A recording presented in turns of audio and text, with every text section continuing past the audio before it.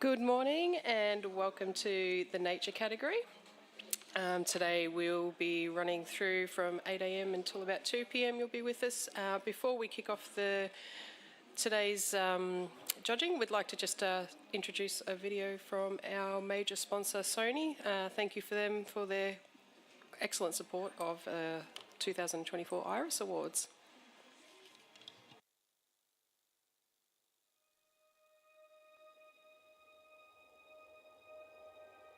Don't go because someone tells you to go. Don't go because everyone else is going. Don't go because it would make you look good, or because you can make it look good. Cities, mountains, streets, oceans, deserts, doesn't matter. Go because you have to go. Go because it was written on your DNA. Go because it's pouring out from every scene and dream and every map that leads you to the unknown. And every thought that seems to come back to the one thing that rips you out of bed at night. And when you go with eyes open, go fast, go nimble, go passionately, go without sleep if you have to. However you go all in.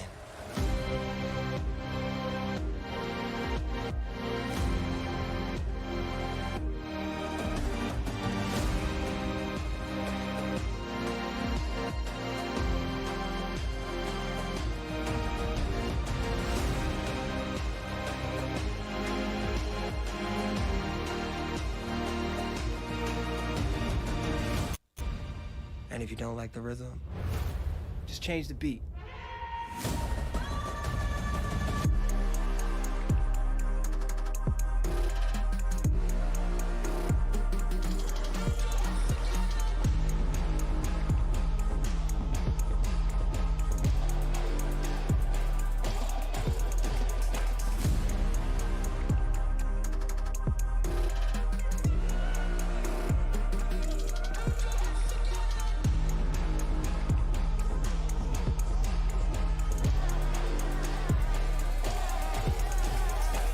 As you go, remember, the world is waiting for your perspective.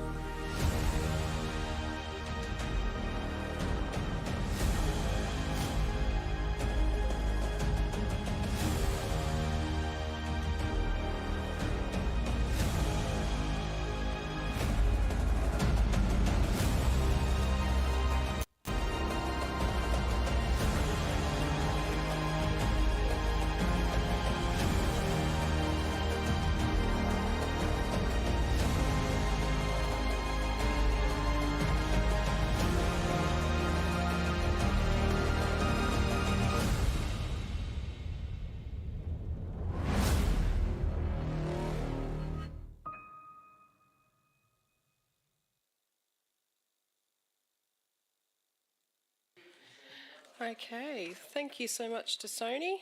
They are also the category sponsor for the nature category today, and we're really appreciative of all of their support.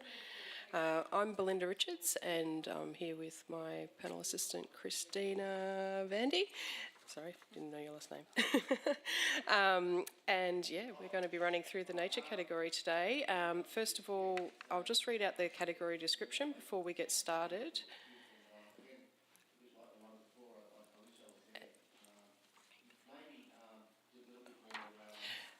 Okay, so the nature category is intended for photographs that illustrate an aspect of the natural world. Images must be authentic in content. This is not a category for domestic animals. Landscapes without a dominant identifiable nature subject should be entered into the appropriate landscape categories. Entrants must not handle living wildlife, do anything to injure, distress any creature or disturb the habitat. An image may include an indication of human existence if this is relevant to the subject's environment, for example, a hawk on a fence post, but must not include the human figure or parts of a human itself. Post-production techniques applied must maintain the authenticity of the subject or scene as captured in the original. Removal of minor transient elements that are outside the control of the photographer at the time of capture and do not alter the essence of the original capture is allowed. For example, a leaf, small branch or distant car. Entrance may remove dust spots and flares. Exclusions are composites, so there's no compositing in this category. So now we are going to do the run through and see what we're in for today.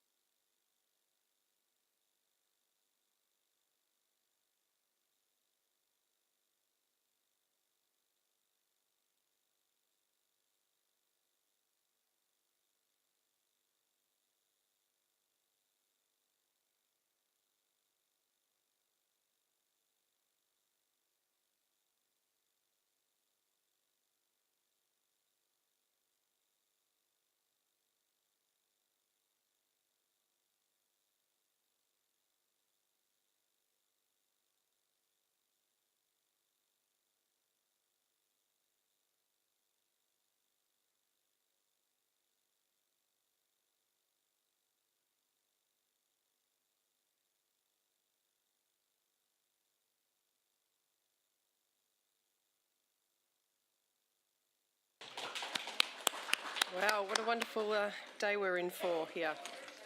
Before we get started, I'm just going to run through who our judges are today, and then we will get our first panel going. So our judges that we have with us today are Jackie Rankin, Craig Turner-Bullock, Joe Howe, Mika Boynton, Rachel Smith, Rebecca Kempton, Simone Jackson, Steve Hussey, Tony Stewart and Tracy Scott. And for our first panel, I'd like to have Tony, Steve, Simone, Mika and Craig.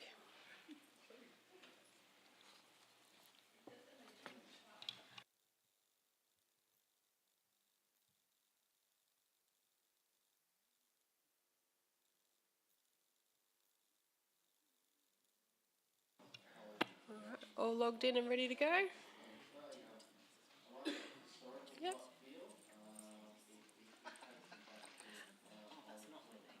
We all ready? Yep. Can I have the first print, please?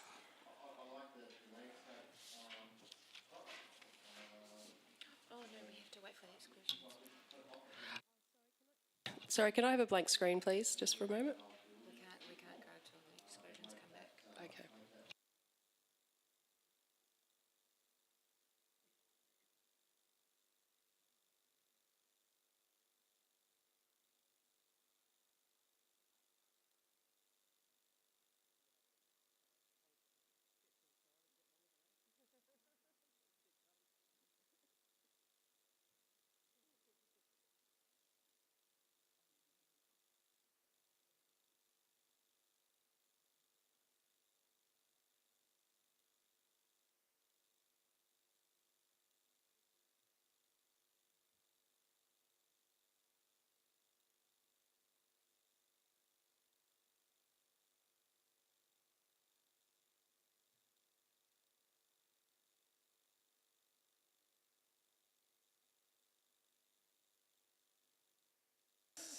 Sorry guys, we're just here waiting for our judges' exclusions to be put into the system. We don't want anybody judging images that they shouldn't be. So yeah, won't be a few moments.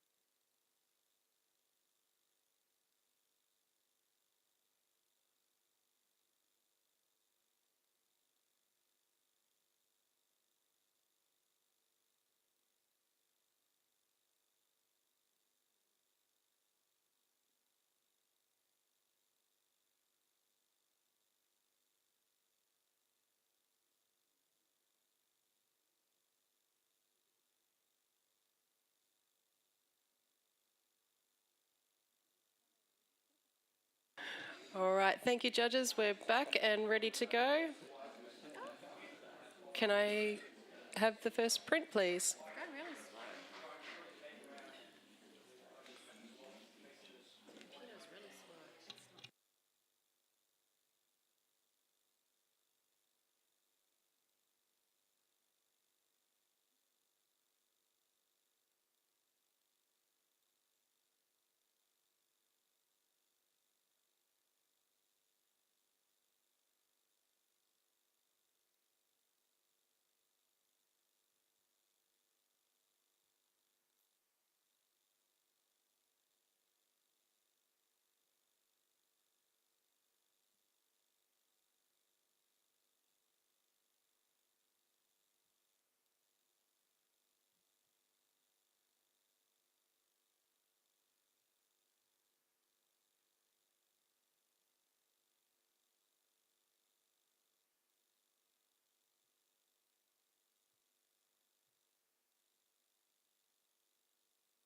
Okay, and we have a score of 85, silver distinction.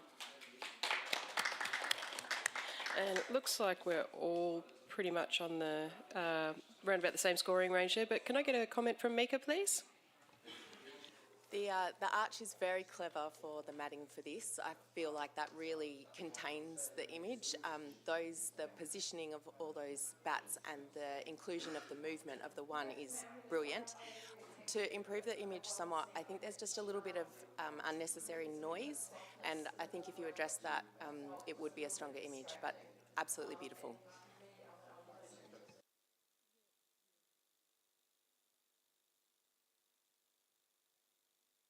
Thanks for that, Mika. Can I have the next print, please?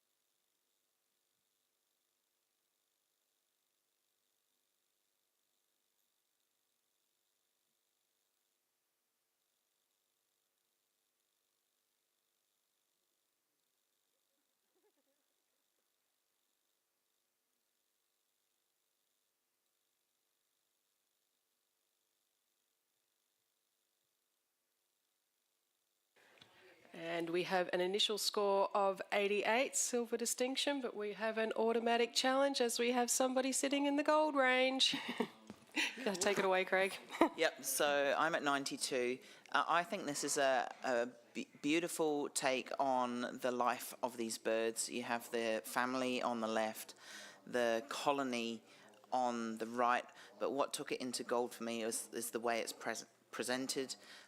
It's been very carefully placed so that cliff face is lined up with that shadow, and I just think that the little bits of attention to detail like that have just elevated it a little bit more into a presentation that I think is pretty unique. I haven't seen before. Thank you, Craig. Simone, you're on the other end. Can we hear from you, please? Yeah, I scored at 75, and I realised that that was too tight. I realise that now when I saw, I've realised what everyone else has scored here.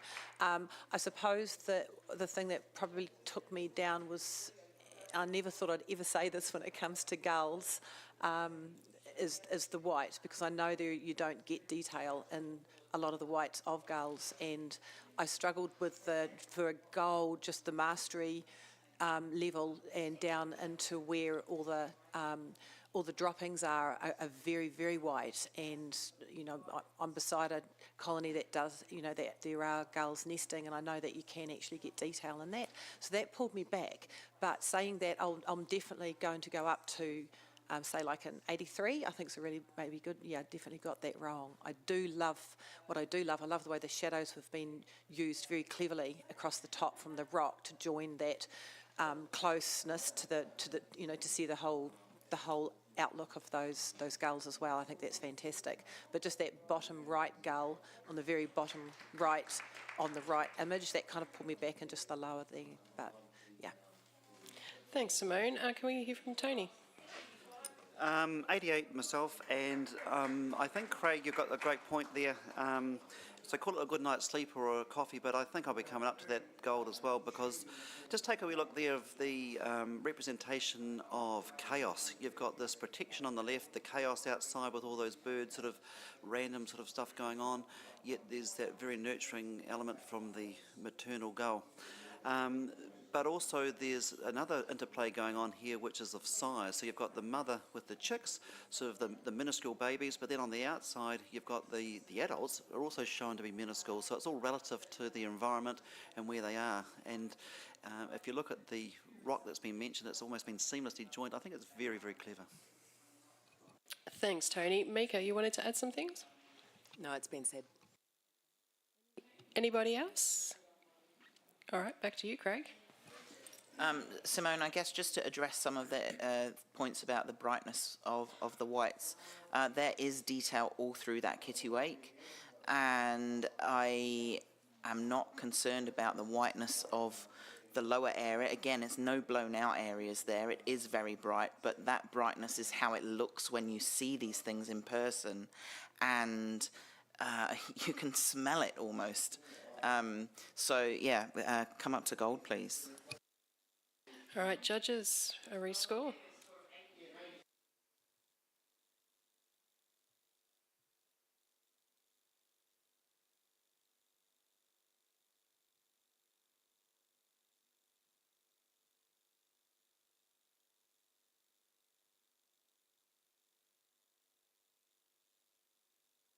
And we have a gold at 90.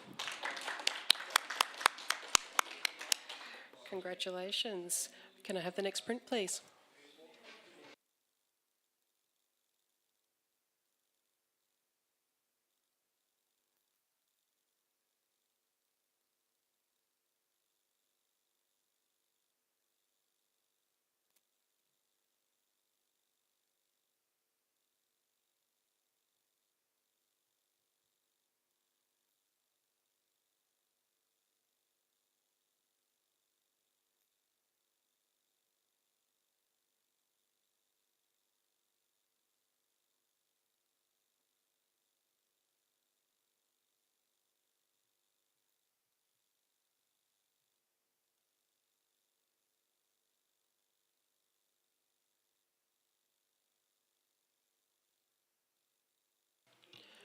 We have an initial score of 75.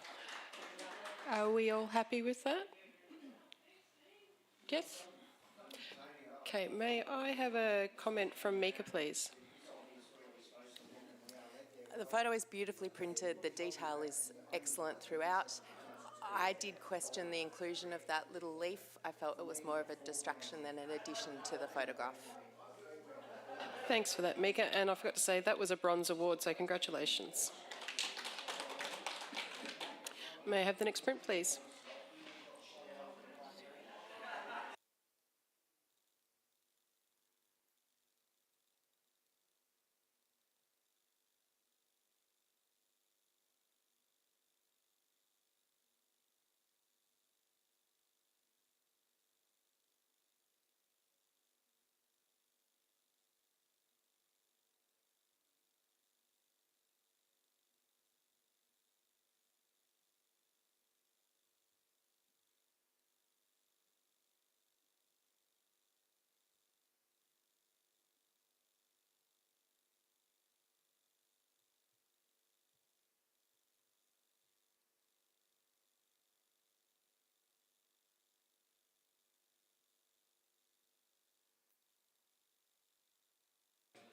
And we have a score of 85, silver distinction.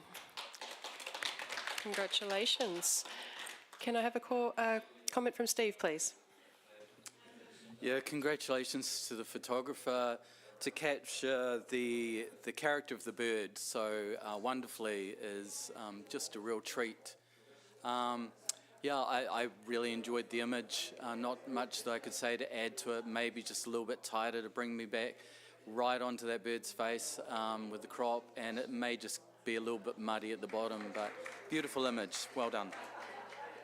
Thanks, Steve, and congratulations. Can I have the next print, please?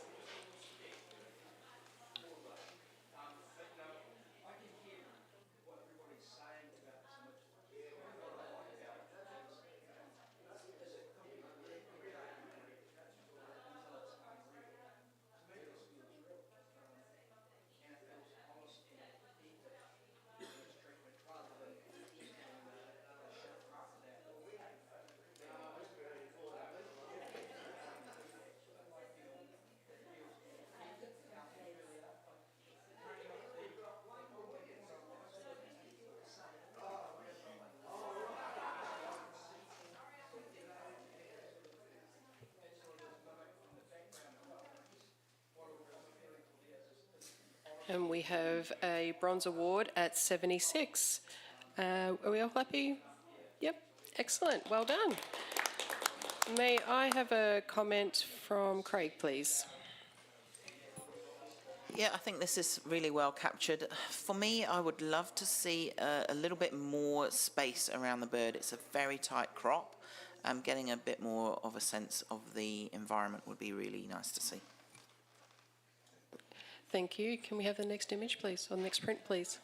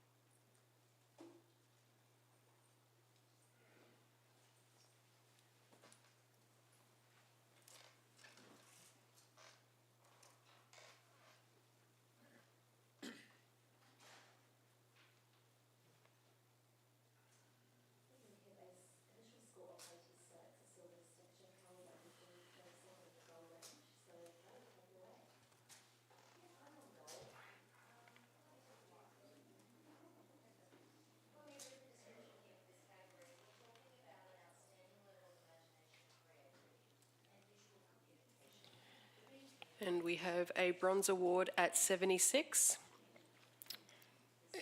Happy? Yep, congratulations to our photographer. May I have a comment from Simone, please? Congratulations on your bronze. It was absolutely beautiful. Just the ethereal light, beautifully printed, and even though it's dark, I don't feel it's muddy. I think you've done a beautiful job of showing this in first morning light. I think maybe just to improve it, there's a little bit of space on the right of the back black swan, which could have been maybe included in the crop, and just the darkness of the front swan as it's leaving, just its neck and head could have maybe just been pulled a tiny bit, but congratulations. Thank you, Simone. May I have the next print, please?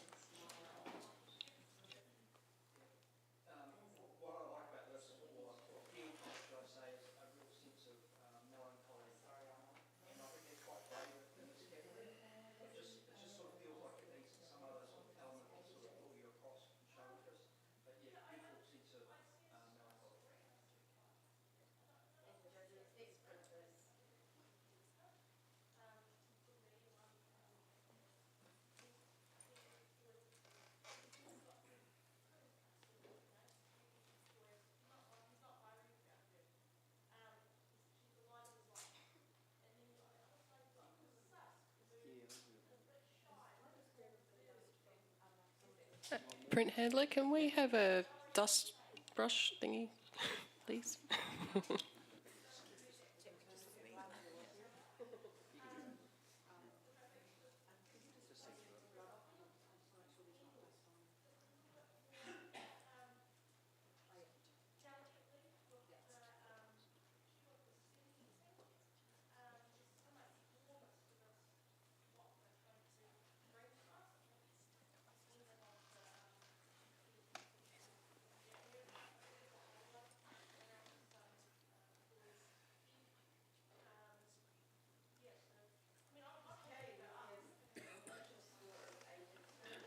And we have a score of 79. Thank you, Steve. You would like to challenge? Yes, hello. Yes, I would like to challenge. I've given this 86 silver distinction. I really find the shape and the reflection and the encompassing circle that keeps on bringing me back into the lizard's face and then his tail, his body. It's very captivating, pulls me in. But I love the character of the water through the whole scene. It's vibrant, alive, a lovely palette. The face of the gecko or lizard is just pinpoint accurate. The slight vignette just keeps on pulling me back into the image, and it's really well captured, posed. I think it's easily worthy of an extra point to bring it up into silver. Tony, you'd like to say something? 73 for me, professional standard. I'm finding the tonal capture, particularly on, I'm calling it a chameleon, is quite bright. It hasn't been well controlled. The vignette you referred to, I'm finding I'd like to see that mirrored on the lower part of the image to really draw the eye into what is a very clever circular motion.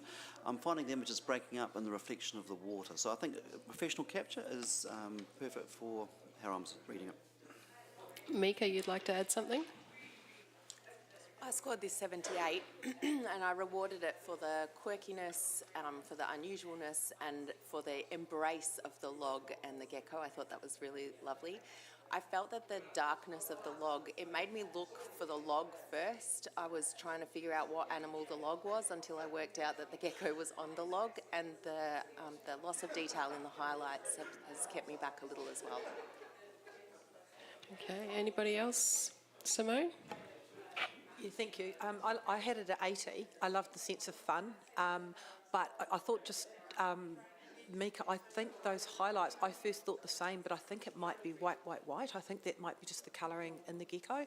Yeah, I thought I'd just pop that in there. Thank you, Simone. Steve, right of reply. Sure, thank you. I think for me, the log is embracing the gecko as well. It looks like it's wrapped around the gecko. I like that nature sort of taking care of its own. It's a mutual cuddle. I see that. I feel like the highlights and the vignette can be forgiven with it's a low silver. I'm not asking for gold. I really just, I feel the circle is complete enough that it does keep on pulling me back around into the face of the gecko. Yeah, please consider just coming up a point or two. Thank you. Okay, thanks, Steve. Judges rescore.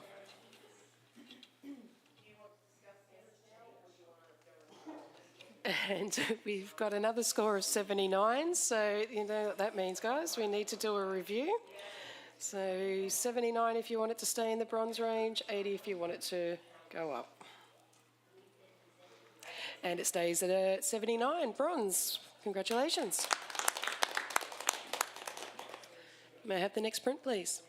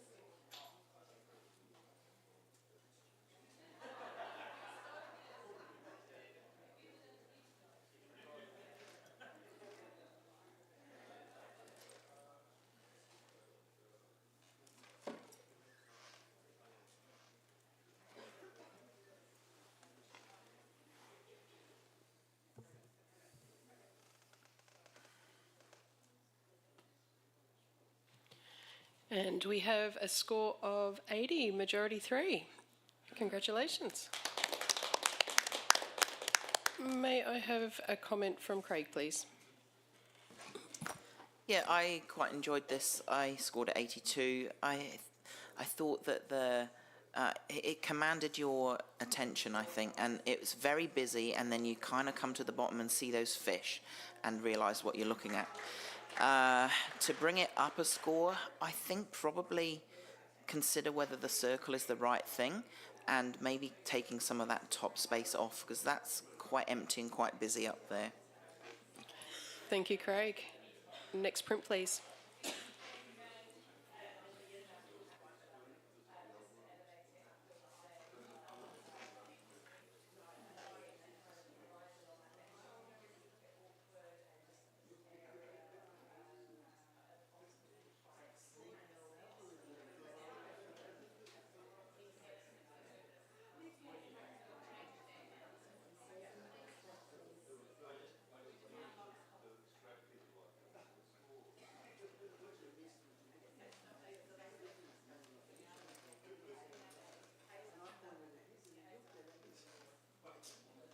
Okay, right, we are back on track.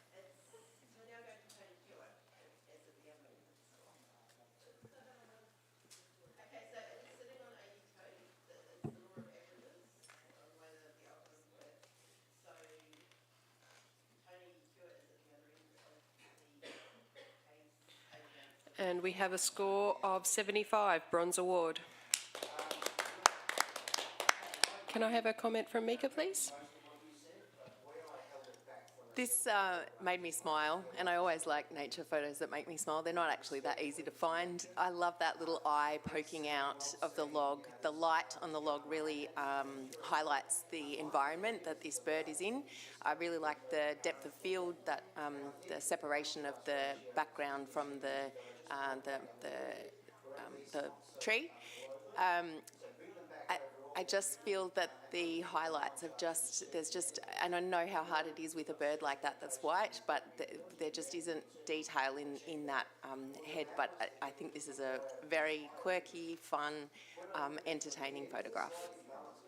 Thank you, Mika. May I have the next print, please?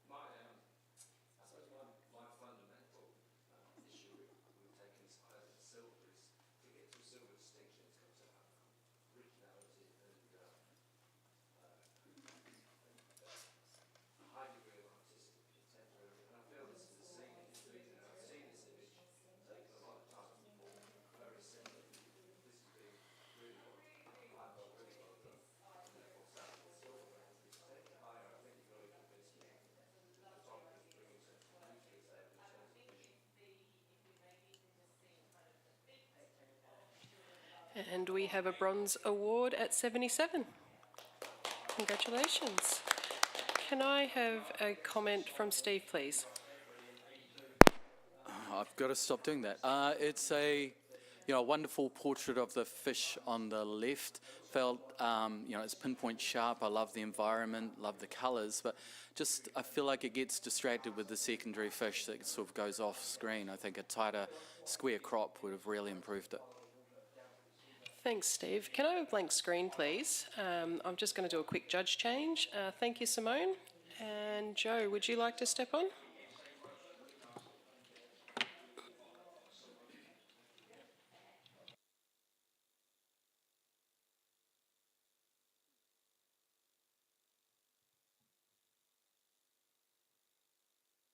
Thank you, Joe. Can I have the next print, please?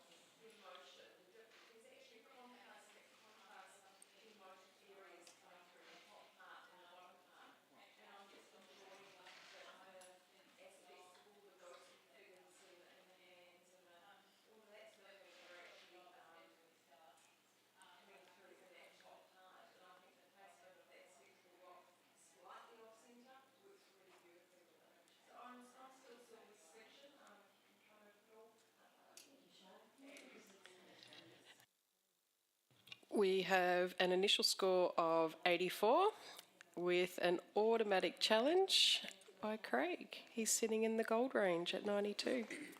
I am, and I'm not alone. That's right.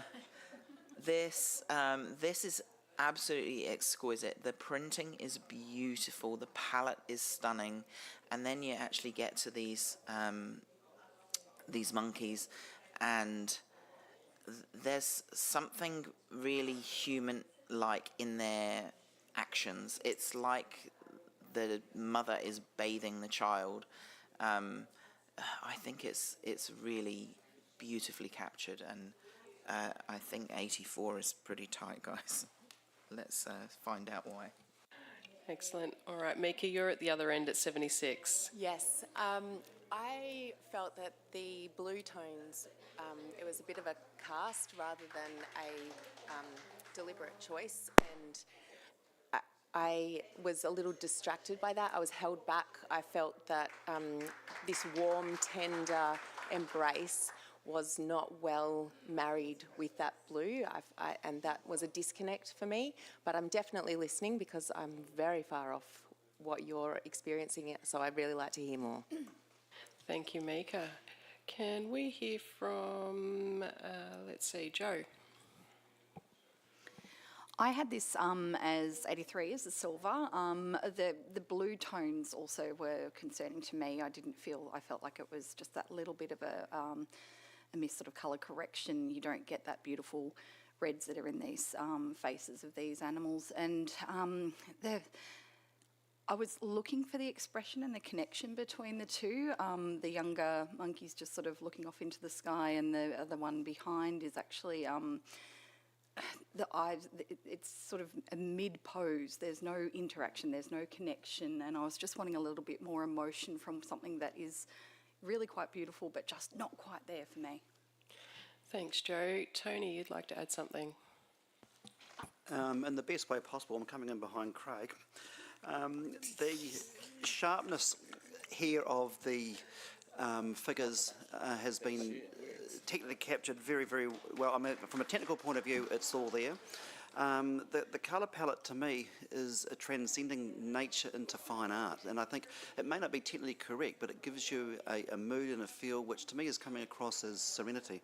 And for the category that we're in, which is nature, the task of these, I believe these could well be Japanese macaques. I think they've been photographed a number of times, but you do get the sense here of a natural world without having the photographer change that. So I think that the essence of the category is captured, nature, but also the fact that we're actually taking nature into a fine art space. And I think that sense of nurturing that we're seeing in the sort of, I'm guessing the mother and the child of the macaques is certainly a goal for me.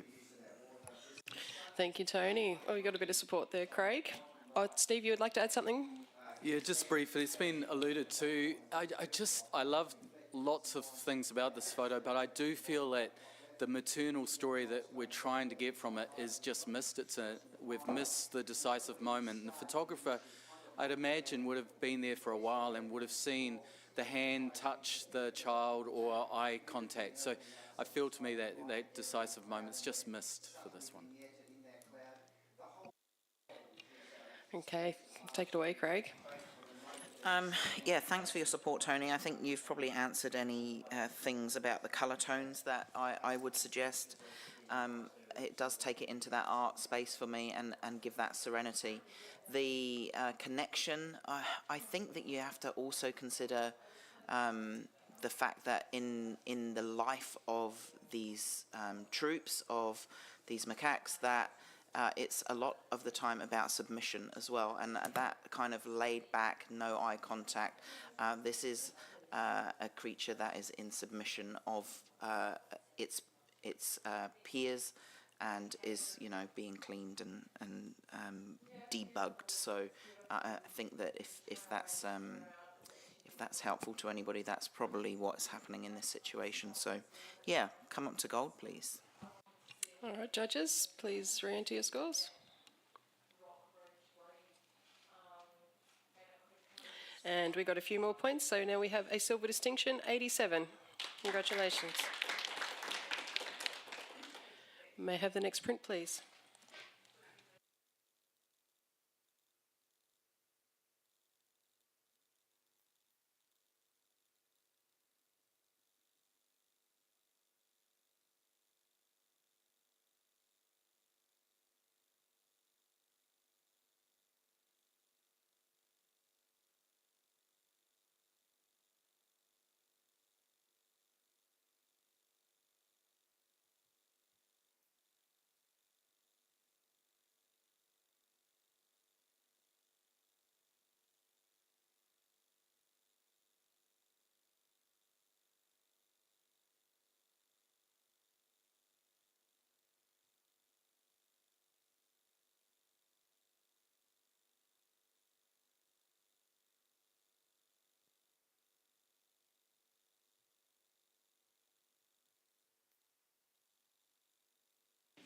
Okay, and we have a silver award at 83, and Mika would like to challenge that.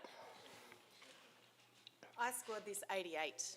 I feel the photographer has captured an excellent moment of flight and is highlighting the aspects of this bird that are not, I don't normally see highlighted. I really like the dimensionality, the sharpness from the wingtip towards us, and then the ultra sharp eye. Yes, it's looking away from us, but I actually find that really interesting. It makes me appreciate the rest of the bird and look at the legs and look at the whole bird instead of just the face. You can see that this bird is built for speed. The only thing that I would have said is there's a little bit space lacking in front, but I don't think that that's worth a whole category, a whole scoring range. So yeah, I think this is beautifully printed. The background is gorgeously blurred. The colours between the bird and the background work so well together. So yeah, I've scored this 88 and I'd like to hear why others didn't. All right, Tony, you're on the other end at 78. 78, bronze for probably the same reasons there, Mika. So I think the capture of the flight is it's a very clever representation of a bird in a shape that's not necessarily common. A really big part for me for not going into silver is the sharpness that we're not seeing through the body and crucial elements and that sort of head turning away. So look, I kind of want to believe in this, but for that reason, that wasn't a silver. Thank you, Tony. You've got a bit of support there, Mika, with Craig. You've got something to add? Yeah, I just wanted to address the sharpness. And for me, I'm on 88 as well, Mika. I think that the sharpness is in the sharp part of the bird, and I'm okay with that. The positioning of the head, it did kind of concern me to begin with. The more I sit with it, the more I think, this isn't a portrait.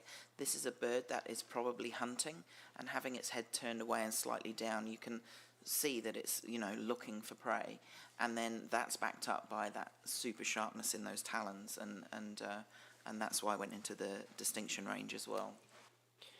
Thank you, Craig. Mika?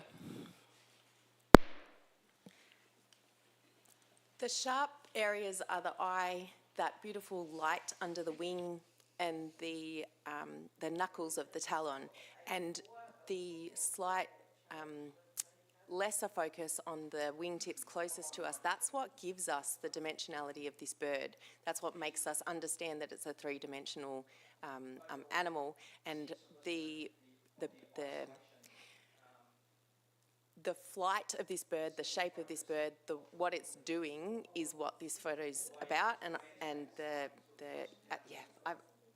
I'll just reiterate that the colours are just beautiful. The detail where it needs to be is fantastic, and I have never seen a photo of a bird quite like this, and to me that's the originality aspect. So please rescore. Scores, judges?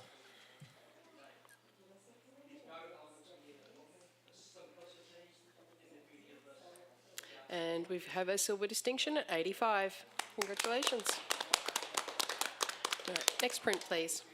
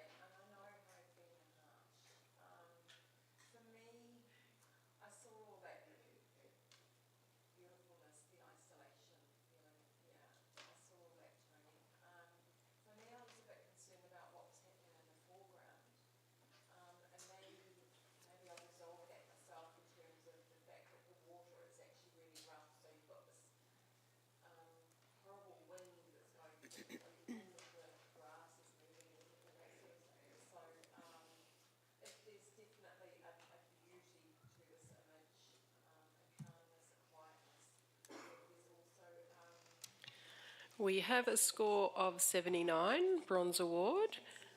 And Jo looks like she's about to jump out of her skin, so have a challenge there, Jo. I put this up in silver with distinction just for it's quite beautiful. The proud pose of this little minute, tiny little guy sitting there with his chin up, looking up into the light is, it's just joyful. I mean, these things are tiny, and to get that depth of field so perfectly around our little subject here, I think is wonderful. I probably would have gone a little bit higher if it didn't have as much on the right-hand side of the frame, but it really does help give it a sense of space that he's in this big forest and there's this tiny little guy and he's just having his moment and he's had a little feed with that bit of detail hanging off his beak and he's just feeling good about the morning because his belly's full and let's go. All right, Steve, I'd like to hear what you say. I was on 76, maybe a little bit tight on the score. I found that negative space on the right just too excessive. I found the little bit of food or whatever on his beak, I feel like that could have been removed and it would have been cleaner. And I also didn't really enjoy the branch coming down into his head so strongly. I don't feel like that leads into it, I just feel like it distracts from his head. It would have been nice to have a bit more separation, just come around a little bit, I feel. Thanks, Steve. Craig, you've got something to add? Yeah, I was at 78. I did dither about going into silver range, and I will come up. What kept me from it was the crop, particularly with the grey on the bottom left and the negative space. What I like about this is that intersection of the head. I think that's very cleverly framed so that the bird's pointy bit is the important part of this, where the beak is out of that branch like a thorn. And I thought that kind of spoke about how these birds catch their prey a little as well. Yeah, I'll come up into silvers. Awesome. Mika, did you have something to add? I just wanted to add that it was the dark areas that really brought it into a more sombre mood for me, and I felt that contradicted that joyous personality of the bird, and that was a bit of a contradiction. Thank you. Jo, right of reply.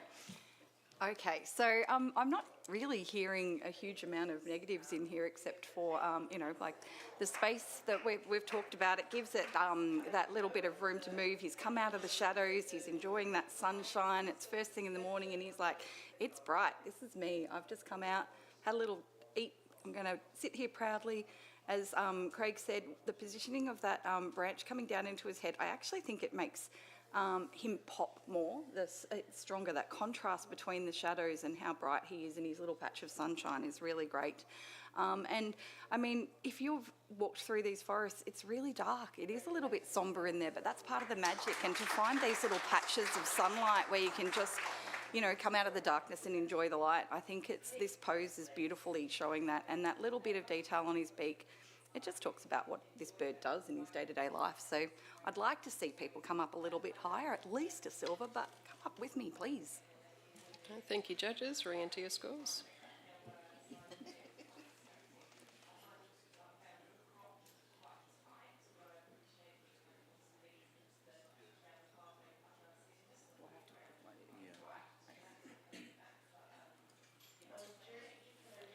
Okay, and we have a silver award at 81.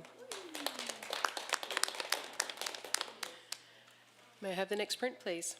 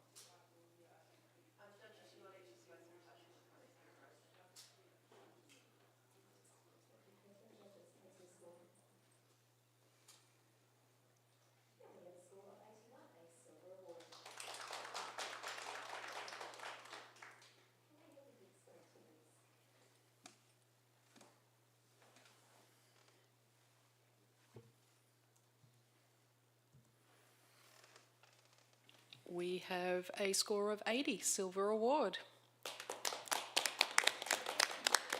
I'd like to hear from Mika, please.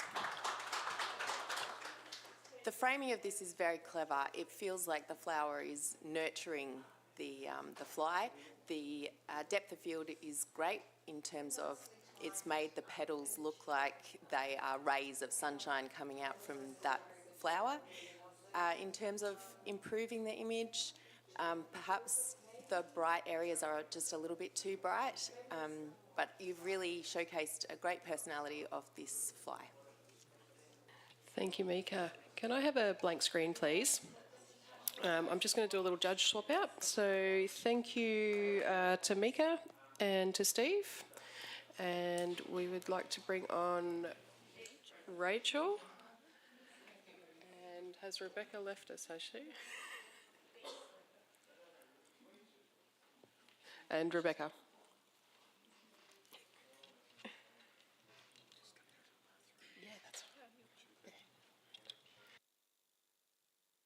So just this next print that's coming up, unfortunately, has been damaged during packing and unpacking. So please ignore any damage on the print and just score the actual print, please. We'll have the next print, please.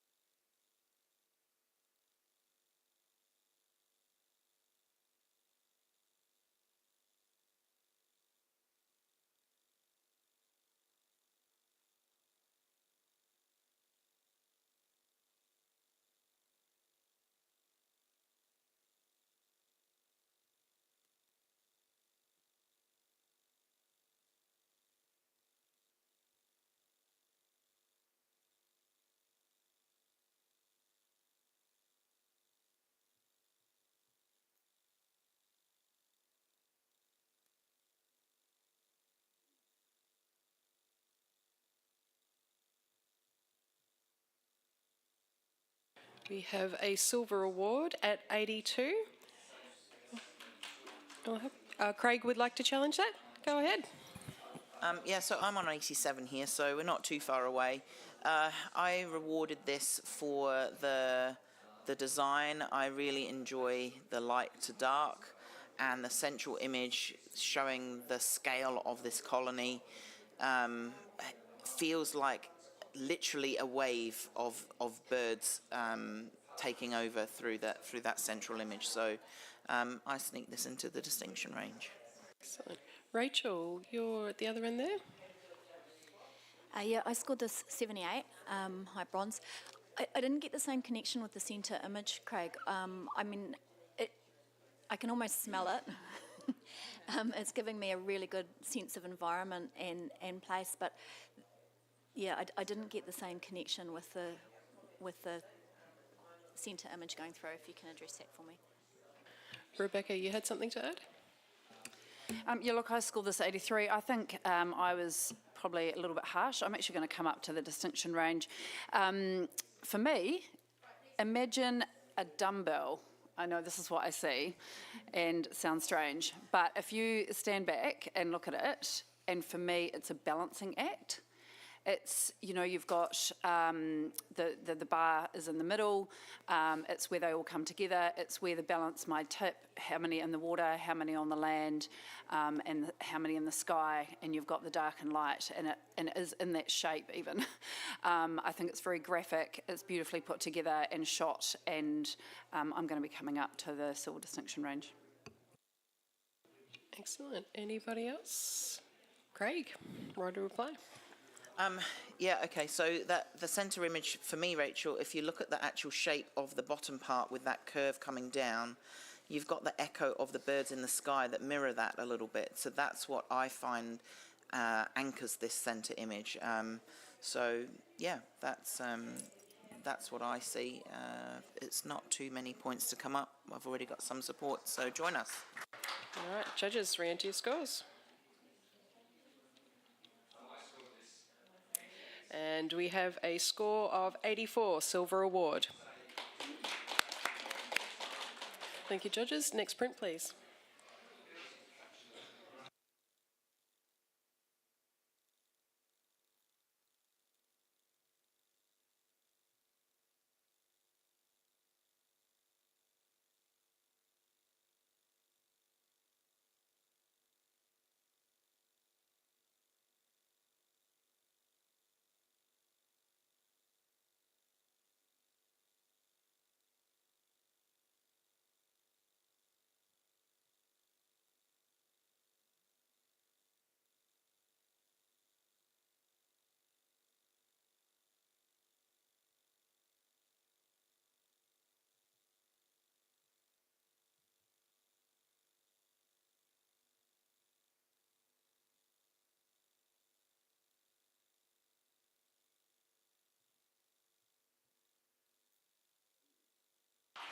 We have a score of 79, and this image will go to review, so we'll have a quick chat about it. Tony?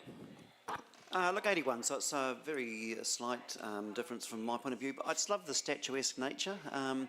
And if you think about the nature of going into the hot water, it's almost like the water has been frozen to look like icicles, which is sort of the reason why they're kind of been in the water to keep warm in the first place. So I think that's quite a clever aspect that you may have missed. So look, just bear in mind and see what you can do.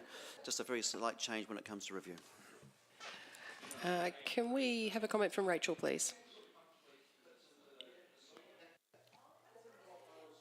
Yeah, I was up there at 82 as well, for similar reasons to Tony. I actually felt that the skill of the capture is what brought it into silver for me. I think it's been just really beautifully handled, and I'm getting a really good sense of, they've been in the water, they're all red in the face, they've steamed up. It's actually putting me in that place, and I can feel it, and that's where I've gone into silver. Joe, did you have something to add? I was in high bronze with 78. I agree with what's been said about the pose and the capture. What really just kept me down and out of that silver range was there's a lot of sort of colour noise going on in the background. If that background had have been the saturation brought down a little bit more, or some of that colour noise and the real magenta and green sort of cast that's coming through in different areas, if that had been addressed, I would have definitely been up there in silver with you. Tony, write a reply? No, nothing else to add other than we're going to review. You've got two choices, so make the right one. Oh, we did it as a challenge, so you can actually rescore. So go nuts.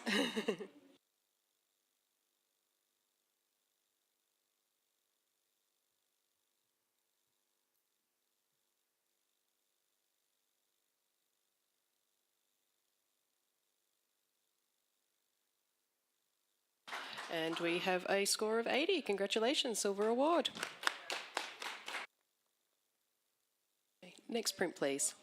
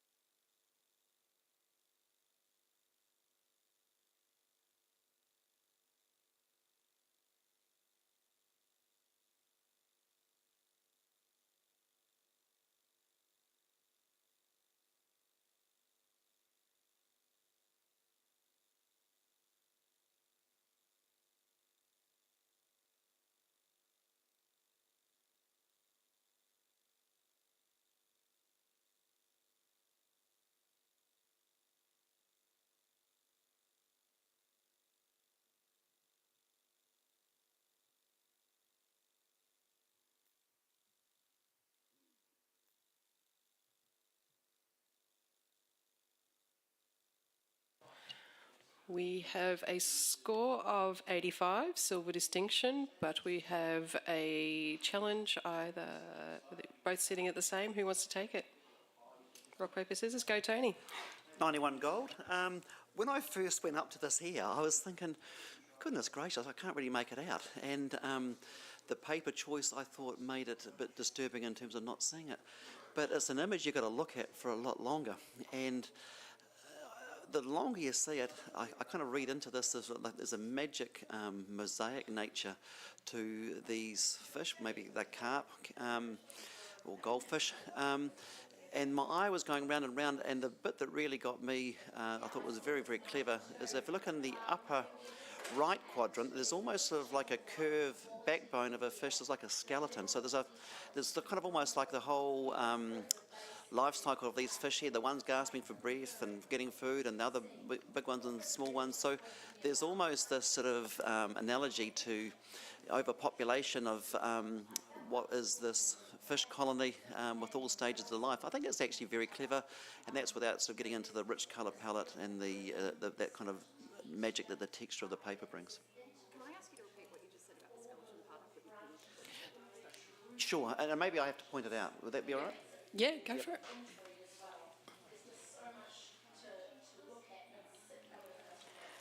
So what I've just pointed out for the people at home is there's a sort of a curved bow of it's a skeleton shape. It's actually just a normal fish, but it does add that element of interest to quite a complex image.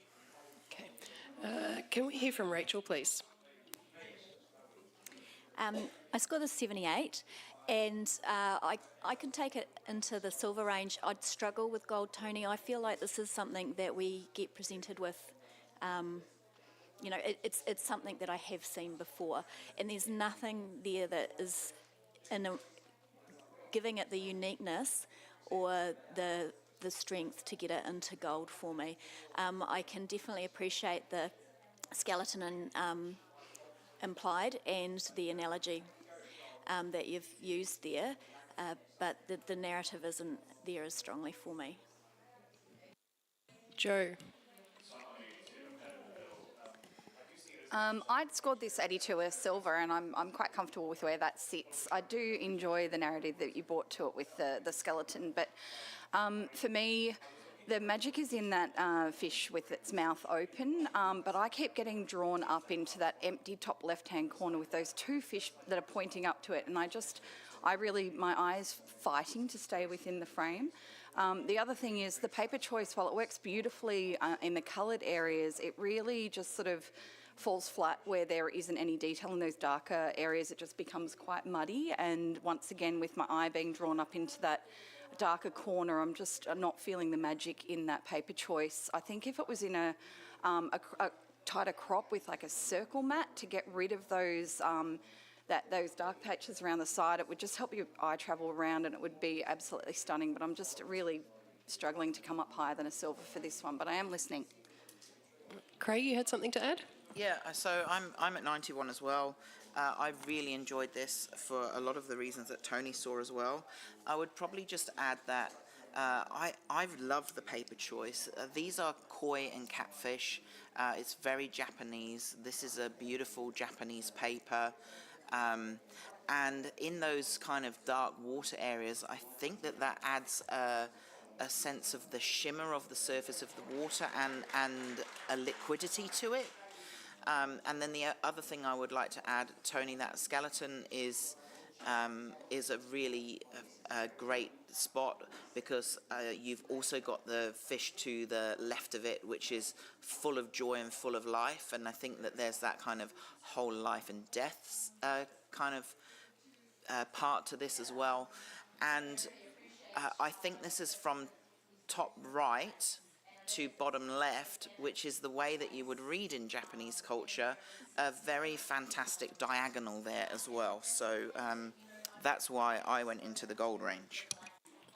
Thanks, Craig. Tony. Okay, so a very simple image, yet with layers of complexity. And one of the things that I've suggested is the sense of connectivity, and something I didn't mention before was that the sort of the wee tendrils coming out of the mouth, it's almost like neurons. It's almost sort of like an analogy here to sort of the brain and being, those neurological things. But my other analogy was to overcrowding and the sense of being packed in, and there's almost an analogy here to sort of humanity and all being packed in, and those couple of fish that are going off to left, they want to get out because they know it's not worth hanging around. So there's quite a few different wee messages in here beyond what we're first seeing, and if you believe that, then I do ask that you have a bit of a consideration of your score and come to gold. All right, judges, re-enter your scores, please.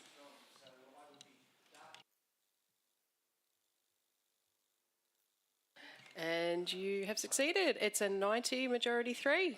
Gold award. Okay. Have the next print, please.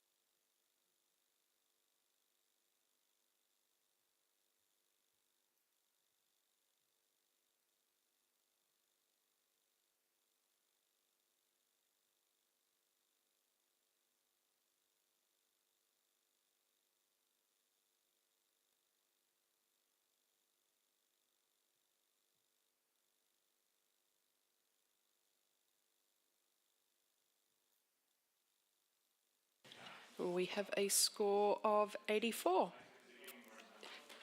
Rebecca, you'd like to challenge that one? Yep, go for it.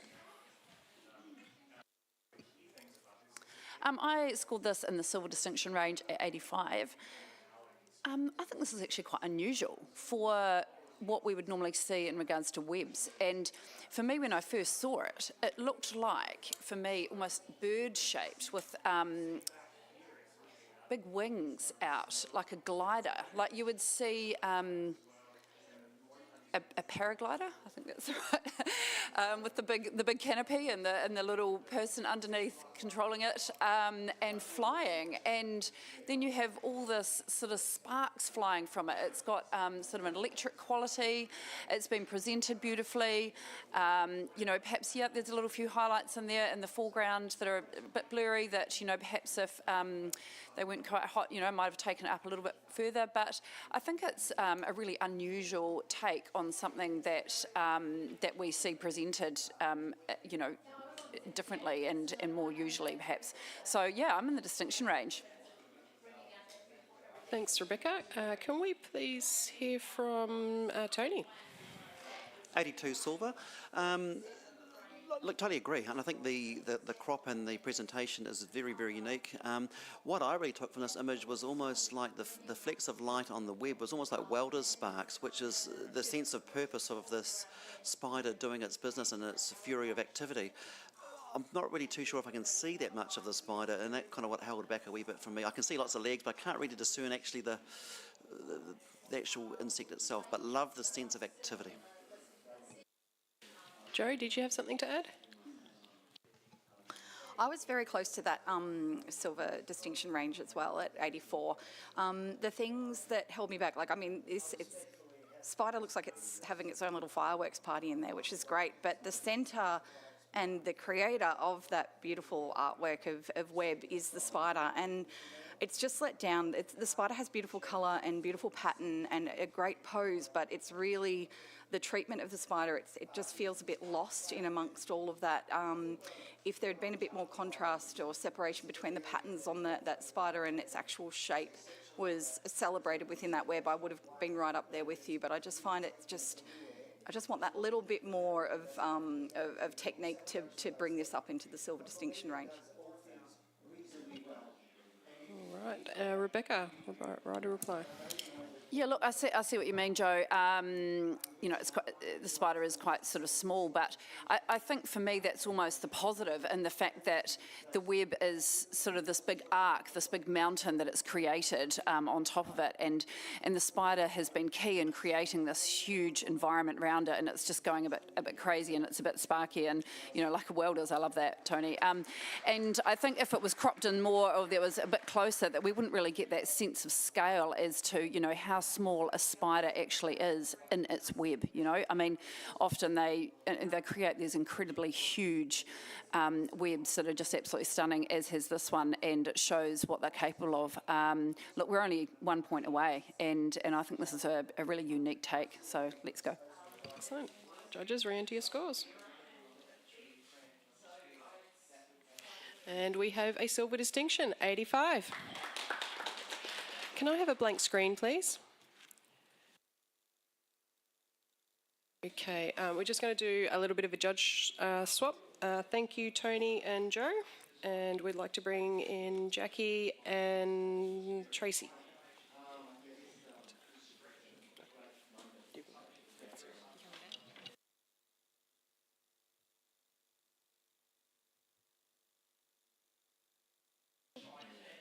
Can I have the next print, please?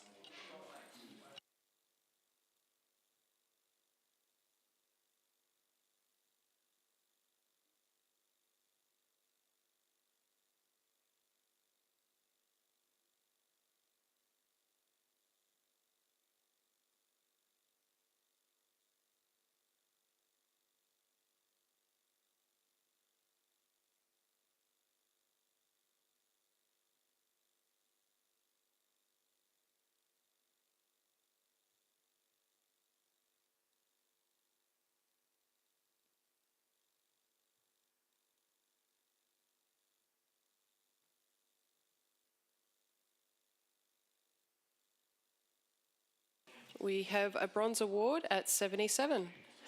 Jackie, you'd like to challenge? Yep, I scored at 83. I think there's a kind of timeless quality to it. The actual moment of the wings being up and the tail feathers being out, caressing the edge of the tree. There's a kind of beautiful homage to it. They both belong together, as well does the space, the negative space being quite deliberate.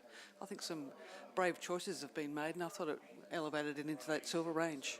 Just the beautiful yellows coming through. I thought this delicacy that was quite minimalist but beautiful. Rebecca, you're at the other end there. I scored the 72 in the professional standard range, which, yeah, I'm actually quite comfortable with where that sits. Perhaps coming into bronze, I might consider, I'm listening. For me, there was just no communication with the subject and to me, so I didn't really get any sort of emotive response to that. And for me, it's a bird landing on a tree, and it's just in that moment where it's got its balance and it's about to pop its wings down, and perhaps it has young there, perhaps, you know, has a partner there, I don't know, but, you know, I can't see any of that, and I'm just not getting the story there so much, but I am listening. Rachel. And it probably has got young there, and it's doing exactly what any parent would. It's shielding them from you, from us, from the photographer, from predators. I think it is really beautifully captured. I love that we can see everything but the head, so we're not quite certain what type of bird it would be, and then you look in between all of the feathers and you can see that beautiful sulphur yellow, and you think, oh, is this a self-crested cockatoo? Is this what we're looking at? And we still don't know, but it gives us a sense of what the subject actually is, what it's doing. I scored at 77, and I'm happy to come up into silver. So I think it's beautifully handled and captured in that way. Thank you. Jackie, wrote a reply. Yeah, sometimes it's the questions that a photograph can give to us that make us hold our ideas there for longer, that it's not answering all those questions for you, but it's alluding to things, and that's where a kind of wall art comes in. And I think this has a timeless quality where it would sit, you know, as a piece of art on a wall, more than just a description of how a bird looks. But what it could be. 83. Judges, please rescore.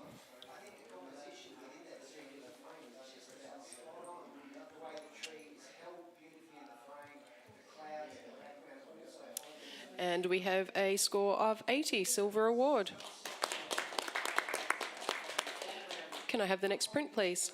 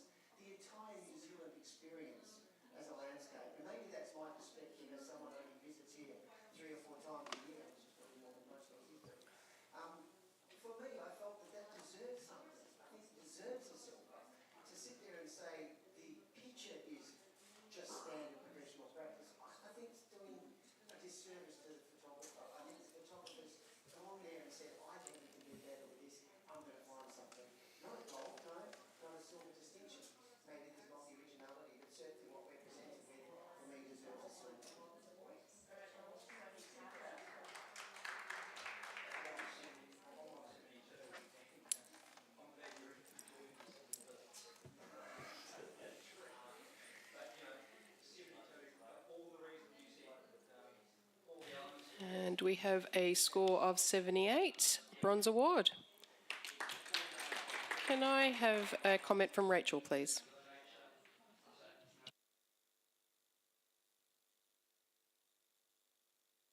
All right, Craig, you would like to say something?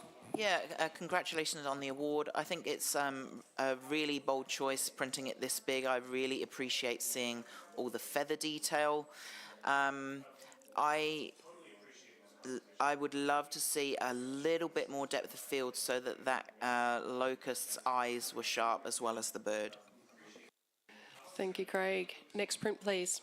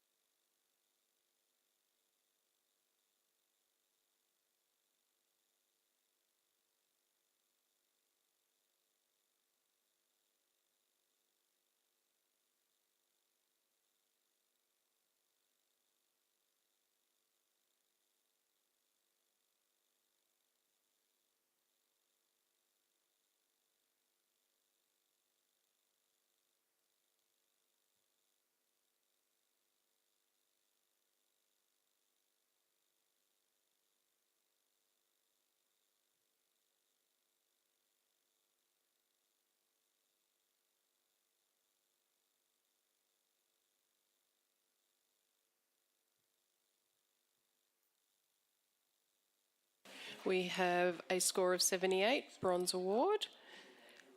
And you happy with that? Yep, bronze award, congratulations. Tracy, can I hear from you? You've caught the moment really well, quite beautiful. I did find that branch on the right-hand side just drew me away a little from how delicate the rest of the image is, so perhaps a different crop might improve it. Thanks for that, Tracy. Next print, please.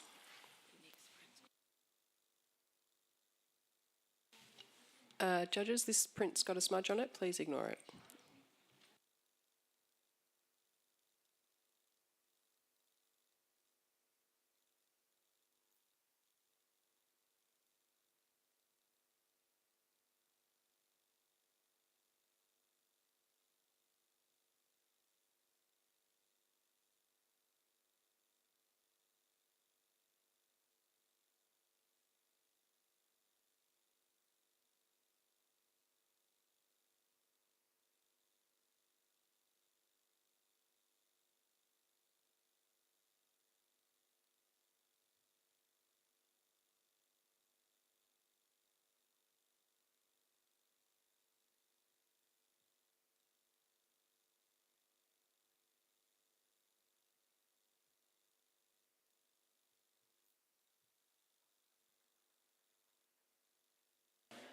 And we have a score of 83.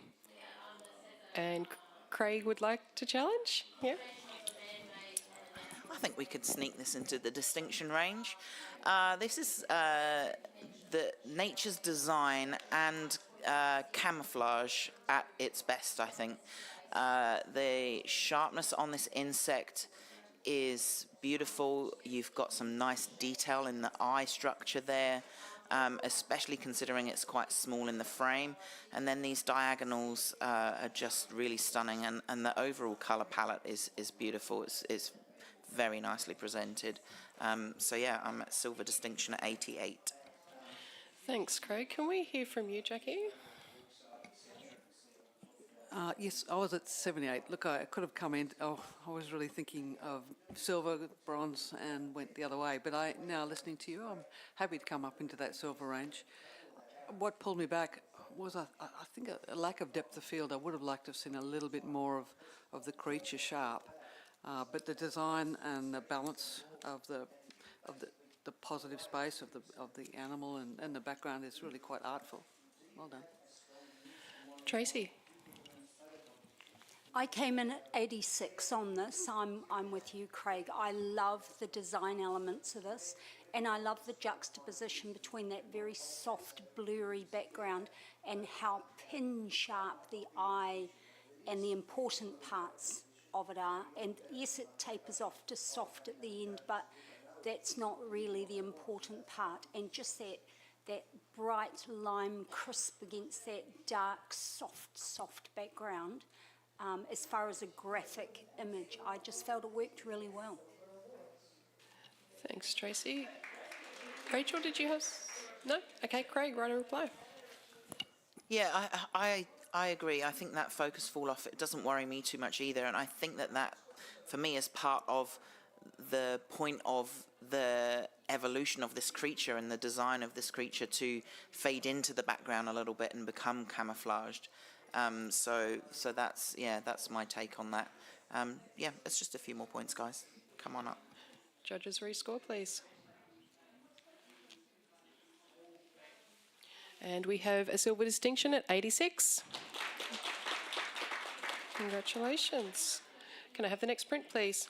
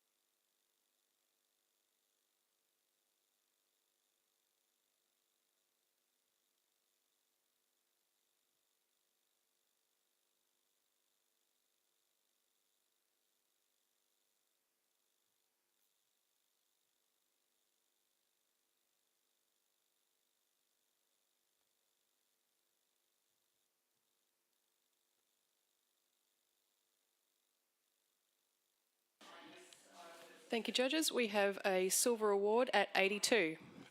Tracy, you'd like to challenge that? Go for it. I've given this an 85. I've snuck it into silver distinction. You know, those cool blues and warm pinks and oranges works super well. The image on the right is lovely, but the story, by including the photo on the left, I mean, a painted tree. Like, these guys have to live in a rusty old water container because the only tree around is painted on a wall. I just think that's a really strong story about how we live today and how, you know, our environment and how animals have to adapt, and they're having to live in a rusty old water container next to a tree that's painted on a wall because there's nothing else to live in. I think it's a strong narrative. Okay. Rachel? I scored a 78, high bronze. I hadn't got the narrative at all from that left image, and so it's really good that you were able to give that context for me, Tracy, because it was the association that I was missing there. Anybody else? No? Tracy, write a reply.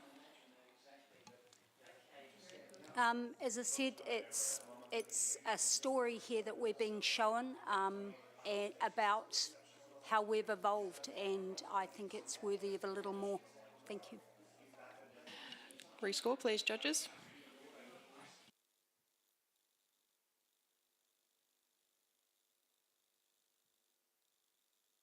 And we have a score of 84, silver award.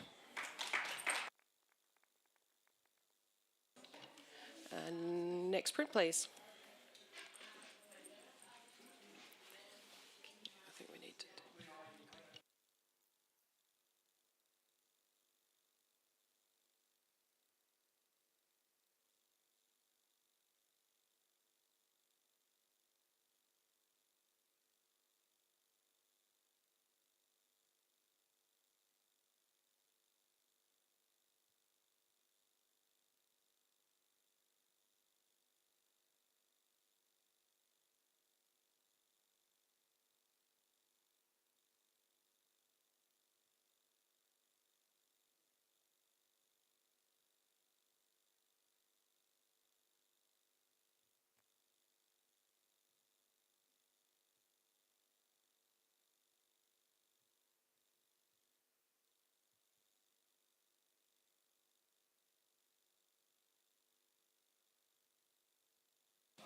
We have a score of 84. Silver award. Craig, you want to challenge? Yep, go for it. So I'm in silver's distinction with this one as well at 86. I think that this is not an easy bird to capture, and it's been captured really beautifully, really sharply, and shows personality. There's a real character to the face in this bird. I really enjoyed the echoing of the shapes of the lighter area in the background, which is really nicely framing the bird's head with the shape of the rock that it's standing on as well. So, yeah, I put it into silver distinction. Tracy, I'd like to hear what you've got to say. I gave this 83. I was rewarding the photographer for a beautiful capture and, you know, a nice dark little fella sitting in that beautiful spotlight. I was a little overpowered by the dark vignetting on the left, and I just started to get a little bit clogged and a bit heavy for me to go any higher. Jackie, did you have anything to add? No? All right, Craig? Yeah, that vignette doesn't worry me at all. It is dark, but it's not lacking any detail. There is detail in there.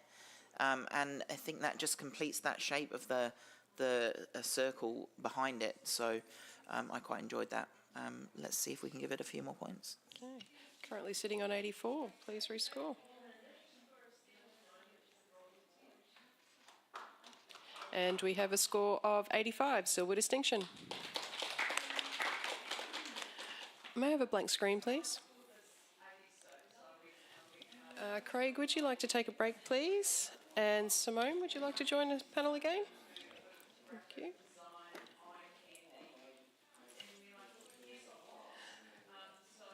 Can I have the next print, please?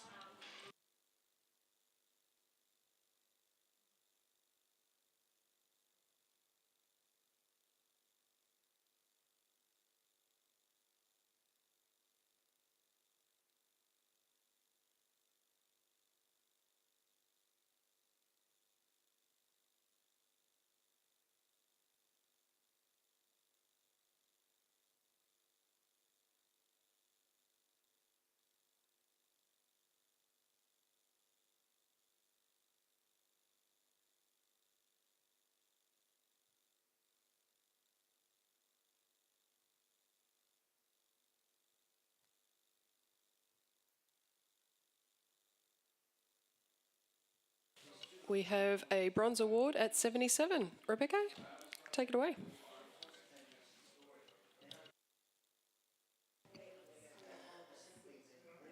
I scored this in the Silver Range at 80, and that big breast that's all puffed out is mirrored beautifully by the circle mat, and it's just all in together, and then it's just having this rest on its one leg, and I think there's a little bit of comedy in that, like those giant lollipops that kids have, that are really huge with a tiny stick, and I just really enjoyed it. It's quite graphic. It's all that we need in the image. We don't need any more around the environment. The birds, you know, in a relaxed sort of state, but at the same time staring intently at something. And I enjoy the graphic nature. So I popped it into silver actually. Excellent. Simone, you've got something to say? Yeah, I had it at a bronze at 75, and for everything that you said, Rebecca, I think what held me back from going any higher is just that the bird's looking over to one side, but there's more space on the other side, so it's a bit of it's taken away. There's too much space on the right, and that's what kind of held me back a little bit. Really, that's probably about the only thing. Also, one awesome positive is that I think the photographer's done really well in capturing in really bright light. Rachel, did you have something to add? Yeah, I scored a 74, professional practice. I actually, it's a pose that you see often with this type of bird, and I agree that the crop and the circle shape does add a lot to the image and benefits from that. I actually felt like the brights were far too hot for me, and that's what kept me out of the award range. It is very harsh light, and the background is also quite distracting because of the oranges. I actually ended up with my eye going from the bright sheen on the breast of the bird into the right where there's that orange tone, and I wasn't engaging at all with the eye or the beak. Thank you, Rachel. Rebecca. Oh, look, it might be a tough one, but we only have a couple of points to pop it into silver. For me, to address Rachel, the background, for me, it actually complements the eye, and so, you know, that bright yellowy orange of the eye and the background really just work together for me, and complement, and the brightness of the beak. Yes, there is some definitely a little bit hot there on some of those brights, but that keeps my eye at the bird's face. We're in a couple of points, so let's see how we go. All right, rescored. Thanks, judges. And it stays at a 77, Bronze Award. Next print, please. While we're waiting for our judges to check out the print, and I would just like to remind people of the Ian Poole Memorial Award. This award is in memory of Ian Poole for our top judge this year, as voted for by the audience. And don't forget, you can vote at the NZIPP table in the foyer for your favourite judge.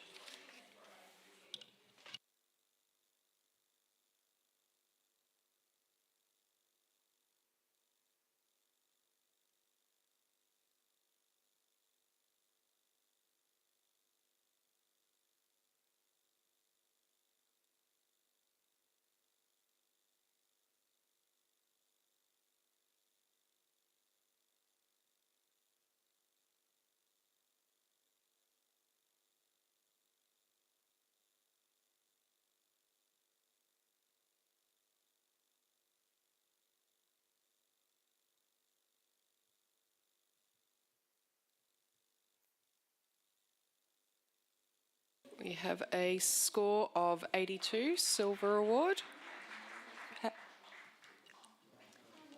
I gave this 85. I just popped it into the distinction.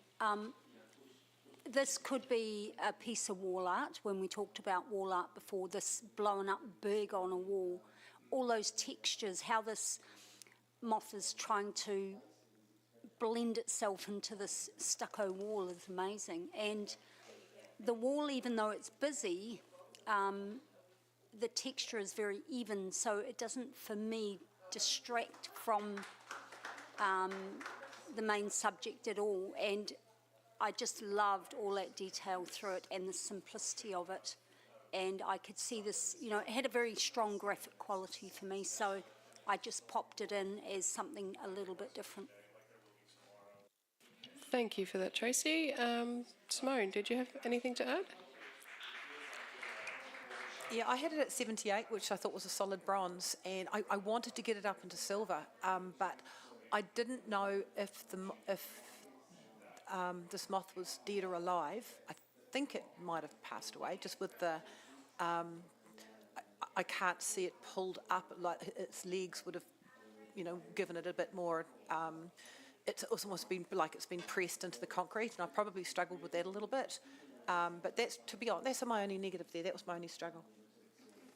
Oh, lovely! Yeah, I love the textures of it and the colour toning also of the concrete underneath. Yeah, thanks, Simone. Rachel. I also scored at 78, high bronze. I'm really happy with it there. I can completely appreciate what Tracy's saying about the art piece and the textures and all of that beauty in there. Simone, I think it is definitely alive. These guys land on walls and when they're attracted to light at night, and they stay there until, if it's a shady place, until they fly again in the evening. And they do get very, very flat. For me, what held me out of going any higher is actually the very the red coming through, which is part of the moth, but I feel like it is more saturated than it needs to be. And on the bottom right hand side towards the end of the taily abdomen part, I feel like it's actually distracting me because that's probably the only place where it's not pin sharp, and that's what kept me out of scoring it higher. Thank you, Rachel. And Tracy, back to you. To address the colour issue, this is more artistic than totally representational, and the reds and blues for me complement each other, and if you didn't make that red pop a little, probably get lost in there a bit. And I believe it would be alive to try and press this into a wall. The covering of them is so delicate. If you touched one, you would damage it quite badly. So, if we could bring it up a couple of points, it would be lovely. Thank you, Tracy. Rescore, please, judges.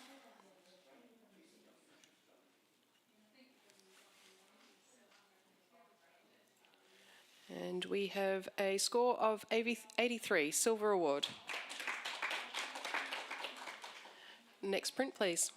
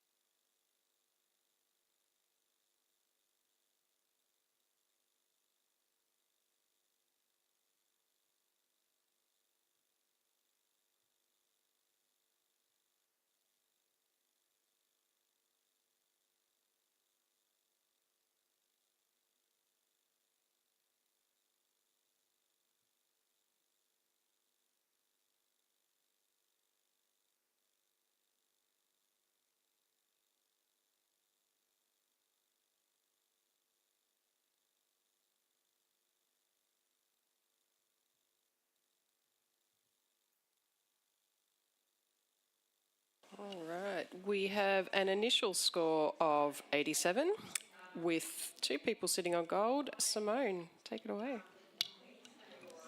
I've gone 94 here. I'm just enthralled with this. I'm so excited, I'm almost shaking. I'm actually going to probably be a little bit naughty, and I know you're going to address the little bit of space on the right-hand side of the last one as being a bit tight, fair enough. If it hadn't have been for that, I would have gone actually higher. So don't talk to me about that. There's two stories. I'm not quite sure if the top bird has actually given the prey to its mate. To say, hey, I've got this, take it home, Dave, I'm going to keep going here while I'm on a roll. Or it's actually dropped it and the other one's taken and thought, oh my goodness, I've just been the best opportunist ever. But the sharpness, the quality of everything, I'm just enthralled with it. Excellent. Jackie, hear from you, please. Yeah, taking that on board, all of that on board. I was on the borderline of silver at 78, partly because there was just so much going on and not enough mystery. I would have just loved that. For me, that middle frame would have told me all that story without having to tell it all, every part of it. And I guess that right-hand frame had lost a little bit of the narrative, and it was just put in there. I don't know. Well, but I'm just going to listen now and see where I go, see how high I go. Rachel, you'd like to speak? I think everybody does. Yeah, I served it. I served it. No, I scored this 88 silver distinction. I'm really happy to come up, Simone. This is a parent and a juvenile bird, and falcons catch their prey in the air, and I think what this is a depiction of the parent bird teaching the younger bird how to hunt. I think that it's teaching it how to catch that prey, but it's making it a little bit easier because it's already dead. and I think that's very, very successfully doing that. You can tell from the different tones in the face and the beak that there's a difference between the juvenile and the parent, and I think it's really well captured, so happy to come up to gold. Thanks, Simone.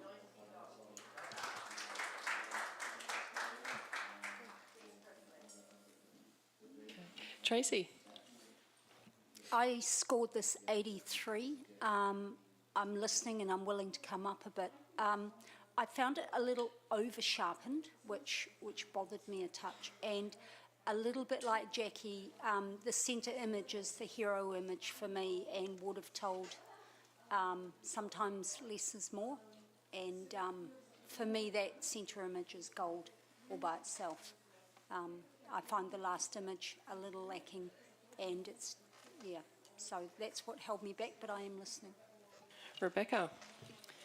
I actually scored this 90, and I am so thrilled we're having a discussion about this, and thank you so much, Rachel, for your incredible knowledge about this, which has made me think I'm going to come higher. The last image, just to address Tracy, is that, for me, that's the key, actually, because the now that I know juvenile bird has done its job and it's off. It's right dead looking, at the photographer, and it's flying out. It's the only one that is actually straight on, and I think that is the kind of cookie. It's the final, all of the other ones, they're all in flight and they've got wings up and down and they're all on their side, but that is the one that it's got what it needs and it's off. And I think that is perfect for the last frame, and it finishes the story. I think, yes, there's probably not a huge amount of mystery in there, but in regards to Jackie's, but look, I think it's masterful and it's beautiful, and it shows relationship and it shows hunting and its environment,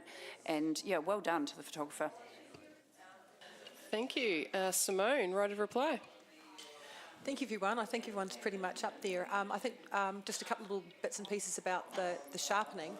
I'm thinking that the sharpening, it doesn't bother me, especially because the blue sky behind would have been quite a difficult thing to do if you'd under-sharpened it, or I think the choice that the photographer's made there, the decisive choice there, has been a good one, and that middle image being the hero shot's definitely true. At the same time, we needed that story that Rachel was saying, and she gave a beautiful education there about what's happening there, so I'm thrilled with that.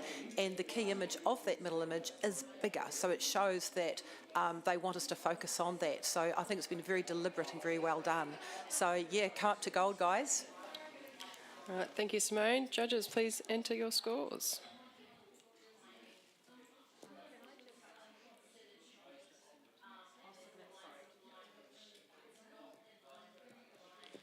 And we have a gold award at 91. Thank you, guys. May I have a blank screen, please? I'm just going to do a little judge swap here. Tracy, can you step out for us, please? And Steve, can you step in? And Jackie, could you take a break? And we'll get Steve in. Sorry, it's Tony Stewart.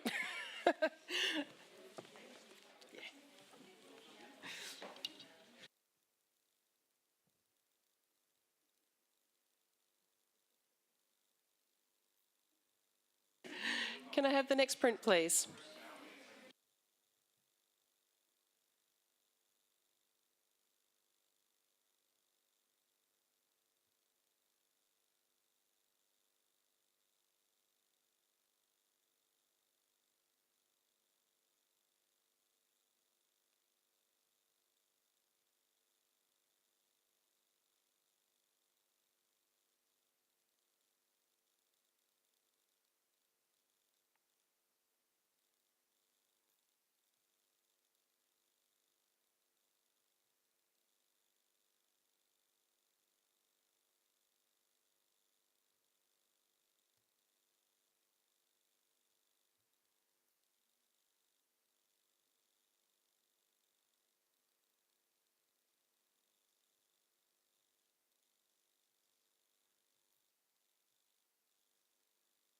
We have a score of 80, silver award. Simone, you'd like to challenge? Thank you. Yeah, thank you. I've actually just popped this into silver with distinction at 85. I think the photographer's done very well with it. I know that it's these type of environments can be quite murky and all the rest of it, but I think the photographer hasn't gone overboard by he or she has actually used the imaging and done it really well in a beautiful quiet tone. I think the hero shot obviously in the middle of that beautiful symmetry of when the head's gone under, and seeing that's just given me a little bit of an extra nugget as well. And I think just the beautifulness of the placement following this bird of prey coming in, you can tell that top movement is the photographer's been following them. It's a slightly different area, but they've still done very well to keep that symmetry going despite it being a slightly different location in its environment. Sorry, I didn't mean bird of prey. Rachel, you had something to say? I scored this 75, bronze, and I'm really, really happy with it there, and I'll tell you why. I think that the middle image on its own is unique and original, and I would have easily gone higher if it was presented just with that image. The other two images we see quite a lot in this type of category, and there is a flatness to them. In the top image, you're missing part of the reflection. If the whole reflection was in there as it was in the bottom one, it would actually balance things out a lot nicer. So I just think that for it to get into a higher award range, there's a bit more finessing that I would need. Thank you, Rachel. Anyone have anything to add? No? Simone? Yeah, I suppose that's why, there's 5 judges and we think it a little bit differently. I like the natural history of this aspect and showing this bird in its environment, and that's why I wanted to reward it up to that point. The top area of not seeing that area, that hasn't really bothered me, but yeah, if we just grab it a few more points, every point helps. Thank you, judges. Please rescore. And we have stated a silver award at 80. Next print, please.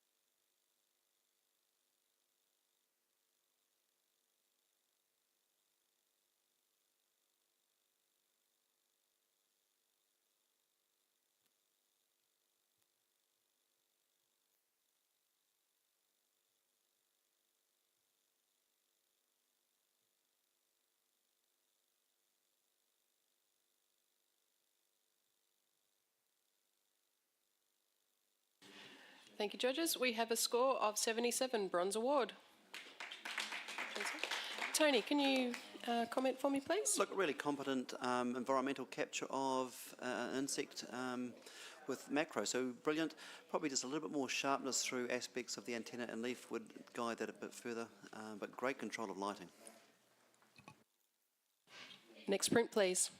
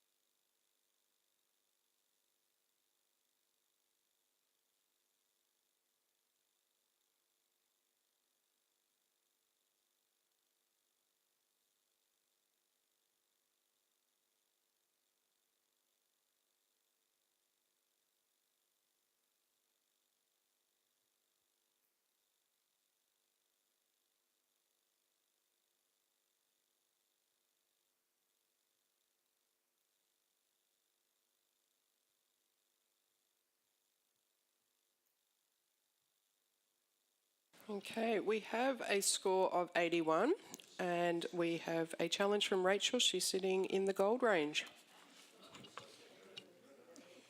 Scored this 93, and I was going to put it into silver distinction until I stepped back, and the real cleverness to this for me is that sense of scale and power that the full presentation of the triptych is giving us.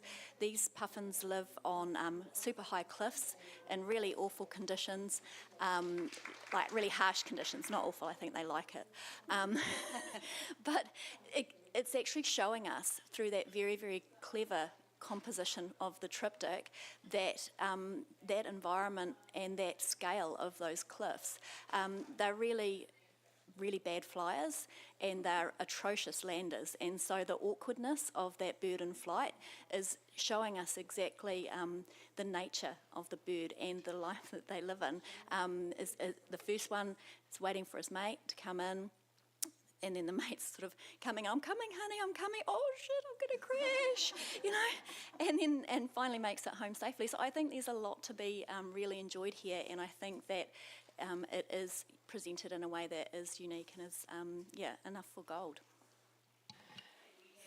Thanks, Rachel. Can we please hear from Rebecca?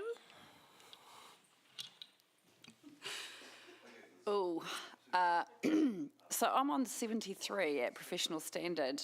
I just probably didn't get that sense of scale. I don't know the bird and the environment, so I appreciate the education on that.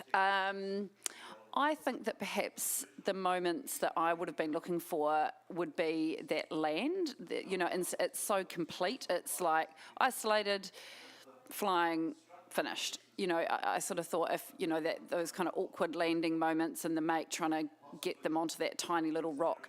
For me, the sense of scale didn't happen purely because it is cut in three and in each image only shows a very, very small part of that environment. Again, I just didn't get that sense of scale at all. It's been beautifully shot and sharp where it needs to be. But I am listening and perhaps coming up into a different range for sure. The other thing is that those really distracting elements around the flying puffin, all the white dots around, which would be other birds flying, and there's actually a dark dot. I don't know if it's a sensor spot or above the puffin's head. I kept going to that because I kept looking for the puffin's head, and then it's not there. It's just a black dot in the sky, which I'm not really sure what that is. But yeah, am listening. Thanks, Rebecca. Tony? Look, clearly it's a bird coming into land, but I actually see something else, which is sort of like an old married couple. In the middle one, you've got, come on, Brian, stop showing off, come and sit down. And oh, yes, dear.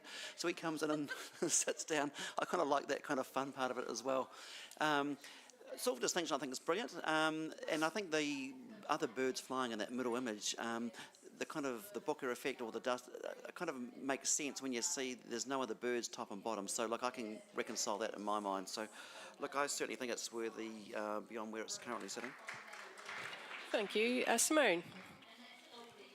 Yeah, I was at 75, and Rachel, I can definitely go to a silver. Yep, totally. There's actually a couple of other little spots as well on that top image as well, down towards the bottom, which kind of bugged me. I'm thinking, surely the photographer would have zoomed in and gone through to make sure the spots are gone. But also a tiny bit too much vignetting for me on the right-hand side with the brightness on the left. Is what I struggled with, but I still love how you were talking about the story of what's happening here, because these birds are shot a lot like that, and I suppose I just took that for granted with what the photographer's trying to portray here. So yeah, I'll go up to a silver, but it's just a couple of those technical issues I didn't appreciate. Okay. Rachel, back to you. I can keep trying. So those spots, they could be classified as minor distracting elements, and the photographer could have removed them. But I actually applaud the bravery of leaving them in, because it does, in a nature category, it is just showing the environment as it is. There are other birds flying around, and they do pop up in the background. And I really love that, what Tony said about how they're all coming home in the centre image.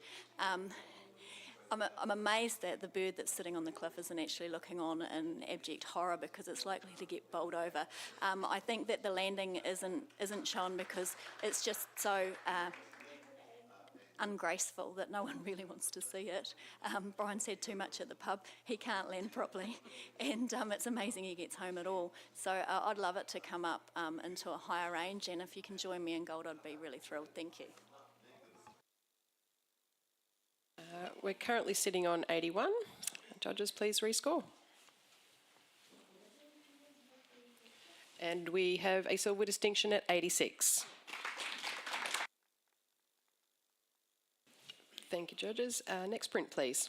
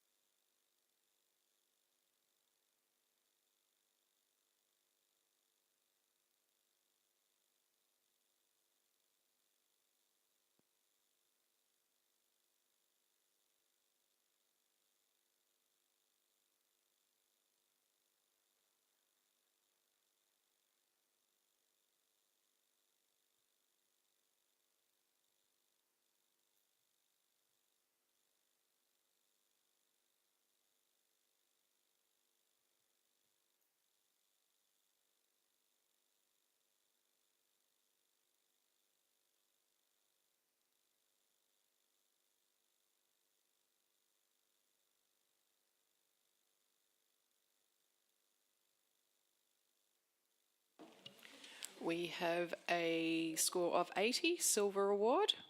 And Steve, you'd like to challenge that one? Sure, I scored this 86, silver distinction. I just find it's epitome of gracefulness and elegance. I love that it's upside down. It's the branch, you know, the back foot is slightly soft, but that brings us down that branch into those flowers, into his head. His head and plumage, or her head and plumage, is sharp, and the colour palette there is beautiful. The complementary colours of the blue and green set in that forest of pink just really sets it as a jewel in this delicate environment. I can forgive other little distractions. I think it's just a beautiful capture of a native toanga. Thanks, Steve. Rachel, have you got something to add?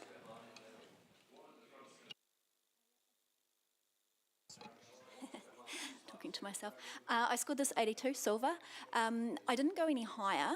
Actually, I'll tell you what I really enjoyed. I really enjoyed the curve. I really enjoyed the detail that's been captured and the colours.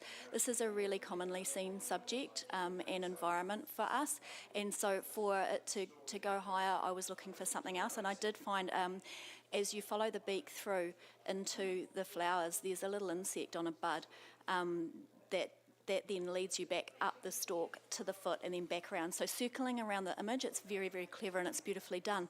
But what I wouldn't put it any higher for is just the loss of the tip of the tail and how close that foot is to the top of the frame. I need a little bit more there to push it into the distinction range. Thank you, Rachel. Rebecca, you're at the other end. Yeah, I'm on bronze at 75. I am listening. I'm probably not sure if this is the decisive moment. I probably would have loved to have seen a beak with a whole lot of pollen on it, and it looks sort of a bit sort of stagnant. That next moment or a couple of moments, afterwards could have been, there could have been pink stuff all over her whatever beak, but again I have an issue with that top of the frame as well and out of focus, so yeah, I probably will come up a couple of points though. Thanks for that. Back to you, Steve. Great, yeah. I think the beak just tip is in the flower. I think that's showing the story that it's adding to the story that it's feeding at the moment.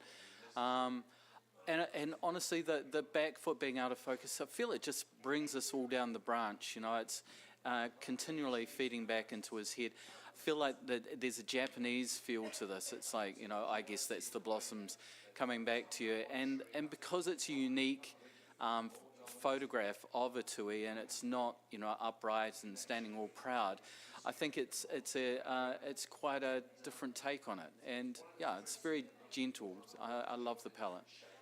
Please consider just coming up a point or two. Thank you, judges. Currently sitting on a score of 80. And we have a silver award at 82. Next print, please.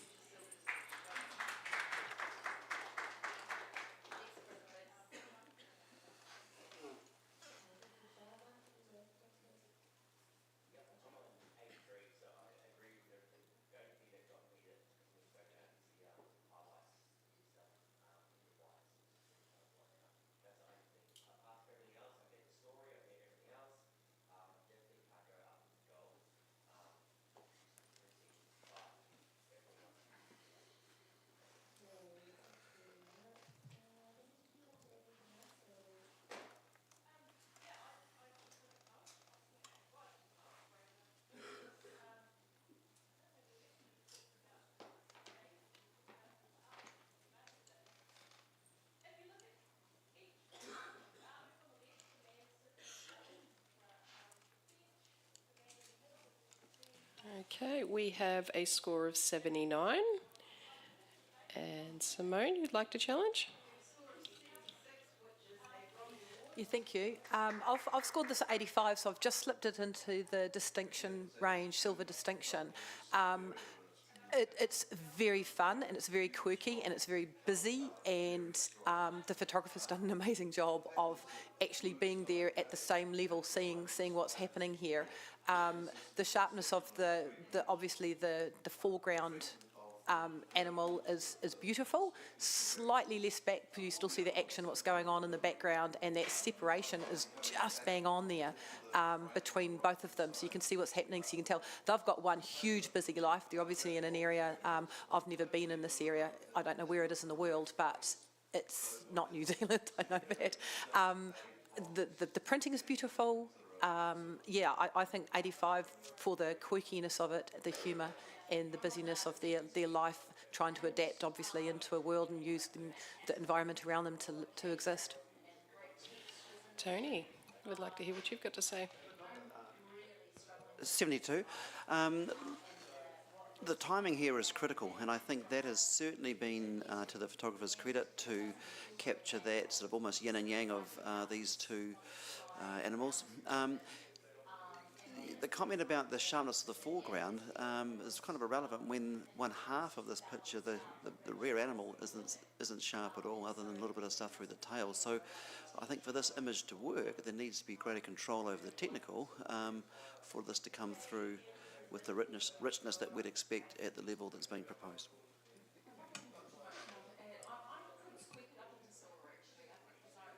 Thank you, Tony. Rachel.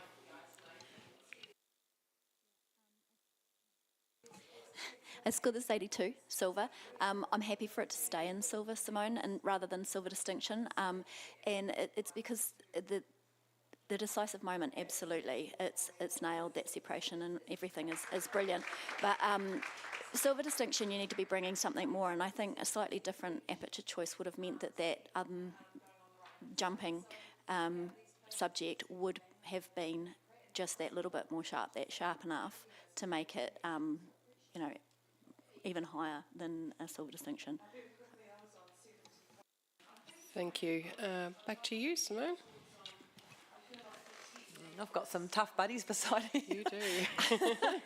Yeah, I think probably just to address at the beginning, the part about the one at the back not being sharp. I actually don't mind that because it's brighter anyway. We can actually see enough to see the action and what's going on, and just being caught in that mid-freeze for how quick these animals go as well. So that doesn't actually worry me. The focus is on the action. If it was any sharper, it would probably take away too much from the foreground one. So I'm not too worried about it. And I think the positive of the yin yang is beautiful. Even if you could just come up a few more points, I'd be thrilled. Thank you, judges. Please rescore.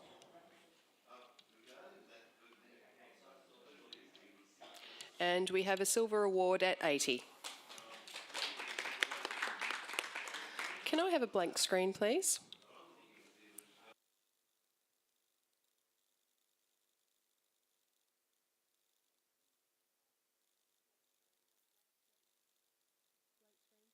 Blank screen, please. Okay, I'm just going to do a quick judge change. Rebecca and Rachel, do you want to take a break? And Mika and Joe, please join us.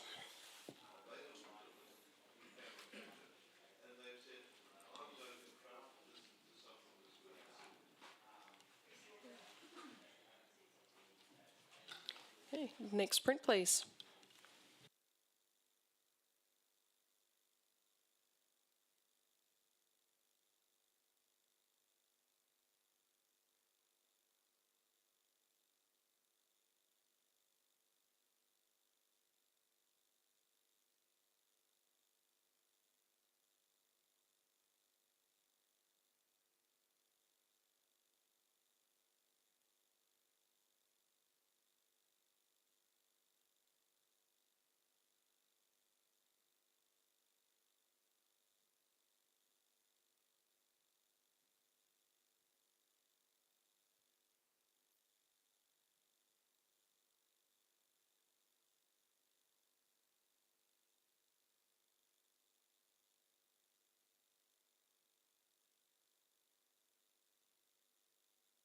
Scores, please, judges.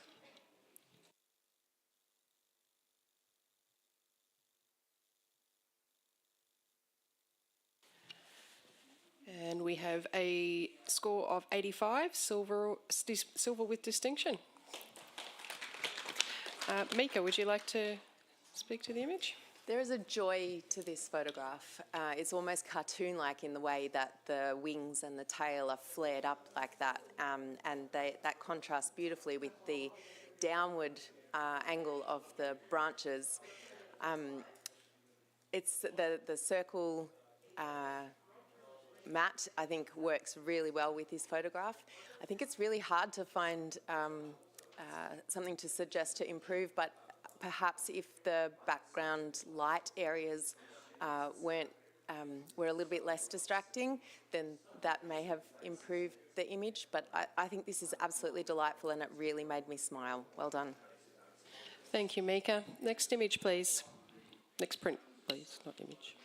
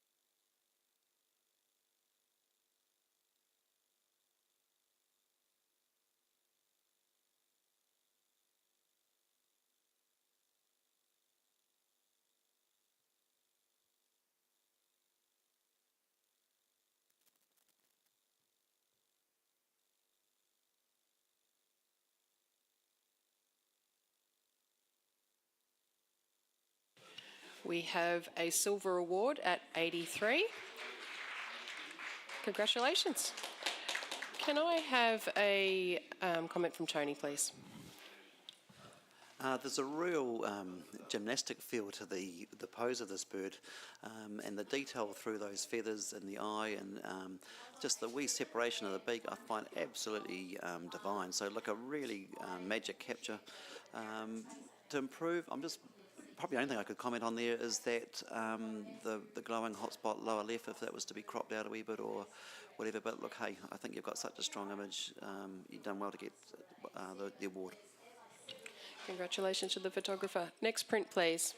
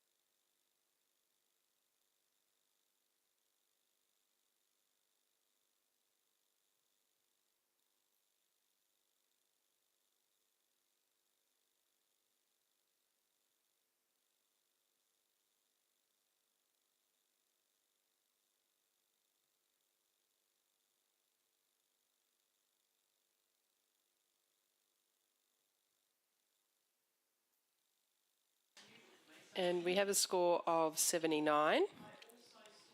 Mika, please take the challenge. I scored this 84 solidly within the silver range. The detail on this bird is amazing. You really get that beautiful backlighting. There is enough light on the front of the bird to showcase all of its beautiful detail. It has really beautiful, rich colour. The circles of the bokeh in the background, I think, tie in well with the eye and the talon that's hanging out from the branch. There's just a beautiful luminosity, and the printing is really beautiful. Yeah, 84 silver. Thanks for that, Mika. Simone, can I hear from you, please? Yeah, I scored this as a bronze at 75, and for all the reasons you've said, what you've said, Mika, I think it's because it's a reasonably common, well, not a common shot, it's a great shot. But I've kept it there because I do think it's a very good standard of the professional practice, and it does exceed normal professional. What held me back was there is a tiny little dust speck to the left of its eye that I wanted to make sure it wasn't part of the feathers. And just the cramped, I wanted to see a little bit more of the environment, of that beautiful environment that it's in. Thank you, Simone. Steve? Just in support, I've scored this 82. I think it's a very well captured portrait of this bird. It's a robin. It normally lives quite low and scurries around in the lower and the darker bush. To get it in the light, to get that rim light around it is beautiful. And the strong leading line from the diagonal at the bottom left gives us an anchoring for this image. I think it's exceptionally captured, should be a silver. Back to you, Mika.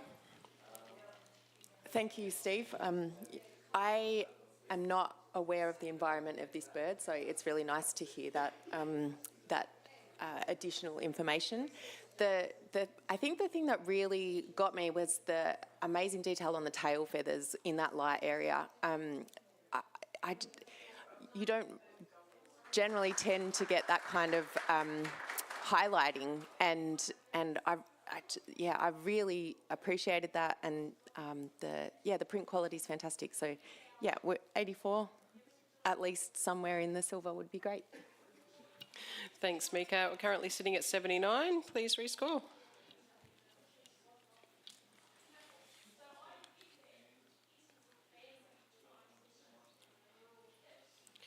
And we have a silver award at 81. Well done. Next print, please.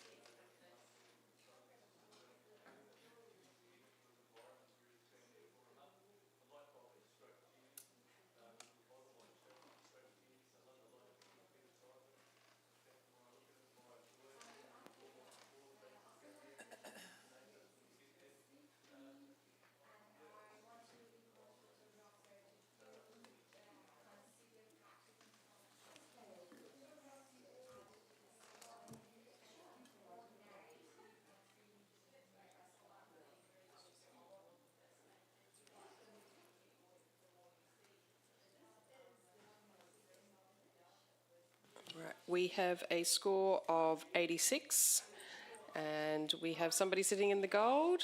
Tony, you want to take that challenge? Look, 92 from me. We've got a photograph here that is breaking a lot of the rules of macro. And because of that, I think we have an image that is extremely powerful. One of the sort of first emotions that came to me looking at this was menace. You've kind of got this sort of attack spider, for want of a better description, ready to pounce, ready to go. You've got these sort of the beady eyes and the big hair of the sort of the claws, the tentacles there. On the edge of this leaf, with the depth of field actually adding mystery. Often we'd be wanting to have depth of field through more parts of an image, but here it's exactly where you want to see to get that sense of foreboding on the sharp end of this insect. And you've got the edge of that leaf with that lack of depth of field that's adding jaggedness, that's sharpness, that shows that it's on the edge, ready to pounce, ready to have a crack at something. The uniformity of tone adds simplicity, which I think the photographer needs to have credit for designing and seeing an image with such power through simplicity. Thanks for that, Tony. Joe's dying to say something. Look, congratulations to the photographer for making somebody who's quite arachnophobic really enjoy looking at one of these creatures. I really wanted to go up into the gold with you, but I find that depth of field is actually just that little bit too shallow. We've got great focus on the little hairs on his little mandibles or whatever it is at the front of his anatomy there, but it falls off on the eyes, and just behind like the top of his head there, it really starts to get a bit blocky. We're losing definition, and that's where I want to be looking. I want to look at those beautiful big beady eyes that are cute as a button, but it's just not quite there, and for that reason I just can't quite get to gold. But the colour's beautiful. Thank you, Joe. Simone, you wanting to say something? Yeah, I had it at 83, and I'm definitely stoked because I think I maybe wasn't too brave. I'll go up to a distinction to probably like an 85, 86. I don't mind, in support of Tony here, I actually like the fact that you don't have to see everything sharp with spiders. Sometimes it does my head in a little bit with, it's nice to actually get the focus on what you want to see. You don't have to be all technical. We've got a little bit of, fine art going in here, and we've got the focus where the photographer wants us to do. I think what I did struggle with a tiny bit is just the lighting that's been used might be, it's kind of highlighted in the eyes of the spider, and I think that was almost maybe brightened, but I just struggled a little bit that, but I'm keen to get to say an 86. Okay, thanks, Simone. Mika, you want to say something? I scored this 88 for its artistry. I actually felt that rather than menace, I got a tenderness, and the earthy tones made me feel like this was a friendly spider, and I really liked that. I did consider gold, and the reason that I held back from that was that I felt that the face and the mandibles. I don't know what those things are in front. I'm not very good with technical terms, but I felt that that was just slightly over sharpened. And if it hadn't been, I certainly would have been there with you. But I'm thinking about it. Okay, go for it, Tony. Let me change tack. This is Gavin. He's packed to go on holiday. He's not actually an angry spider after all. Look, I'm actually joking, I think. Whatever way you interpret it is, we've got a photographer here working in the category of nature and macro that's mastering their craft. And I think it's really important to realise the size of this actual object with the skill working within a very technical space that this is not a bird or a whale or something like that that's just in front of us with a normal lens. This is something that is actually quite particular. So I think it's really important to acknowledge that. The sharpness you're looking at the eyes, I had a bit more of a look. It might even, it could be a little over sharp. It could be even a little bit of artifacting. Like I'm not 100%. You're right, it's starting to fall off a bit behind. However, where it is working is on the front edge, on those, the claw-like, I know there's a name, I can't actually can't remember what they actually are, and it'll come to me probably about 2 o'clock this morning, the name of those wee clawy bits in front. That's sharp where it needs to be, and the front two eyes does actually have that. So look, I'm not too sure where you're wanting to see it differently other than going all the way back. I think it's actually there in the crucial parts for where it is. So look, you may not go to gold, but look, I think we need to be a bit more rewarding of the simplicity of design and the artistry that we are seeing in a very technical space. Thank you, Tony. Currently sitting on 86, looking for a gold. Please rescore.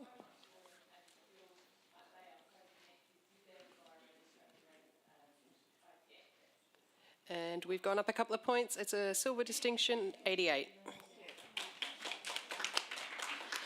Judges, can I please just remind you that we're not to touch the prints. If there is any dust spots, just please ignore them. And we are running behind a little bit here, so we want to keep our comments concise and to the point. Thank you. Next print, please.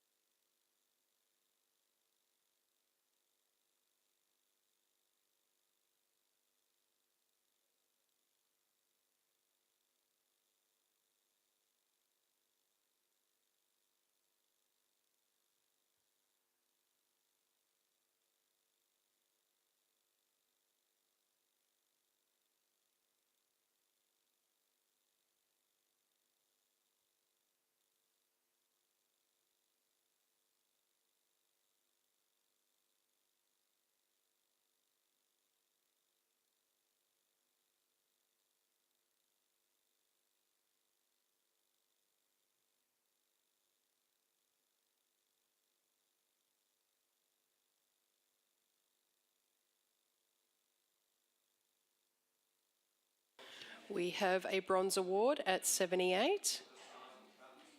Thank you very much. Congratulations. Joe, have you got something you'd like to say for the photographer? Sure. What a great little pose this caterpillar's caught in.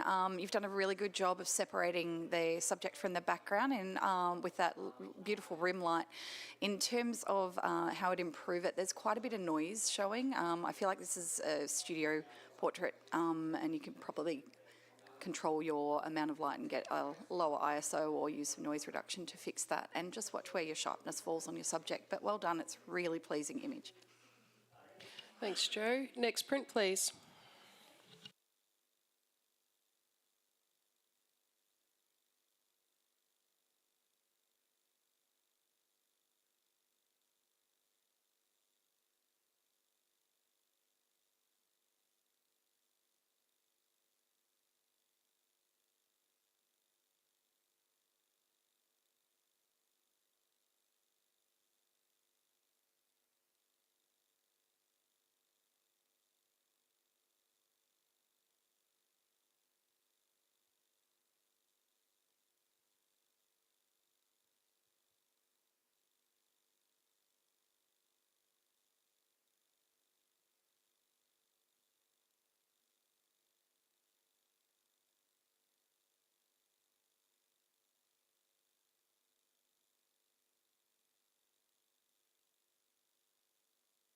Scores, please, judges.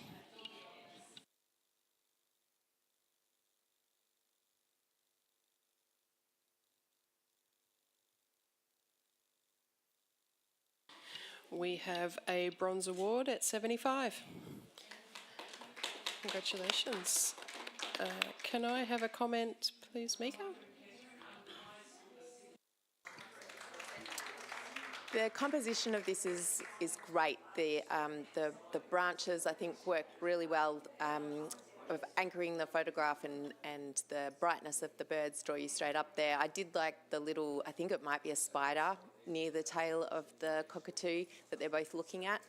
I felt that the selective colour actually made the shadows almost look tarry or oily, and I felt that that really competed with the message that I'm getting from everything else. So perhaps that was, perhaps revisit that choice.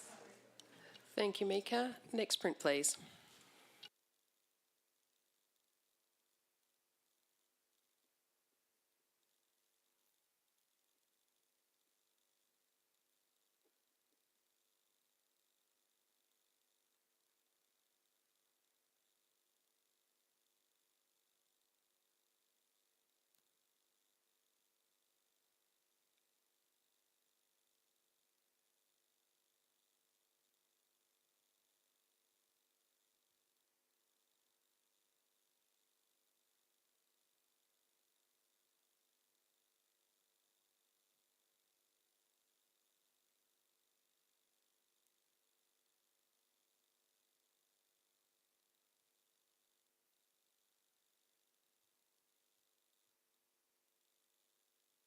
And we have a bronze award at 75.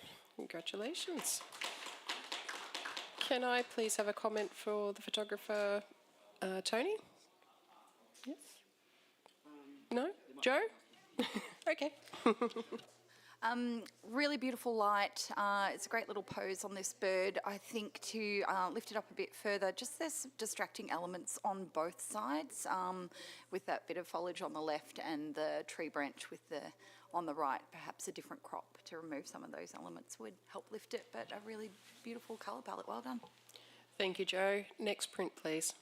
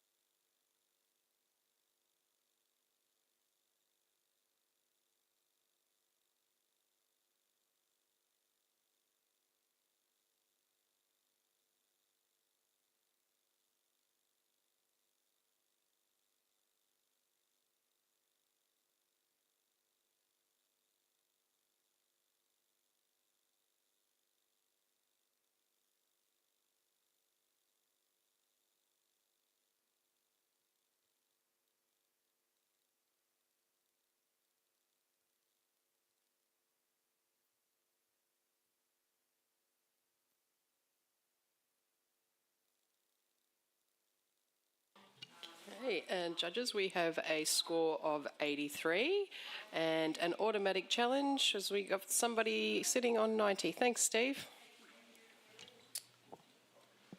Yes, 90, I put this in gold. I think it's a wonderful study of hunting. It's basically this, the deer, the only thing that is super sharp and super catches us is that eye and the pool of light. And then it looks like it's trapped in a spider web, which are the branches around it and the dew on it. I feel like it's basically the photographer is showing us that, this is a game. He's being entrapped in the environment by the spider's web, and basically if I was the hunter, he would be in my sights right now. I think it's beautiful palette. I love the light. I love the what they've brought to this image.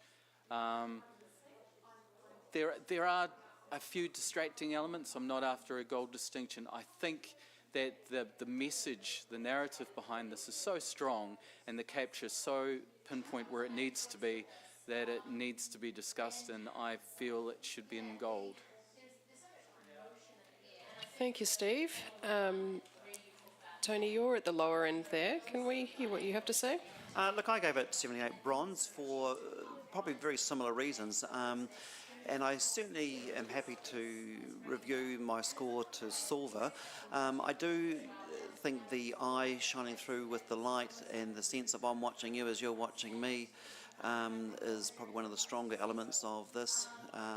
I do find the overall feeling is busy. Some of the highlight sort of aspects are distracting. Yet it's certainly an animal in its native environment, and a lot of that is to be expected. However, a little bit of vignetting and highlight control would go a long way. Thank you, Tony. Mika, do you have something else you wanted to add? I scored this 84 a silver for that sense of, you know, showing the shyness of the animal, because we know that that's a definitive characteristic, showing the camouflage, the bright spots on its back, echoing the bright twigs and leaves around it. I'm listening.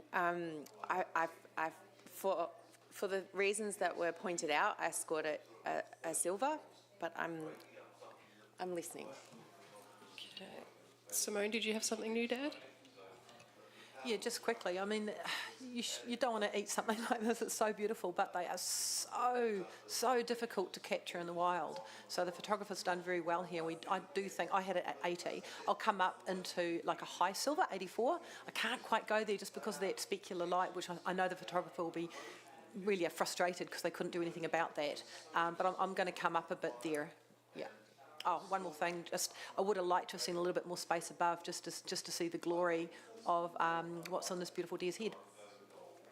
Thanks, Simone. Steve, back to you. Okay, think of it as the highlights as being the spider's web, and once you start seeing it as a spider's web and being entrapped, the dots on the back of the deer bring us back into his face, which is, you know, almost looking like it has a point of resignation, that this is the situation it's in. It's been spotted, it's pinpoint located by the photographer. I think it's seen the photographer, and it's that moment just before it belts out of there. I think the highlights to me just add the busyness of being entrapped and captured at that moment. I think it's a really great study of a deer. I really enjoy it. Please consider coming up at least into silver distinction with me. And to your scores, please, judges. We were looking for a gold, but we received a silver distinction, so well done. Thanks, guys. Oh, sorry, the score was 85. I don't think I mentioned that. Next print, please.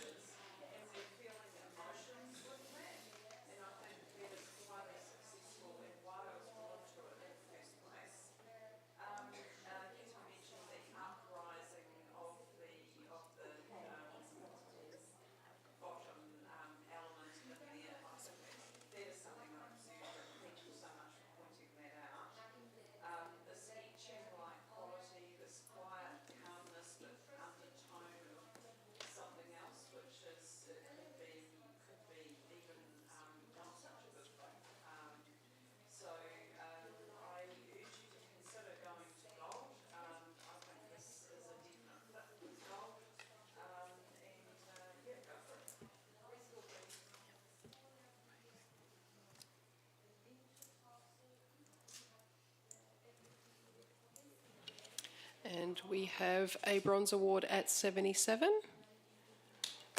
And Joe, you'd like to challenge? Yeah. Awesome. I put this as a silver at 82, purely for, it's just such a striking image. The colour palette's beautiful. You get a real feel of the environment that the animal's in. I think it's a perfectly chosen depth of field to manage to get from the nose to the back of the ears, and even all that beautiful detail in the neck and his awesome spiky hair in focus. The thing that kept me from going a bit further was that one snowflake that's just over the eye, but it's such a small detail. I also really enjoy the placement of the horizon line, where the dark line actually goes straight through where the nose is. I think it's really clever placement. that you've got that matching dark tones through the centre that really just draw you into the nose, and you have a real, I'm really enjoying my eye travelling around this frame and looking at this beautiful face, and that stare and that contact that that animal has made with the photographer is just beautiful. Thank you, Joe. Tony, you got something to add? 76 bronze, great study of an animal in its natural environment, which is brilliant. Just to point out though, the nose actually isn't sharp, so when you're saying your eye is drawn to that, I do think that's a flaw. Thank you, Mika.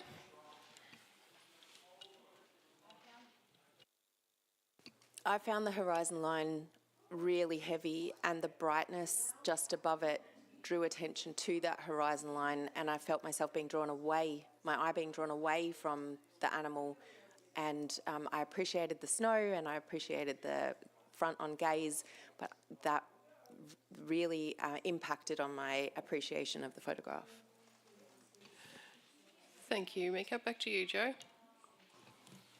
I hear what you're saying. I still think that nose is sharp. I think that it looks a little bit less sharp just because of the reflection of the snow underneath. As I said, I think that heaviness is actually, with the nose, is quite enjoyable for me. I'm not, it's asking to go up just a couple more points into that silver range, and I hope you guys could do that. I think it's a really good, pure portrait of this beautiful animal. Thank you, judges. Re-enter your scores.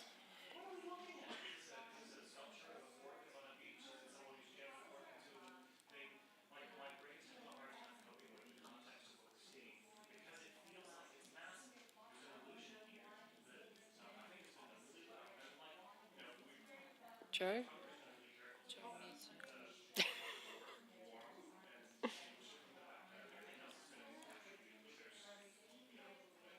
Okay, and we have a bronze award at 78.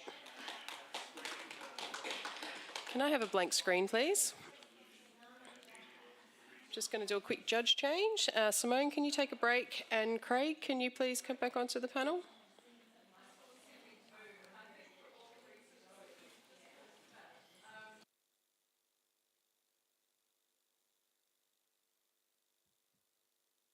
Can I have the next print, please?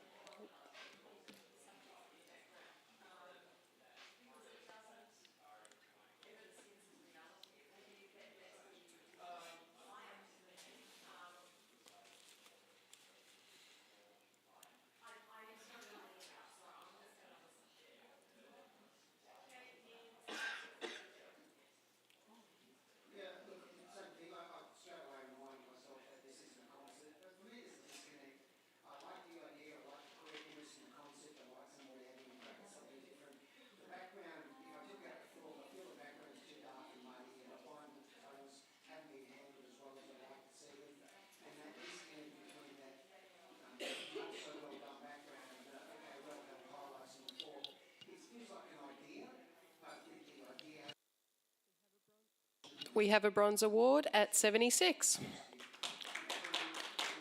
Can I have a comment, please, Joe? Congratulations on your bronze award. I'm really enjoying the placement of that fish in the background in the little V of the tail. However, the light source just is not quite hitting the subject in the right spot. It's really highlighting the tail and not the face, and the top of the fish with the fall off of the blue on the top. If that was addressed, I think we'd move up a bit, but well done on your bronze. Thank you, Joe. Next print, please.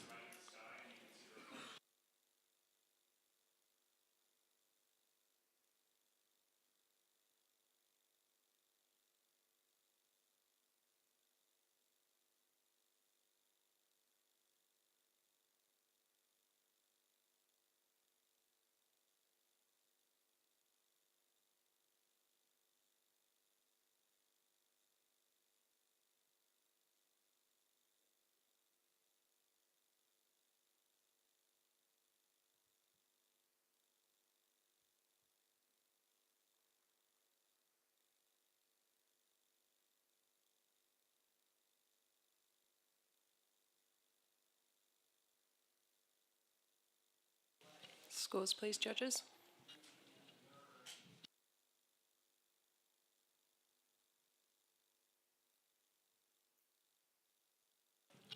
And we have a silver award, 80. Can I have a comment from Mika, please? I think you really, for me, nailed the focus here. I really like that sharp spider against the soft white in the background. I felt that perhaps if you'd tried maybe some different paper choices, I feel like the blacks are quite muted, and if they were deeper blacks, that probably would have highlighted the luminosity that is the feature of this photograph. Thank you, Mika. Next print, please.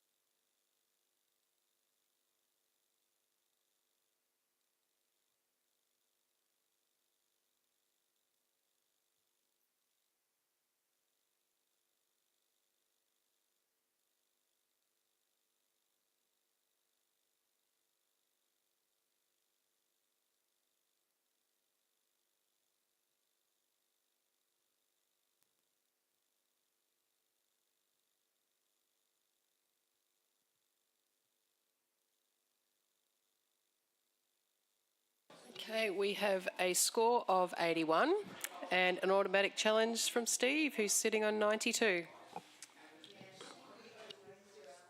This is a wonderful photo.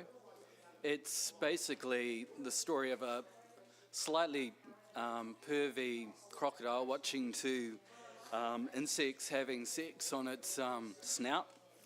I love the fact that it's an animal looking at an animal looking at an animal, and if you go right around to the end of the snout, there's a mosquito just nibbling away at this crocodile's nose. So not only is he's staying still because of this, he's in hunting mode or resting mode, whatever he's doing, something's actually irritating his nose, and then there's this story of these two animals procreating on his snout. I think there's so much comedy. He's got a quirky smile in his expression. I know that there is the distracting log sticking out of his nose over to the left, but I'm not prepared to ask the crocodile to move.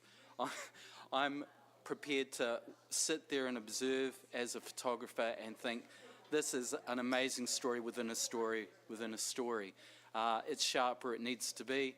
The mosquito's a little bit soft, but it's definitely, you can see it's there doing what it's doing. I think it's a great story, great capture. Thank you, Steve. Craig, you're at the other end. I am. I'm at 74. And I'm struggling with this one. I'm listening to what you're saying, and I'm struggling. I don't know what the photographer wants me to look at here. If it's the insects on the snout, then why not crop closer? If it's the scene as a whole, then why isn't the crocodile's eyes sharp? The mosquito I see, but that's also completely out of focus. And then I think that there is a way that you could have captured this by moving slightly to avoid having that log intersecting with the nose there. And that's why I put it at the top end of professional practice, and I didn't put it in awards range. And I am struggling, but I am listening. Okay, Joe? I had this as a bronze, 77, smack bang in the middle, for the story of the image. I think those, it's not quite as pervy as you think. I think those insects are just sitting there. There's some real technical flaws that are holding me back. The mosquito at the front is very, very out of focus, yet you've got that distracting stick element that's coming out of his schnoz it's really, really sharp. If you look in the area, like underneath the croc's eyes, the alligator's eyes, you've got some real colour artifacting going on that I'm just not quite sure what that is. So it feels like it's been selectively focused, selectively sharpened, and it's just, it's a bit hit and miss for me. The technical flaws just keep me way away from the gold. I do like the colours. I think it's, it's an interesting image, but I'm pretty comfortable with it sitting in the bronze range for those reasons that I've mentioned. Thank you, Jo. Does anybody else have anything to add? No? Back to you, Steve. Take it away. Okay, I'm obviously out on my own, pushing it a little bit. I just found it so quirky that I found it was a great story, great narrative. I love his expression. I think if we went around any more to the left to try and isolate him more from those logs in the background, I think we would lose something of his eye, something of his smile, and something of the story that's happening on top of his nose. Yeah, let's see what we can do with it. All right. Please rescore, judges.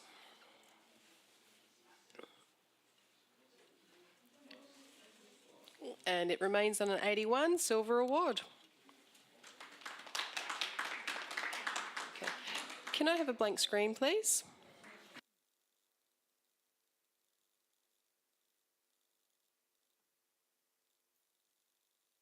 Tony, you take a break. And Rachel, can you please come back?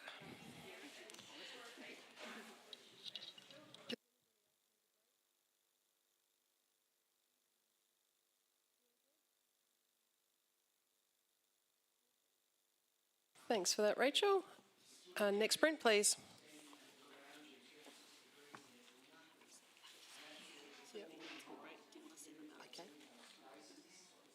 Can you just tell these guys, there's three of them here, these three judges here, they could go, if you could just tell them.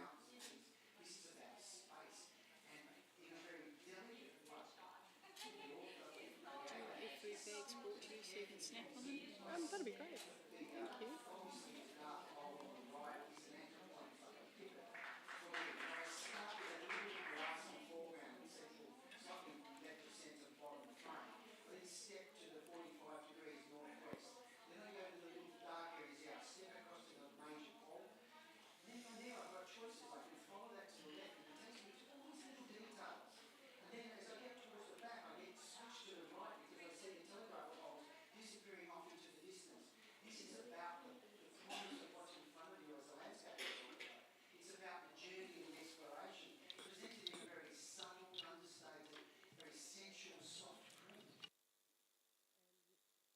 We have a score of 80, silver award. Excellent. Can I have a comment from Mika? I really appreciate the graphic nature of this. That blue is just gorgeous. And there's some lovely, very subtle texture in the background there. The shape of the bird is what's been highlighted, and I think that's really beautiful. Perhaps to improve the image,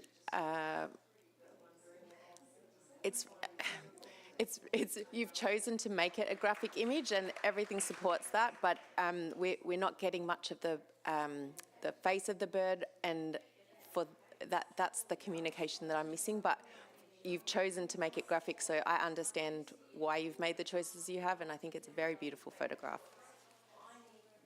Thank you, Mika. Next print, please.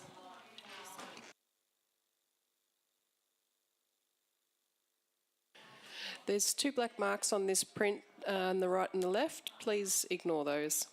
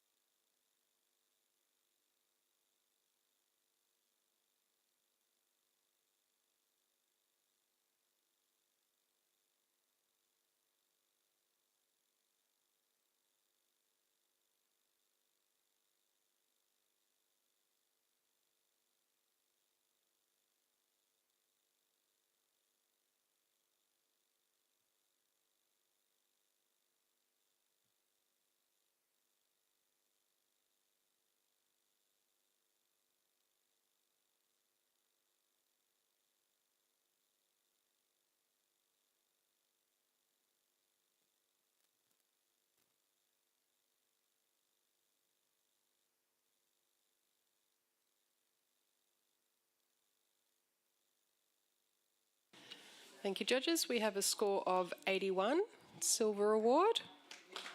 And Steve would like to challenge that. Yeah, I snuck this in to silver distinction, 86. I just think it's a really unique take on these birds. It's obviously, it's quite comical. It's like two pom-poms stuck on sticks floating in the middle of a lake. It's a brave choice, you know, to silhouette these two. But what a unique study. And I love the treatment, how it's the reflection in the water has just set them into place. And I like it, you know, going to the white at the top and the bottom just to, you know, isolate them in a circle, a pool of light and ripples. Quite elegant and very comical.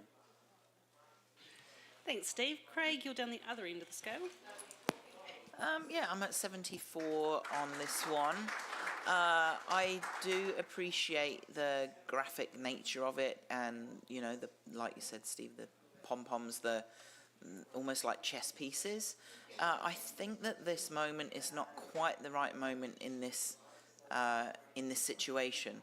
When these grebes are this close to each other and they're kind of performing and dancing, you know, they're turning their head side to side, and I think it would be really nice to see one of the birds turning in towards the other just to give us a bit more character and a bit more of a narrative in this. And Rachel, you're sitting about the middle there. Yeah, I'm on 82 silver, and I'm happy in the range that it's landed in for all of the same reasons that Craig has mentioned. You can get a subtle hint there of the beak coming through on the bird on the right, and they do very much interact in a very affectionate way when they're close like this, and that bird's starting to, so it's just, I think the moment's just slightly missed. And back to you, Steve. I think for me, if we'd seen a beak or seen them looking at each other, it would have taken away from the comical appearance of the two pom-poms. I think it would have brought in a side profile, and for me that would have taken away the unique element of this. I love the fact that you pointed out that they look like chess pieces floating out there, which makes them even more iconic and more graphical. I think it's, you know, it's worth coming up a couple of points into the silver distinction for the innovative approach to capturing these two birds. Thank you, judges. Please rescore.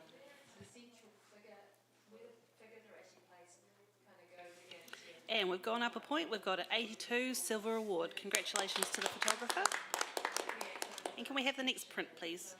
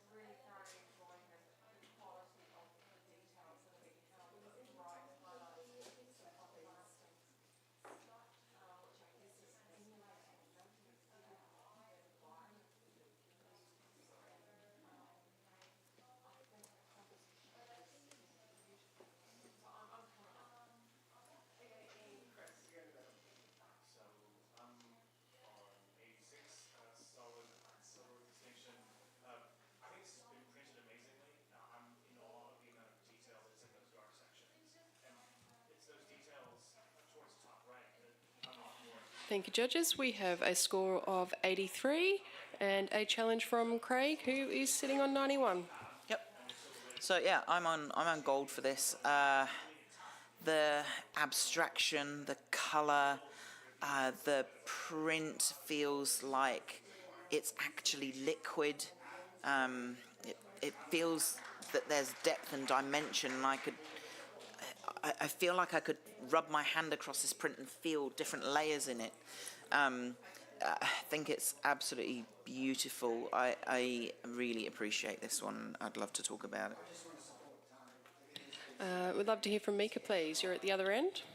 I am. I'm at 74. I looked at this from a distance and I was very excited at the liquidity and the abstractness and the colour and the circular shape, all those things. I was like, wow, that's amazing. And then I went up close and I was disappointed. I felt that the integrity of the pixels have fallen apart, that they're crunchy rather than liquidous. They're, it feels like perhaps it's been blown up beyond what the original capture is able to withstand.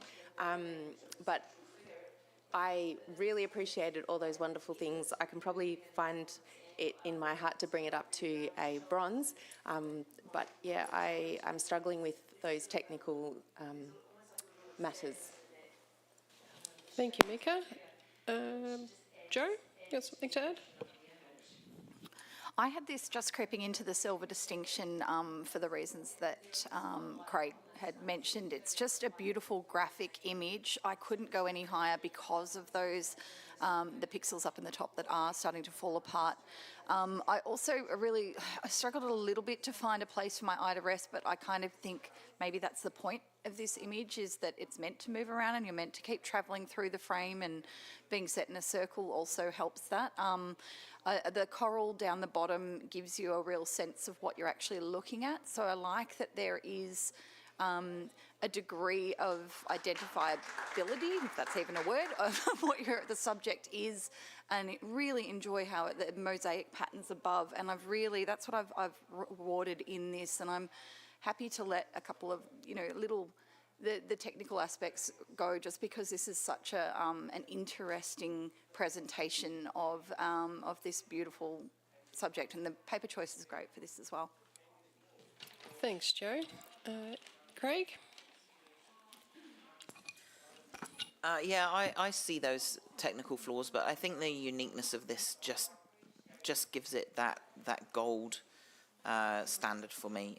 So I'm not sure if we'll get there, but let's give it the best score we can.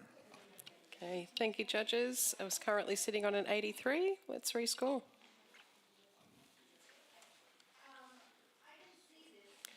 And we have gone up a category. We've got an 85, silver distinction. Can I have a blank screen, please? Just going to do a quick judge swap. Joe, can you please step out? And Rebecca, can you join us again?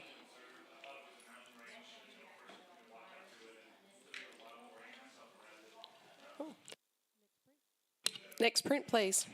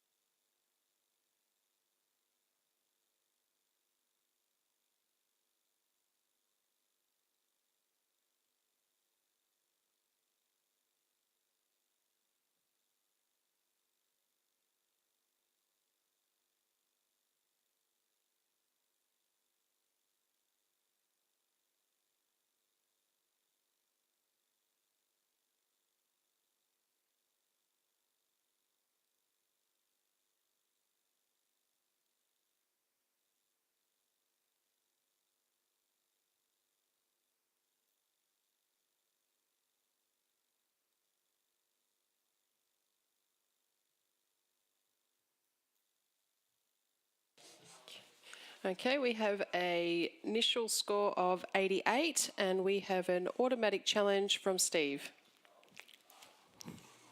Lovely, we're just about there. So I put this in gold, 92. It's a striking image from a distance, but the closer you get to it, the more emergent it is, and it's a study of flight. And these three shapes are birds that have been taken with a longer exposure. And I want to touch them because the dimensionality is palpable. It feels like they're embossed into the paper. And the fluid movement of each of them set into that very beautiful, subtle grey texture of the background. I think it's exceptionally well captured. It's a fine art piece. I would love to have this on my wall. Thank you, Steve. And I'd like to hear from Rachel. I scored this 86, silver distinction. I can't believe that I'm the lowest scorer. I agree with everything you said, Steve. It is absolutely beautiful.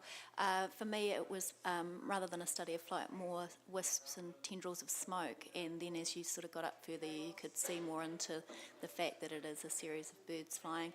I have no real major negatives. I think for me, the silver distinction range was more because it is not a new concept or unique element that's been added by the treatment of the capture. Okay, Rebecca, you'd like to add something? Just a quick one. I'm on 85 silver distinction, absolutely beautiful for all the reasons Steve said, but I can see sensor spots above that top bird on the right or something, but I'm assuming they're sensor spots. When you shoot during the day at a long exposure like this, you do have to, you have to have the big f-stop in there. So unfortunately that just let it down a little bit for me, but it is beautiful. Thanks, Rebecca. Mika would like to add something? I would. I'd like to read my words. Ethereal, minimal, graceful, balletic, gestural, delicate. The exposure is spot on, exceptional, exquisite. I do have a question mark next to a word dots. I think that might be a print error. I don't think it's a sensor error. I think that someone who is at this level is unlikely to overlook something like that. I think it might have been the print might have been bumped in some way. That's what I'm sticking with. I scored this 91, so I'm totally with you. Thank you, Mika. Right of reply, please, Steve. So the question really isn't, gold. It's really how high we go in gold. I think we've seen the mathematical shapes. It's almost like, those old screensavers when you're seeing them moving around and you're seeing the shape of the wings move through the air, and then there is the body of the bird still being identified. I just think the timing, the exposure, the palette, everything that we've said is just making this an exceptional piece of work. Please rescore. Thank you, judges. And we have got our gold, our 90, majority 3. Thank you. So, next print, please.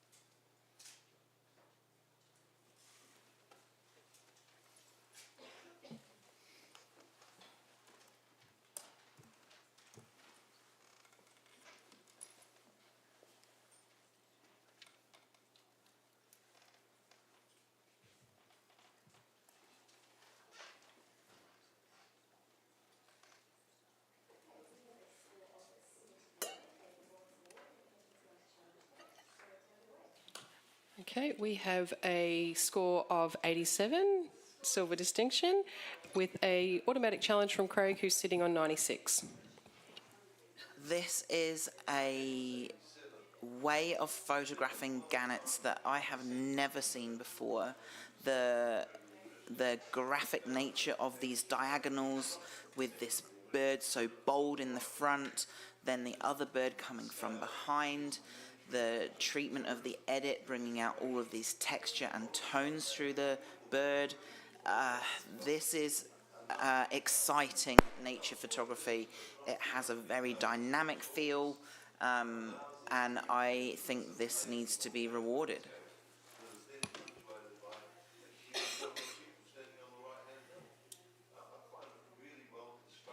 Steve, did you have something to say?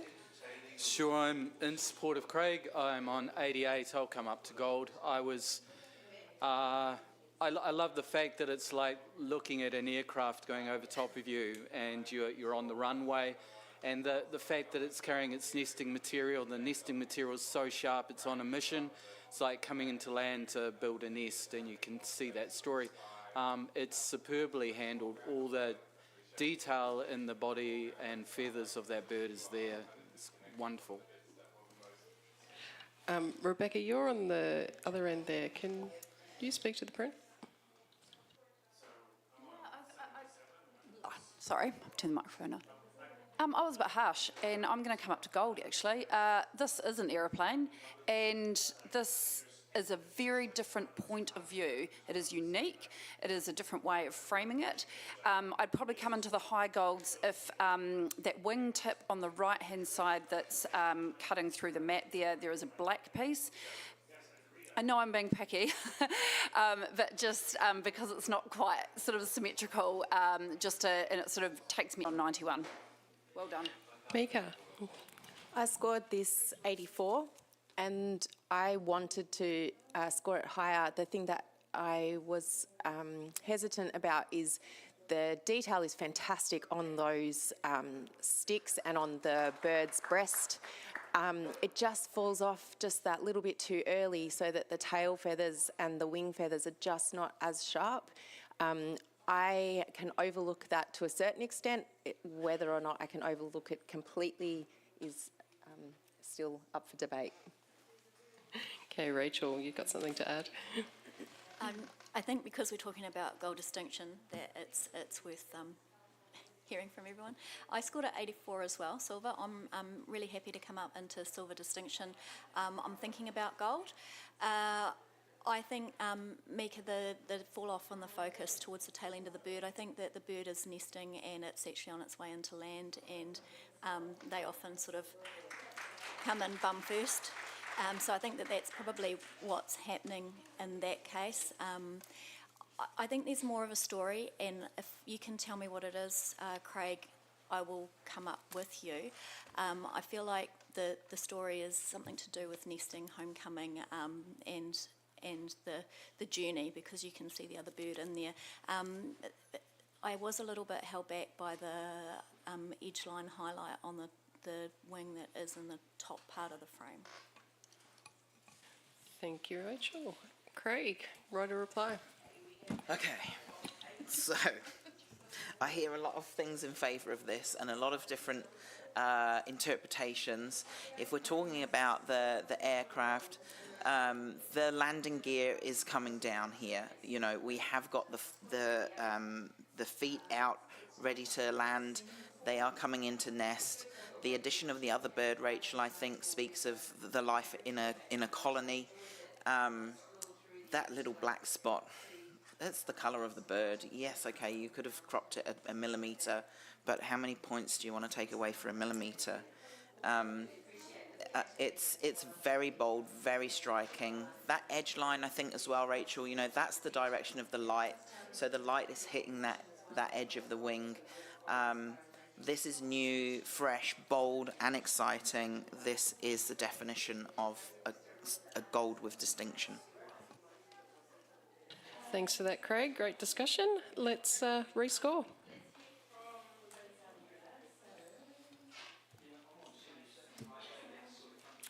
And we have a score of 93, gold award.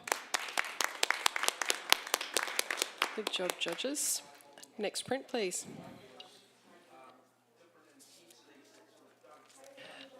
There are some scratches on this print that we need to ignore, please.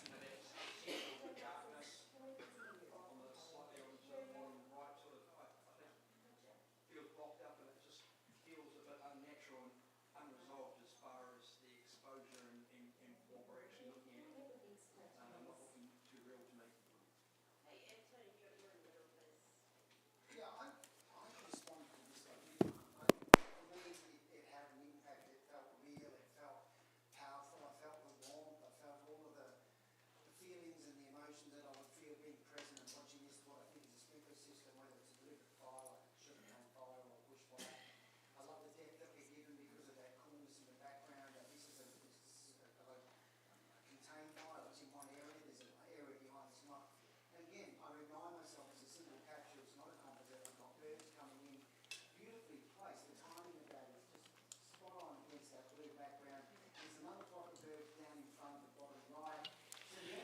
And we have a score of 80, silver award.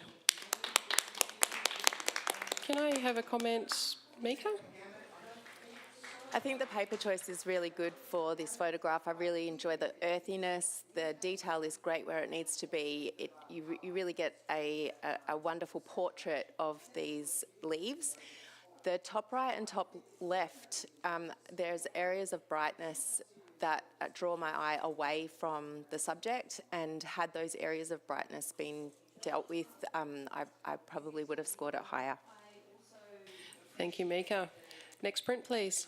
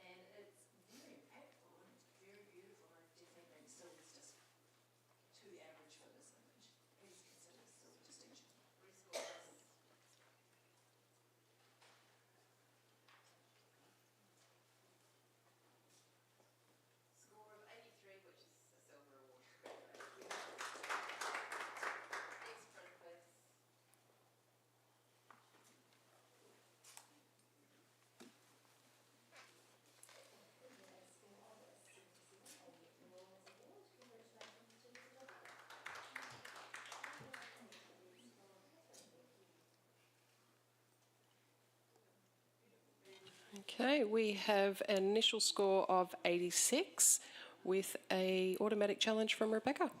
She's sitting on 90. I scored this a 90 and it is so beautiful. There is a sadness to this image. In the eye, it's a beautiful portrait. It's been extremely well handled. The presentation of having it, the subject on its own in that portrait, showing some of its environment. It's sitting softly in the grass. There's this just exquisite, the print is exceptional. The colour is rich, and the sadness in the bird's eye, you know, for me, it's quite an emotive piece. I put it in gold. I think it absolutely deserves gold. Okay, thank you for that, Rebecca. Can we please hear from Steve? You're on the lower end there. I scored this as a silver, 81. I felt all of the things that have been said I resonate with. The puffin's expression is sad. That's the way their face looks. So I thought it was captured really well. I'm slightly distracted by the vignetting. I felt like just was a little bit too heavy and it got a bit murky down in the bottom. But I'm listening. If there was a bit more a narrative. I do really appreciate the print. It's beautifully handled. Thanks, Steve. You got some support with Rachel on 88. Yeah, I scored this 88 silver distinction. I'm really happy in the distinction range rather than gold. It's a beautiful environmental portrait. It's really well captured. I'm not too sure what the photographer is bringing here that is unique enough for me to go into the gold range. Totally fine with the tones in the vignetting. I think that if it was any lighter in that bottom area, then the grasses would become even more of a distracting element. But tell me what else is coming to the party, and I will join you. Anybody else? Rebecca, back to you. Look, it might be a bit of a tough one here, but the murkiness in the bottom, I probably didn't notice it, to be honest, because I was just so taken by the expression and that brightness and that richness in the face, and then this beautiful softness behind. I mean, I've seen puffin images and never have I seen, on rocks or out in more in the environment, but never kind of in this soft, ethereal way with this, as a real portrait sitting within this sort of murky, beautiful grass. So for me, it is unique. But yeah, let's see how we go. We're sitting on an 86. Please rescore.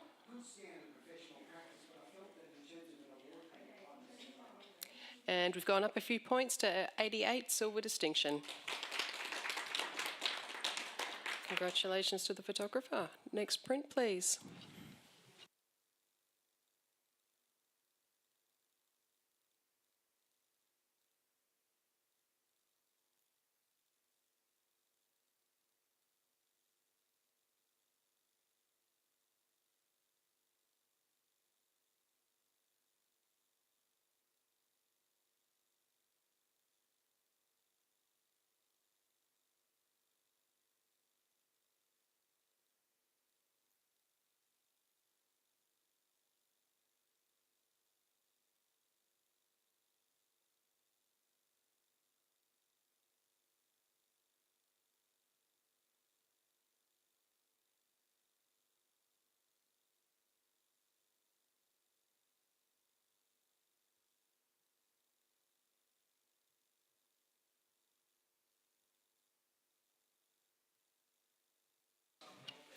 Thank you, judges. We have a score of 79.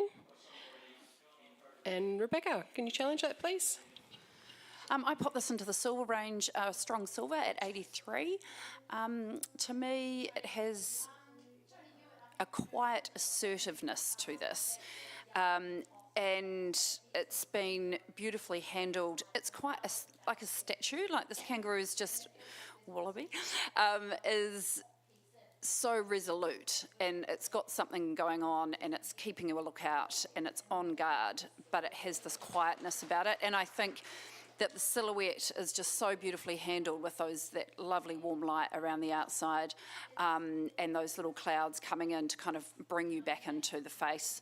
I like the separation between the foreground and, you know, the far land that would be far beyond, you know, it's probably out in the outback potentially.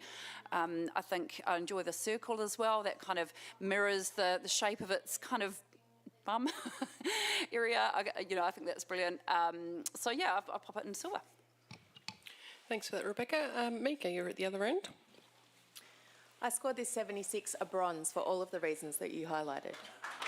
But I felt that the darkness at the base, I couldn't find a reason for it. And that's taking up a lot of real estate in this photograph. And I do feel that when you have choices like this, there should be a purpose to it. And I'm just not seeing the purpose to the darkness. What I would kind of like to see is more of the brightness, more of the light, more of the gorgeous quality that's there above the kangaroo, or the wallaby. But yeah, I will reiterate, I love all the things that you love about it, but that's something that's problematic for me. All right, thank you for that, Mika. Rachel. I scored a 78, a strong bronze, and for me, what held me away from going any higher is in the heaviness of that dark black area to the right, there is a lighter patch which is not quite visible as to what it is. It's not adding anything, it's just pulling my eye there, and what's happening is that my eye starts there and it goes up and into the head of the subject and across through those bright clouds and either out of the frame or back to that little blob that I don't know what its purpose is. So it was not resolved enough for me to go into a higher scoring range. Steve? I scored the 78, but I'm going to go up in silver in support as well. I was held back by the weight of the bottom, but I think the author's trying to intentionally tell us that this animal is weighty at the bottom, and this is reflected in the environment, and that's why they've chosen that particular crop. Thank you, Steve. Back to you, Rebecca. Yeah, I understand there the dark in the bottom, and in my head, for me, it's almost the heaviness of the land. These animals live in, big spaces that are huge and heavy, probably because they are having to, jump across them, and they're part of, probably even more so than the sky. That it is the heaviness there. I don't see the light patch, unfortunately. I can't really see that, but yeah, let's see how we go. Okay, thank you, judges. Please rescore. And we are on a 79, so we will go to review. And so just, yeah, you know what to do, 79 or 80. And the print stays on 79, a bronze award. Next print, please.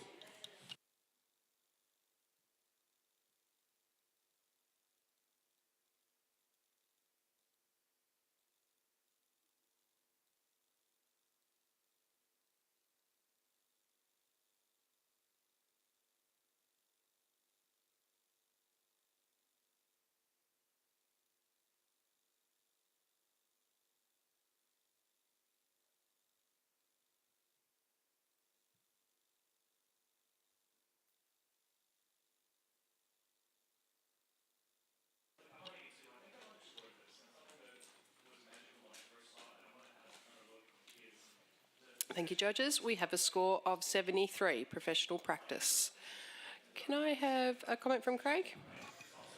Yeah, I think this is a really well-timed moment, but it's really let down by the technicals. The front bird's eye has motion blur in it, and the feathers are very over-sharpened, and then that focus fall off of the bird behind just is a bit too much. So greater depth of field, maybe increase your ISO so you can get your shutter speed up and eliminate that motion blur. Thank you, Craig. Next print, please.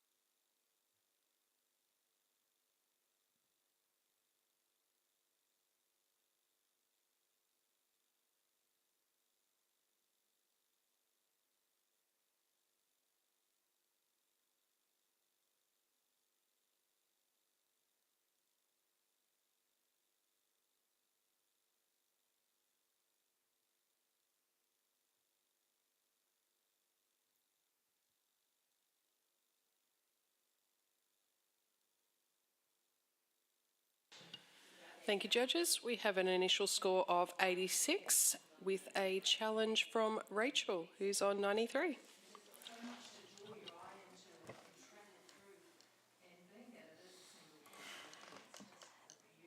This is just stunning. It's the entire darkness in there is so stark.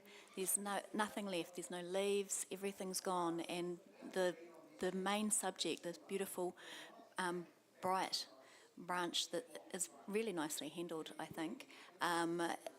It's showing the wear and tear of the environment. Those leaves are only just hanging in there.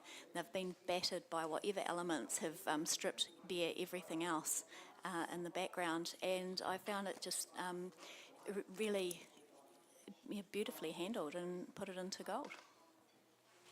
Thank you, Rachel. I'd like to hear from Steve. You're on the other end. I didn't mean to be at the other end. I scored at a silver 80. I really, I was really drawn to this image. I love the strength of it, the graphical nature, the Japanese feel of it. I think the thing that really stopped me from going particularly high was just the diagonals that bisect this, the subject really distract me, especially the main one up the top near the top leaf. It just kept on breaking that growth and that flow for me. Well, I'm listening. Thank you, Steve. Rebecca. Oh, just a little word there. I'm on 84. I will be coming up to Silver Distinction range. For me, it's actually a story of life and death, and it's been very clearly depicted by the bright and the dark. For me, the whites are just too hot, and I just would love to see a bit more detail there. But I think it's a beautiful depiction of that for me. I will be coming up. And Craig? I'm right there with you, Rachel, at 91. I find this image quite emotive. I feel emotional looking at this. There is a desperation here, clinging on to life, and it's a battle that this plant can't win. You know, it's gonna lose those leaves. But then you also think about the hope that they're gonna come back again next spring. So that's what I really enjoy about this. And I think that brightness, that light of life is really important to this image, Rebecca. There is detail in all those leaves, but that starkness against the darkness, those diagonals feel like arms pulling the last few leaves away. And I think it's absolutely beautifully done and very beautifully presented. Thank you, Craig. Right of reply, Rachel? Yay, I've got a supporter.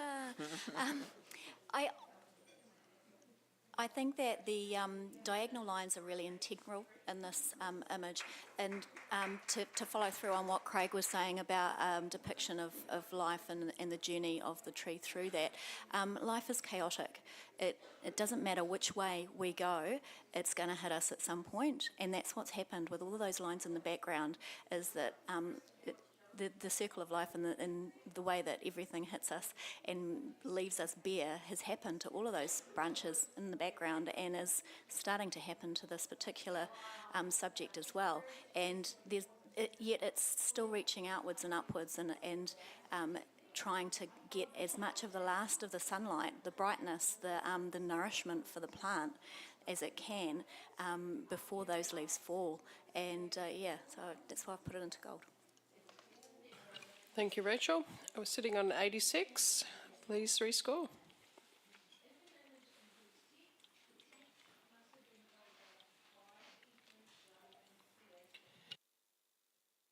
And we have a score of 91, Gold Award. A great discussion. Next print, please.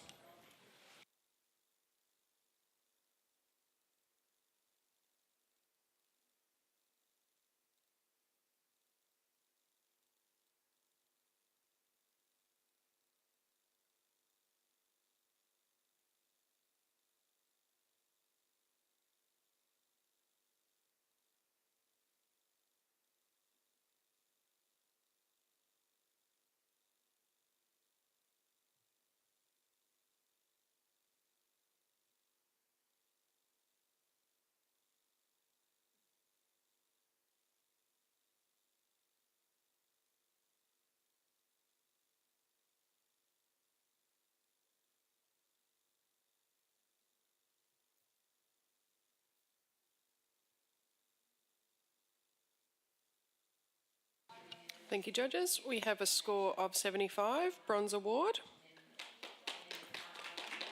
Thank you. Steve, have you got a comment for the photographer? Yeah, it's a lovely capture. The reflection is really beautiful. Obviously, at a later time of the day, we're getting that low light, so well spotted. Just the focus is a bit soft on the wings, so just needed a bit sharper there. Thank you, Steve. Next print, please.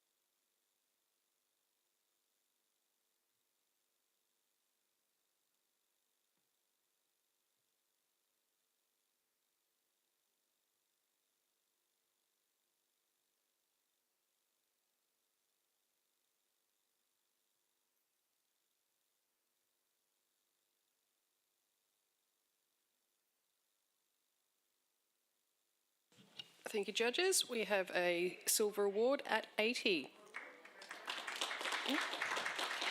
Can I have a comment from Rebecca, please? How beautiful the mirroring of the antlers and the fur in the environment, beautifully captured, handled very well, and the print's stunning. The lighter part of the image down the bottom unfortunately just pulls me out, which is also soft, out of focus there.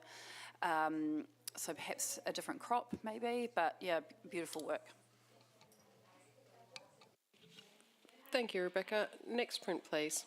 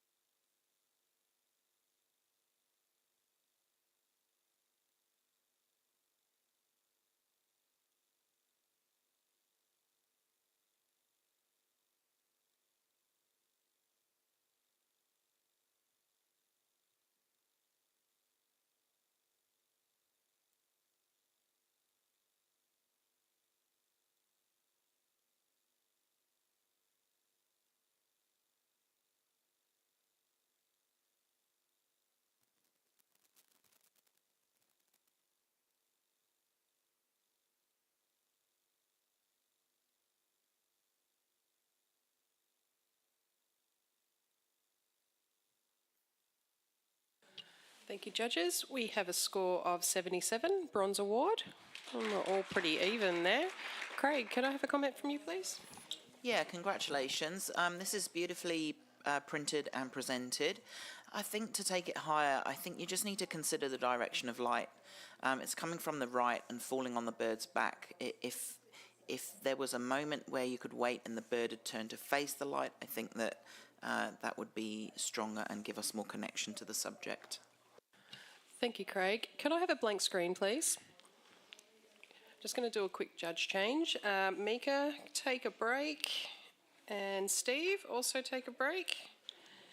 And if we could have Simone back to the panel and Tony Stewart, please.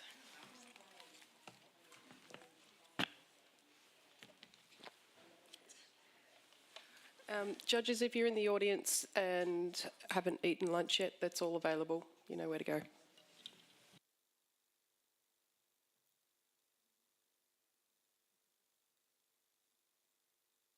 Okay, we ready? Next print, please.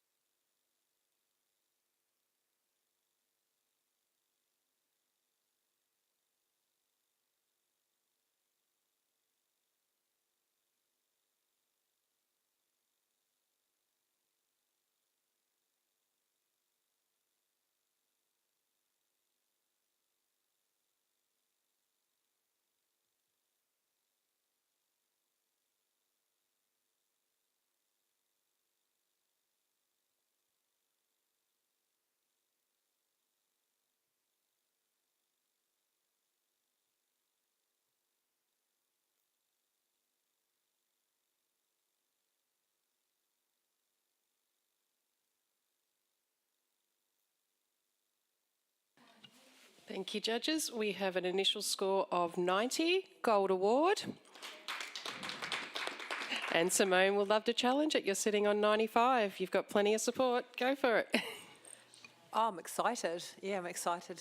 I've actually scored this at 95, which I've scored it a gold distinction more for the fine art look. The presentation is just, I mean, you've all seen that. It's stunning. But the depth of the way this photographer's captured this the single capture, with the strength of that focus bird down the bottom, back to the sharpness of the next one, and then you can still see the distance above is just stunning on their environment. And these birds, I know they are kind of you can actually catch them in a good fast speed, but the sharpness, the delicateness, the everything about it is just beautiful, and just such simple toning as well. Thank you, Simone. Can I hear from Rebecca? You're sitting at 85, so not too far away from gold. Yeah, I was at 85, silver distinction, beautiful work. I just wasn't quite 100 on the focus, so I've gone to have another look, and while I was there, noticed the direction of the tiny bird at the top that is going in the opposite direction. It's actually upside down, like a different direction to the two others, which is just fabulous. I will be coming up to gold. Well done. Thank you. Tony? I think it's a brave use of negative space and a high key image, which to me I liken these birds to almost parachutists in formation coming down on a sycamore leaf. They've kind of patterned together, all doing their own thing as they land on the same spot. And I think it's a beautiful, pleasing image of these. They could be terns. So I'm totally there in gold, and I could also be very convinced for gold distinction. Craig, you look like you're wanting something to say something. I guess I just want to speak in support of it as well. I was at 91. I'm going to come up with a few more points. I think that it is delicate. It's expansive as well. I think that the choice to print this on the full space of what we can print at is quite a brave one, and I love that negative space. It's very refreshing. Yeah. Thank you, Craig. Rachel, you got something to say? I'm on 88 silver distinction. I'm listening very carefully. I do applaud the same things that everybody else has commented on, that delicate feeling of the birds actually maybe being likened to paper birds or something that are slowly falling down out of the sky on top of us, or snowflakes or something. It's very, very lovely. I guess the third bird, the small one, is more unresolved for me. It's not the same type of bird, which is kind of irrelevant either way, but it's because of that, it's got more purpose or drive than that subtle, delicate dropping, and so it just sort of held me out of the gold range. Thanks for that, Rachel. Right of reply. Thanks, Simone. Thank you. I mean, you're all so close, and you're all basically there. One more positive to add is just the pencil-like, which I love, and that angel falling as well. It's just everything about it's beautiful. I think it is the same bird, but at the same, up top, I think it could be a tern because of the angular nature of the wings there. But if it's not, hey, it might be a gull or whatever. But it's just. It's coming in with the whole thing. The theme is there. So, yeah, do your best, everyone. All right, thank you, judges. We're currently sitting on a 90.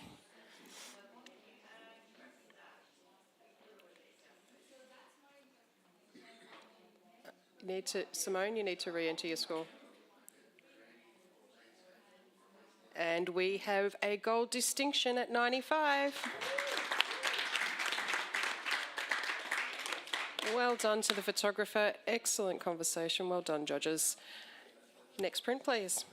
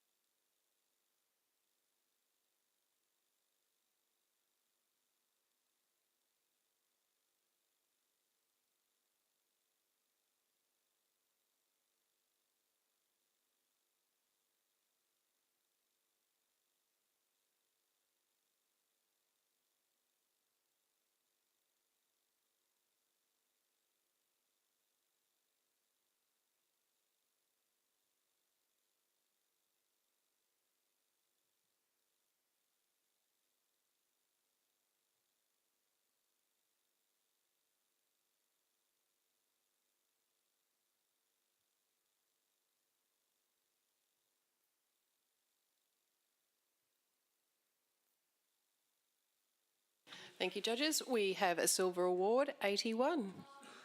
Rebecca, you'd like to challenge? Awesome.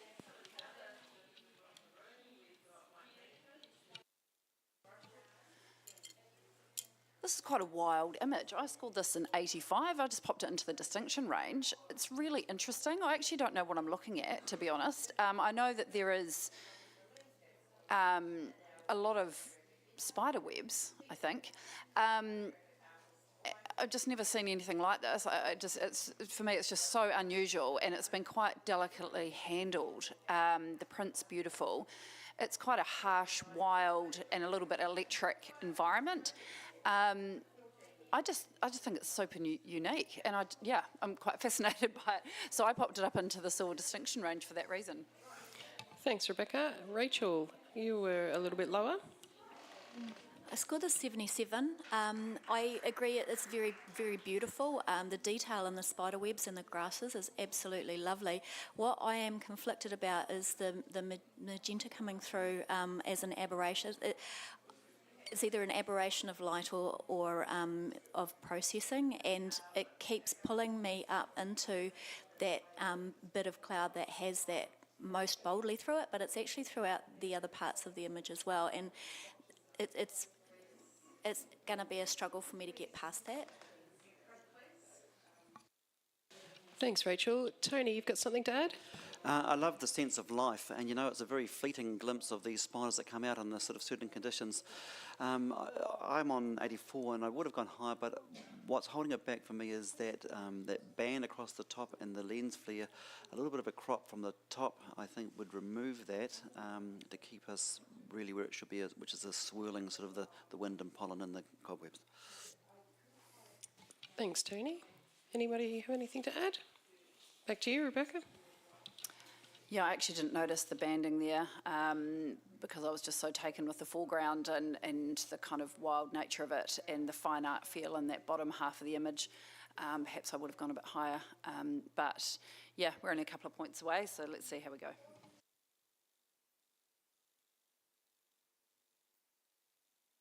Thank you, judges. We have a score of 81, silver award. Next print, please.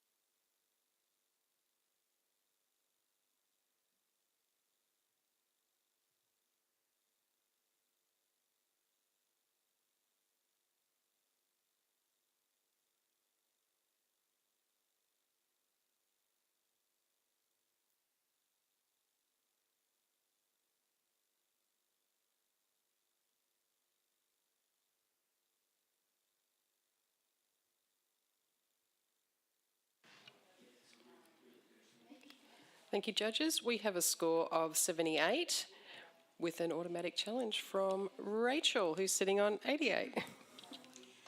I'll give it a crack. I absolutely love the connection of the curvature of the beak, the talons, and the barbed wire, the power and that they're working really well together for me. I think the image has been beautifully captured. If there was more detail in the blacks, I would have gone into gold for this, just a little bit more feather detail there, but it actually doesn't matter because there's detail in all of those other shadows. Love the composition. I was a little bit worried about the barbed wire dropping down, maybe making it look a little bit uneven, but actually the horizon line's beautiful. Yeah, I really enjoyed it, and I put it in silver distinction. Actually, I'd like to hear from Simone. You're right down the other end there. I've got this as good professional practice at 73, and it is a great shot, and the photographer's seen this beautifully, and I love the level that the photographer's shot at, and at the moment, I can't see anything bringing it up to something more, because, I mean, that's what talons do. They grab hold of a post. I just can't go. Could you just? I need to see more. And there's quite a bit of magenta or something in the image as well. I'm struggling with a bit as well. Yeah. Thanks for that, Simone. Craig, have you got something to add? Yeah, I mean, I scored this 78. I think it's definitely deserving of an award. I'm struggling to come up for the lack of detail in the feathers that you mentioned, Rachel, but also the busyness at the bottom. I think if the crop had come up slightly and you didn't have that busy bits of fence, the barbed wire and the square grids of that would have been enough to give me a sense of where this bird is at without complicating things and being a distraction. Thank you, Craig. Back to you, Rachel. Okay. This could be hard, but I'm going to have a go. So I understand where you're coming from, Craig, with regards to the amount of space at the bottom. I think that's actually just bringing home to me that this bird is free. It is wild.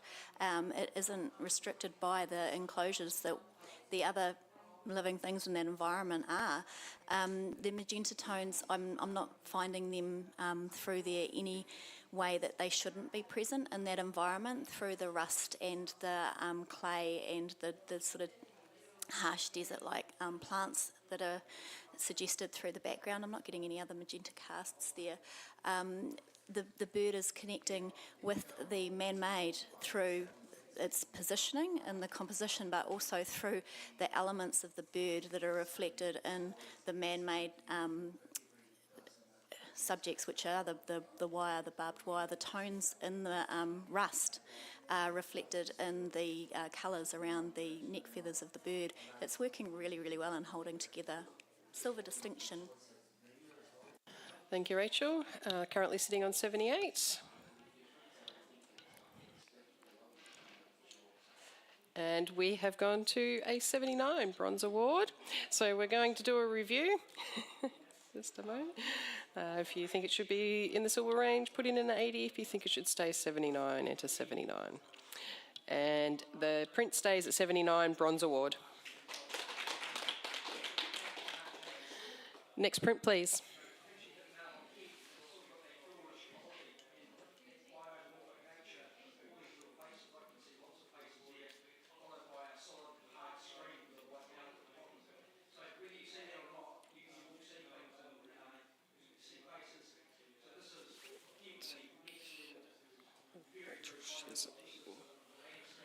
Bring Tracy on. She isn't. She's finally free.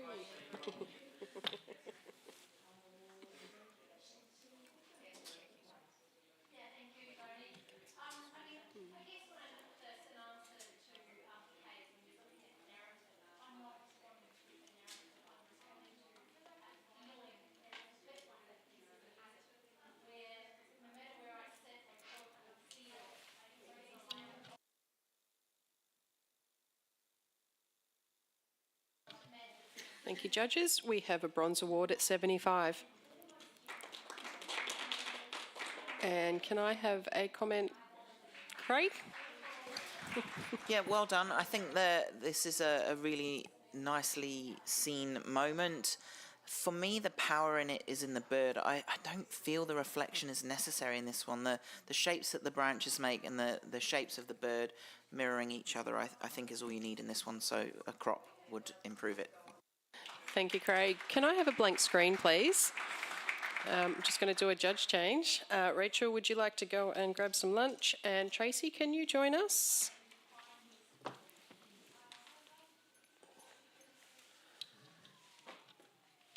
Next print, please.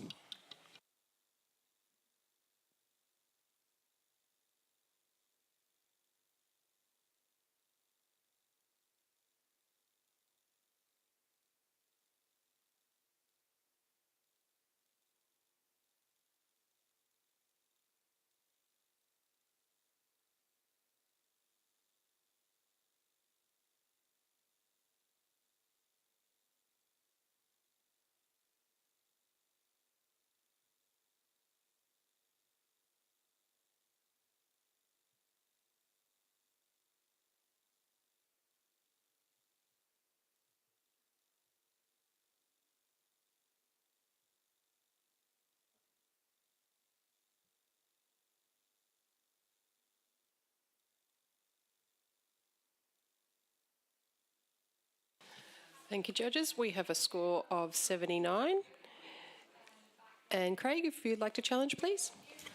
Yep, I snuck this in at 85 into that distinction range because of the moment between the mum and the cub, and also just the humorous kind of rolling around, feet in the air. I think that the light has been really nicely handled. It's a beautiful time of day.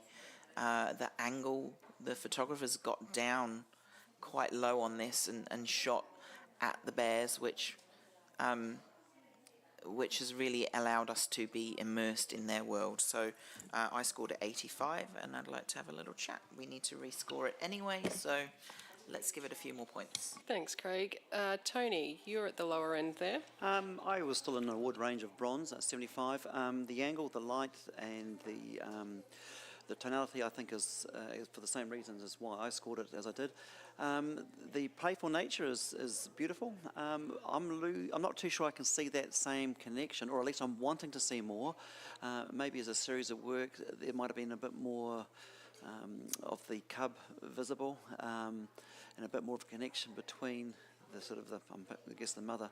So I kind of feel a lot of that activity is a bit lost in that connection, and I'm still left wondering, have we not seen the best of it? Thank you, Tony. Simone, have you got something you'd like to add? Yeah, I had it at 78 with solid bronze. Just to help you along a little bit, I'm happy to head to a low silver. I'm happy to go to an 80. I love the, what's the word, multitasking here with the bear. The bear's doing all sorts of, domestics while the mum's got her little one, and I think that's pretty cool. So I'm keen to get that. Just SD though, silver distinction. I just can't see much more higher level of imagination, creativity to bring though to get to an SD. But cool silver. Thanks, Simone. Back to you, Craig. Right, a reply. Yeah, I think we're sitting on 79. Let's get it into the 80s, and I think that this will be a great result for the photographer on this really beautiful capture. Thank you, judges. Re-enter scores. And we have a silver award at 81. Thank you, judges. I'm sure the photographer appreciates the discussion. Next print, please.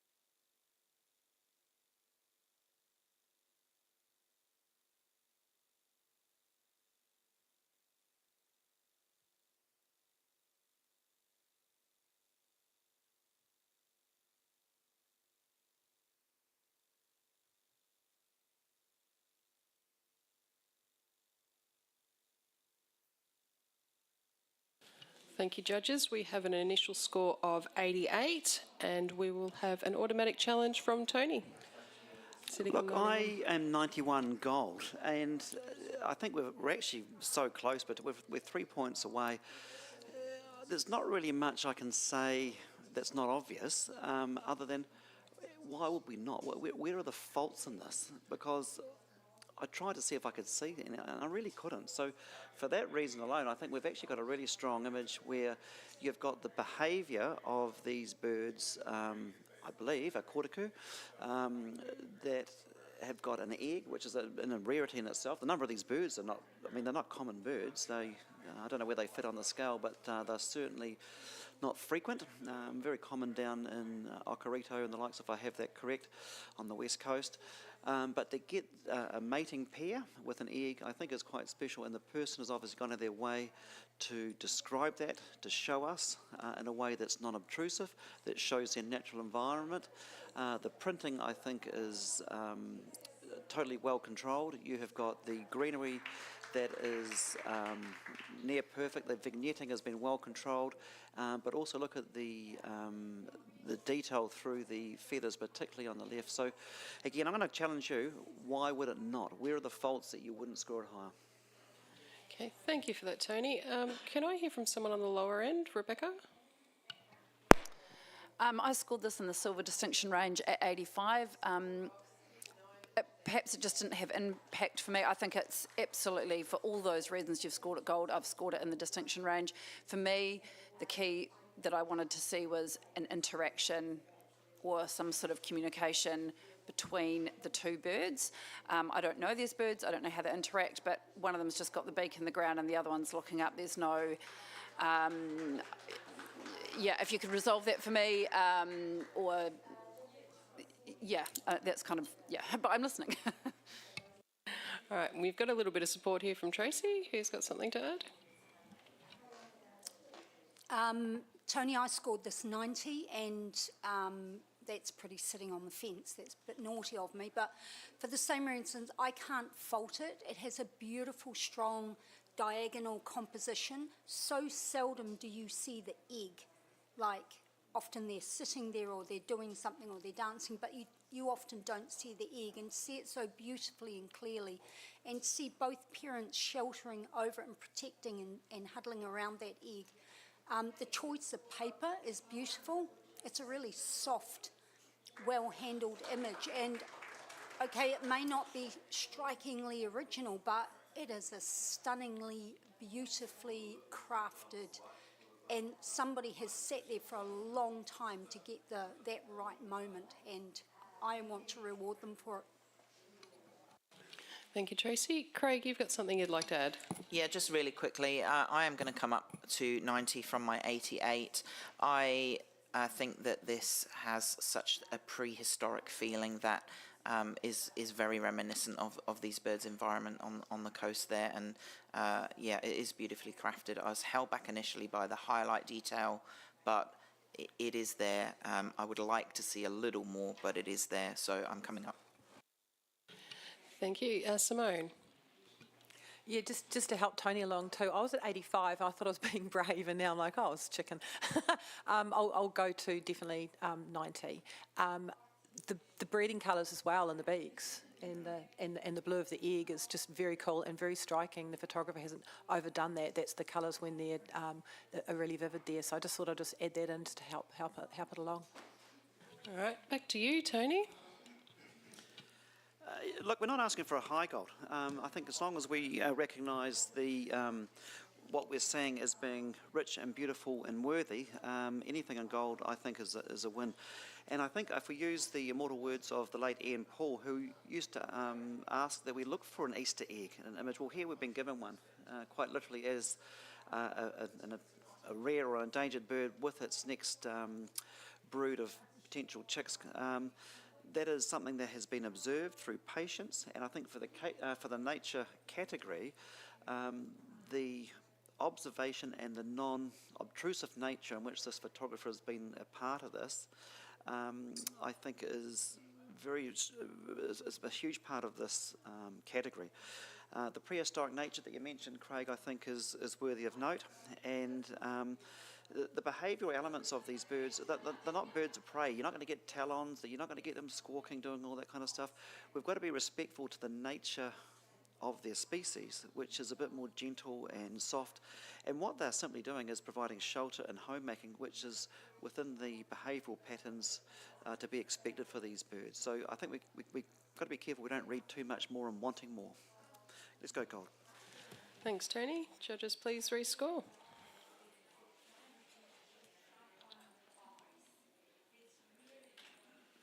Tony, can you re-enter yours? Oh, there we go. That's all right. It's come through just now. We have a gold award at 91. Congratulations to the photographer. Can I have the next print, please?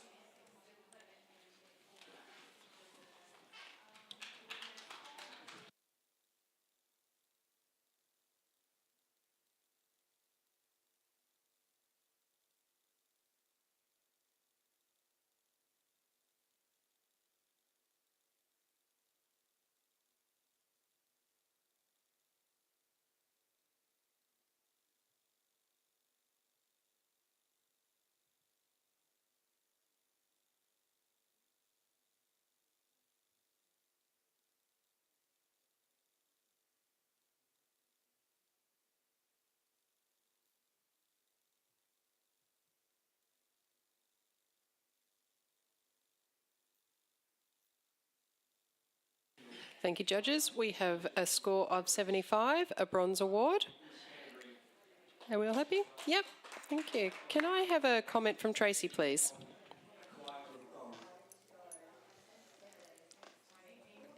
This, I think it's a crocodile, not an alligator, is beautifully framed by the foliage. I just found some highlights in the middle leaf at the top a bit distracting, and the foliage at the bottom intersecting with the croc itself. Other than that, it's a beautiful capture. Well done. Thank you, Tracy. Can I have the next print, please?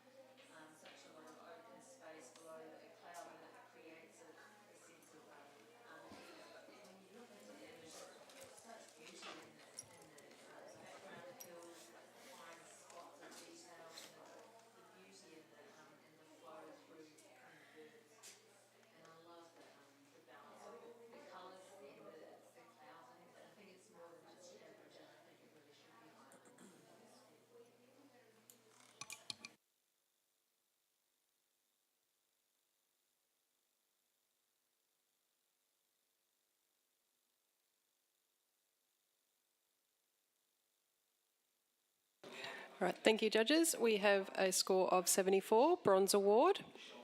And we're all...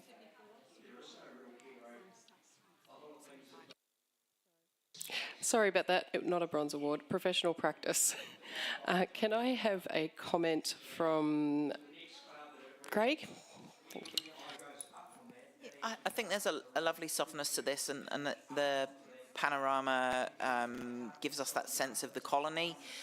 It's really just lacking a moment for me where I can rest my eye. Craig,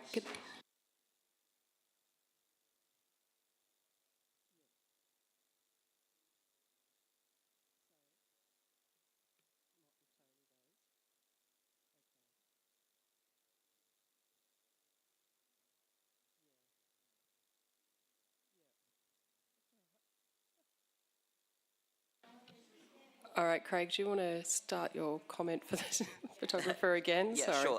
So I enjoy the panoramic crop of this. It gives a sense of the colony, and I just thought it lacked a moment that my eye could rest on, where there's maybe a bird doing something different, or some focal point for me to rest. Thank you, Craig. Can I have a blank screen, please? I'm just going to do a quick judge swap. Simone, can you take a break?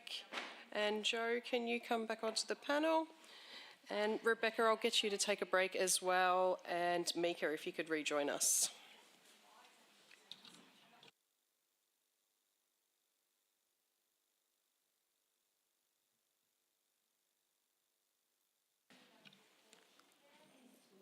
Ready? We'll have the next print, please.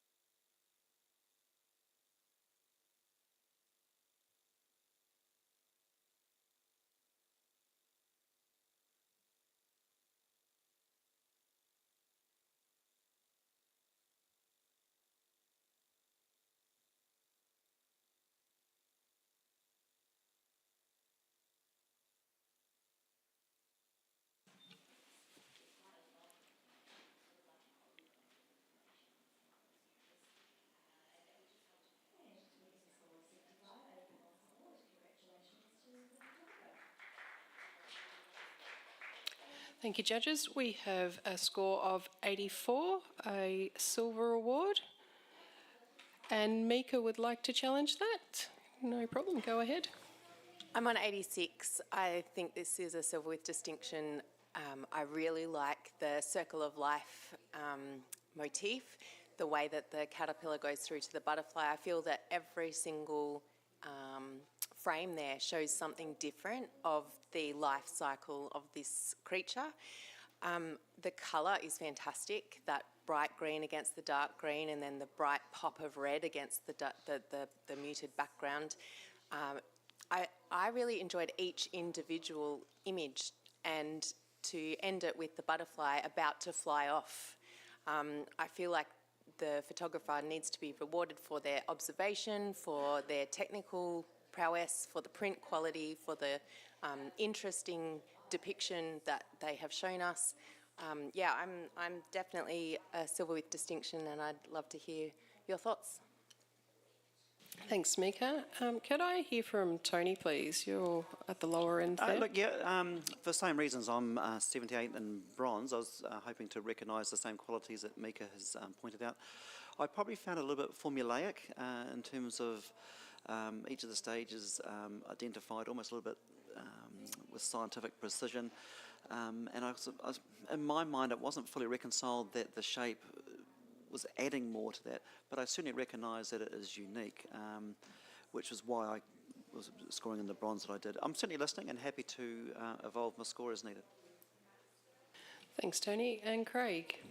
Yeah, I was in that silver distinction range as well, and I think this is probably actually life-size or very close to it, and I really appreciated that about it as well. And that's why I snuck it up there. I probably would have taken it even further if there had actually been an image of it flying away to complete the story. But I think we're almost there into that gold range with this, and so silver distinction, I thought, is where it's at. Excellent. Anything to add? No?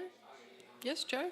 I really wanted to go up into the silver distinction. I think what held me back is that it's not actually the same chrysalis and the same butterfly that's coming through. So you've got two different stories that are joined together. So they're on quite different perches, different branches.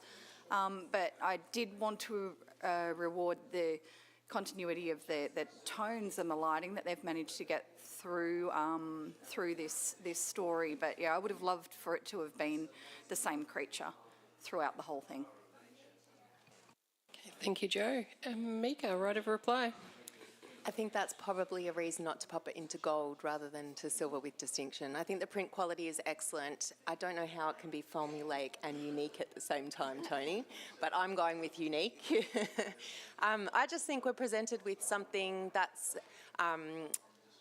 I don't find it formulaic. I think it's something exciting. I'm really intrigued at the whole life cycle. I know the life cycle of a butterfly, like we all do. We're taught it when we're kids, but this is showing it in a really beautiful, artistic way. And the circle orientation of each image works well for each image. I think that's really challenging to do. And yeah, it's the circle of life. So it all works really well together. I definitely think it's a silver with distinction. Thanks, Mika. Currently sitting on an 84. Let's rescore.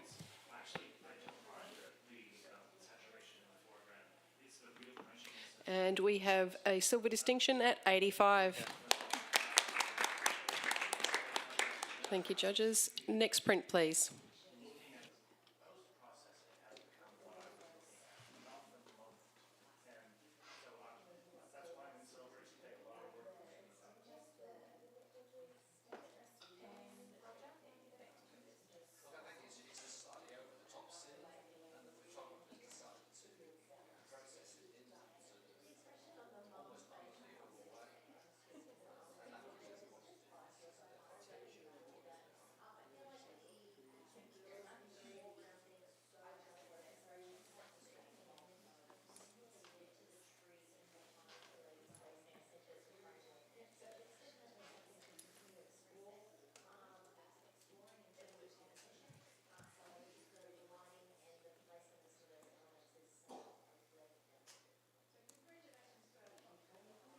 Thank you, judges. We have a score of 83.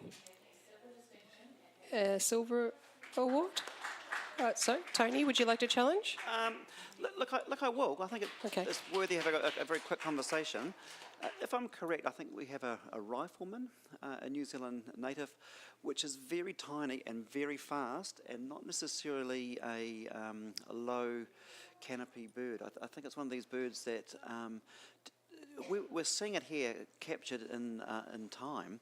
To think, oh yeah, it's just another bird, but they don't work that way, you know. So this photographer has done a brilliant job in what is normally a dark forest to freeze, to position, and to compose in a way that we can actually see that really sharp beak, which is a really key feature of this bird. I think it's just a little bit obvious. We can take it for granted just how obvious it is, but knowing the traits of this particular species, it's actually really tough. So I just think we need to just consider for a minute if we wish to reward that skill set from the photographer. Thank you for that, Tony. Mika, can we hear from you? Yeah, definitely.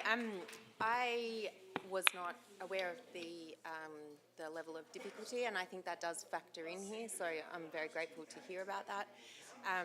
I also see a boar's head that little bird is sitting on.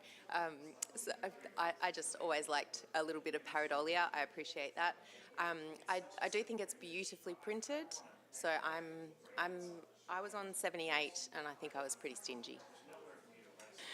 Thanks, Mika. Anybody else have anything to add? Joe? I was sitting on 83 and I'm really comfortable with that. I think while I really appreciate the positioning of the bird, the bottom third of that frame isn't adding anything to this composition for me. If it had been in a little bit tighter and really made us sort of look at this gorgeous little creature a bit more, I probably would have been up a little bit higher, but I'm listening. Thank you, Joe. Back to you, Tony. Yeah, look, you'll do what you feel right, but just with a little bit of knowledge and insight, that may help, and that's why we have a judging panel of 5 to help each other out. So look, I think it's a tricky shot to get right. I think it's a beautiful little bird that needs to be cherished and celebrated, as with the photographer. 87. Thank you, judges.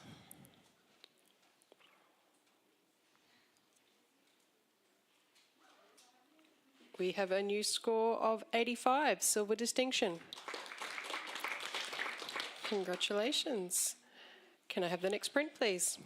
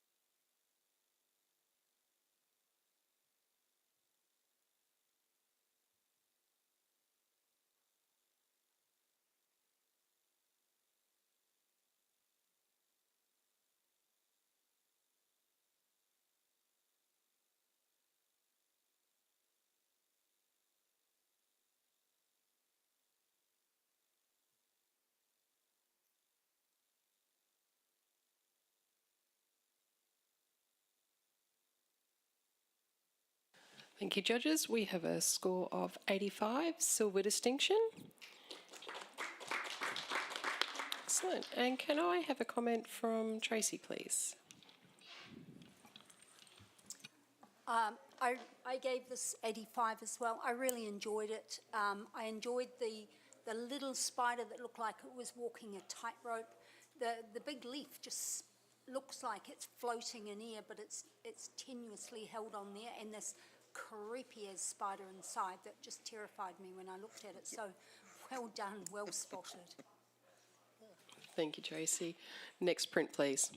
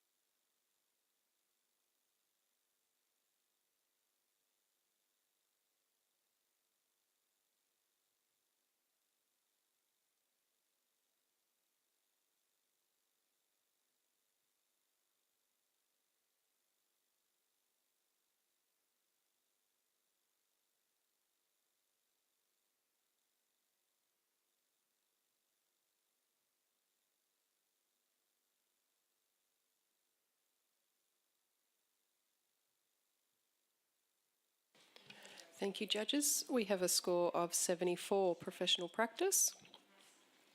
Can I have a comment from Joe, please? Hi there. I think this is a great little fishy. You've separated him really well from the background with your lighting. I think if you just like kicked your flippers around a little bit to the left so we could see more of that awesome grumpy face and a little bit more of the shape of his tail, that would have been great. But yeah, well done.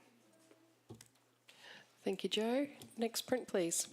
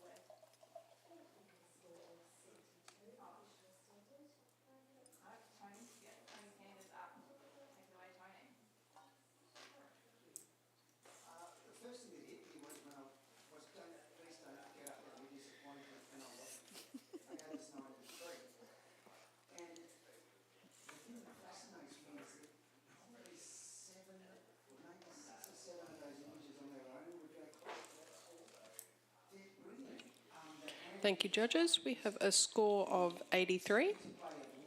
And Joe would like to challenge. I had this up on 88 as a strong, well, silver distinction. I think this is a really wonderfully constructed image. If you have a look at this beautiful orb weaving spider, which, you know, is creepy, but love it, it's beautiful. I like the way the background sort of almost becomes a hillside. It's a really different take on how you would see one of these spiders presented to you. It's really more fun. The more fun you have, the longer you look at it. I quite like the lighting is inspired. It sort of reminds me of that classic horror film lighting where it's like coming right up from under the subject, and you know it adds to the creep factor. And you get to see all that beautiful detail on the webs, but that lighting on those joints in the leg and its little fangs and everything that's creepy about it is what's wonderful about it in this image. And I think it's really well handled, and I think we should reward the photographer for this.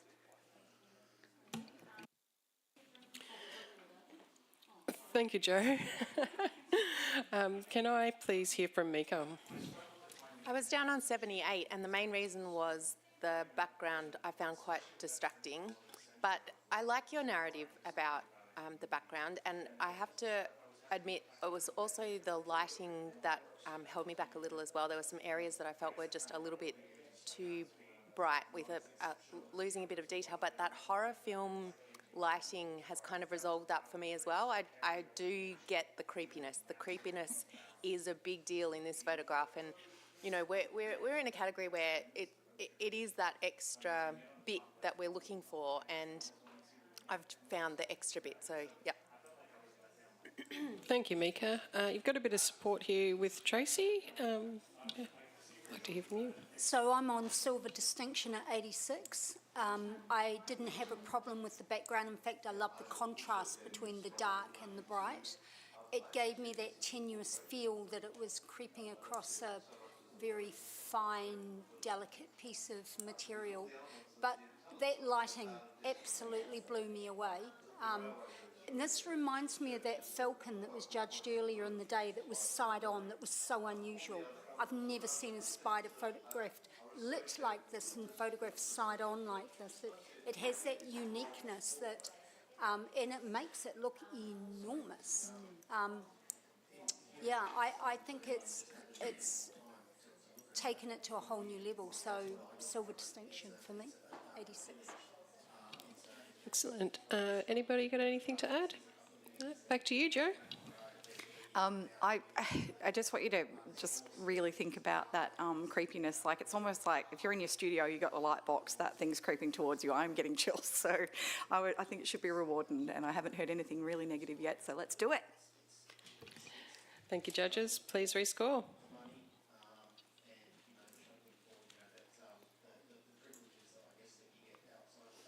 And we have a new score of 86, silver distinction. Can I have the next print, please?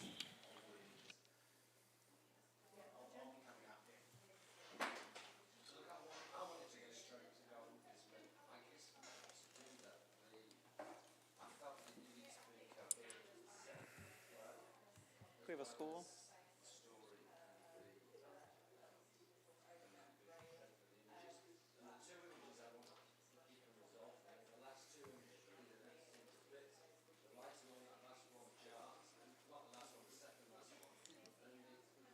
We can't put it in yet. Gotta wait for the blank.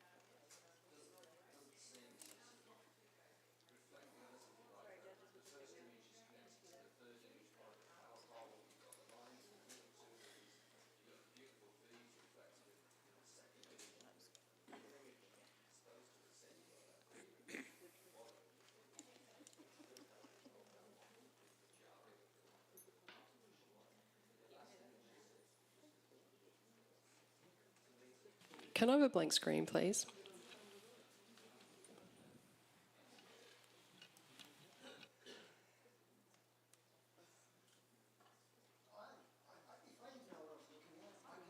Sorry guys, we're just having some internet problems at the moment.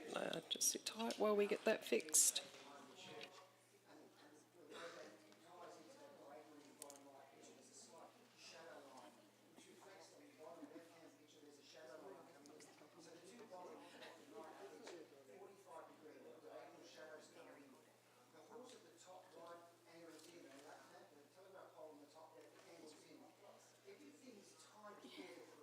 About 3/4 of the way, aren't we?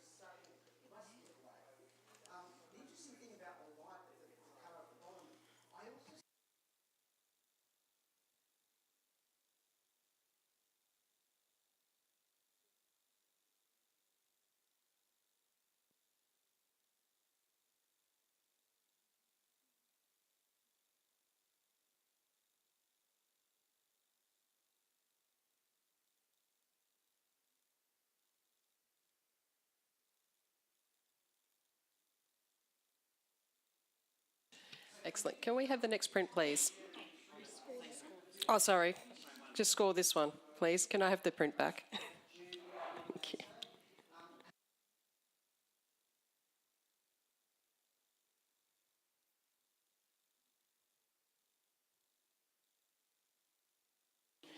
We have a score of 67. And can I have a comment from Tracy in how the photographer could lift this one? Lots of beautiful colour and the lighting is sublime, but the bee is not quite sharp and it's a little lost in the environment. So perhaps get in a little closer and my eye gets drawn to a lot of other distracting elements. Thank you, Tracy. Can we have the next print, please?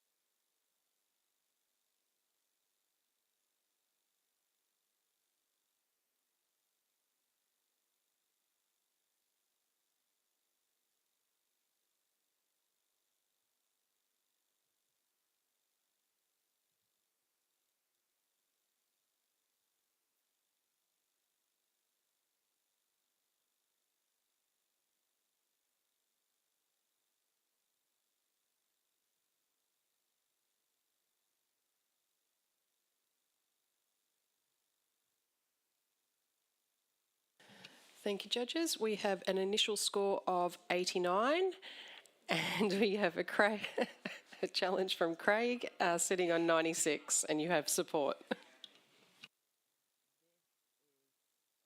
Microphone, this is just exquisite. It is completely unique. The the shape, there are two dolphins here. One is slightly deeper in the water here. And then you've got this reflection. You have to remember this is a single capture. You've got the reflection of the boat that echoes the shape of a dolphin. I can also because of the blacks, it also makes me think maybe like it's an orca. And so I've got this juxtaposition of the man-made, but the hunting kind of aspect of it as well, and the fight between man and nature, and it presented to us in this way is something I have never seen before. Print is beautiful. I have given this a gold with distinction. Fantastic work. Thank you, Craig. Can I hear from Mika? You are at the lower end there. I scored this 81. I appreciated the narrative. I feel that the threat of what the reflection is, the boat over the top of the dolphins, really predatory, and I rewarded it with a silver for that. I felt that the liquidity of the water could have been a feature in this photograph were it not for the presence of the noise and for want of a better word, the deadness of the blacks. Perhaps a different paper choice would have helped with that. But I'm definitely listening because I clearly didn't see everything you did. Thank you.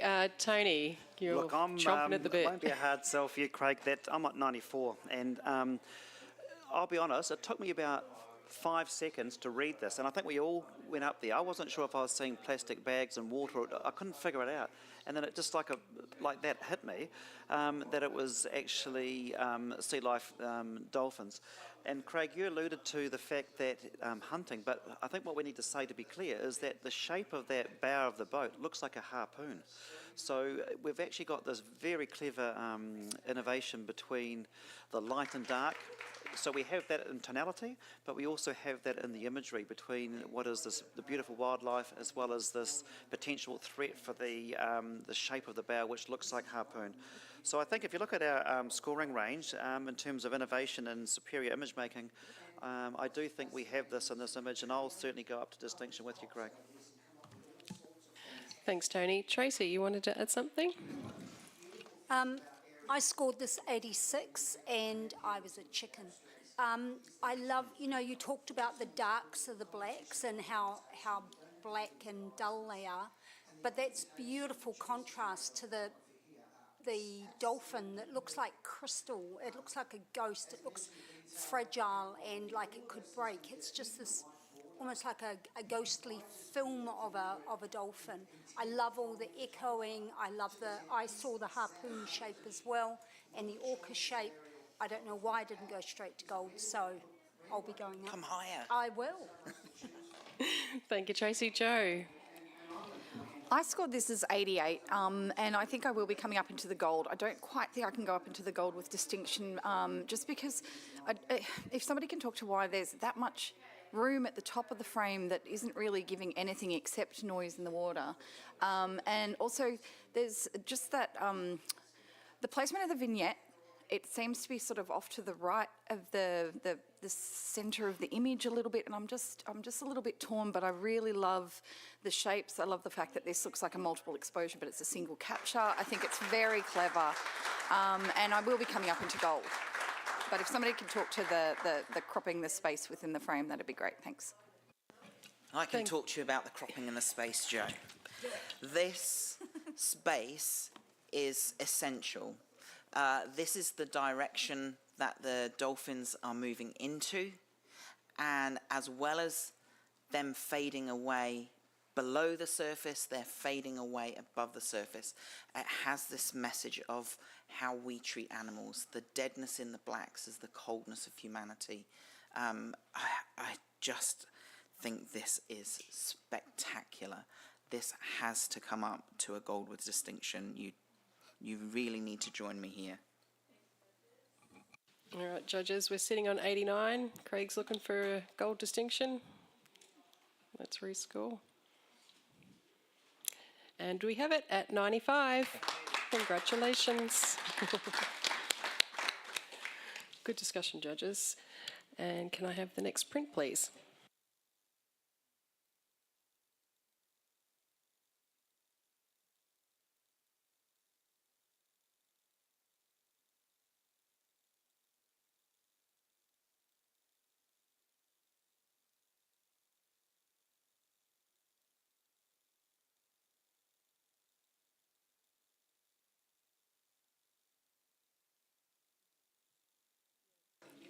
Sorry, judges, we're just having some internet issues again. Just hopefully it'll start working again.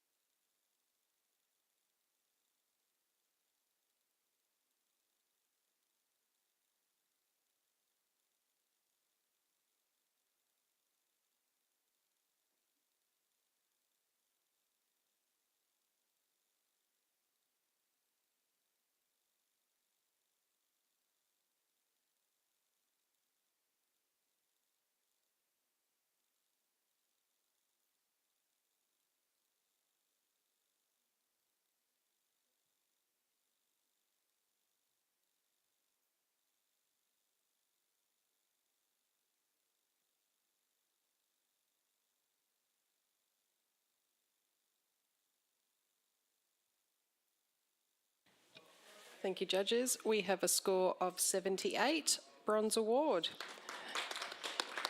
And we're all pretty much in the same scoring range there. So have we got a comment from Mika?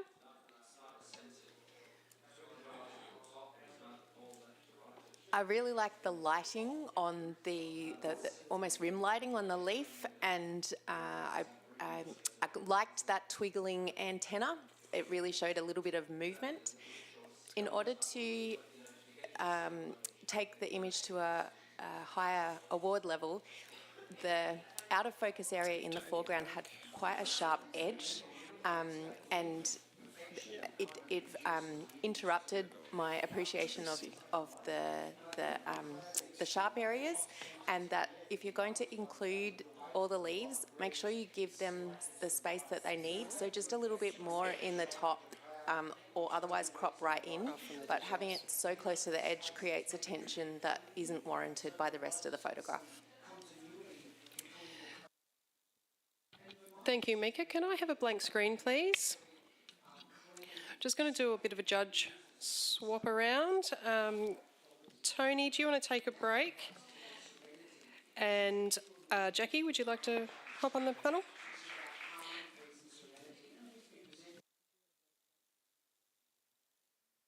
Okay, sorry. Yep, Craig, you take a break. And I'll bring Steve back, please. And have we got Rachel or Rebecca? Oh, yep, Rachel, can you come on, and I will get... Who was I sending off?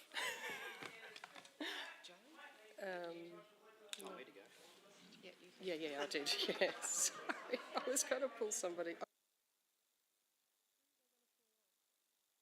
Sorry. It's in my hand. Tracy, take a break. Sorry, it's a long day sitting here. Thanks, Tony. All right, now we've got that confusion sorted. Can I have the next print, please?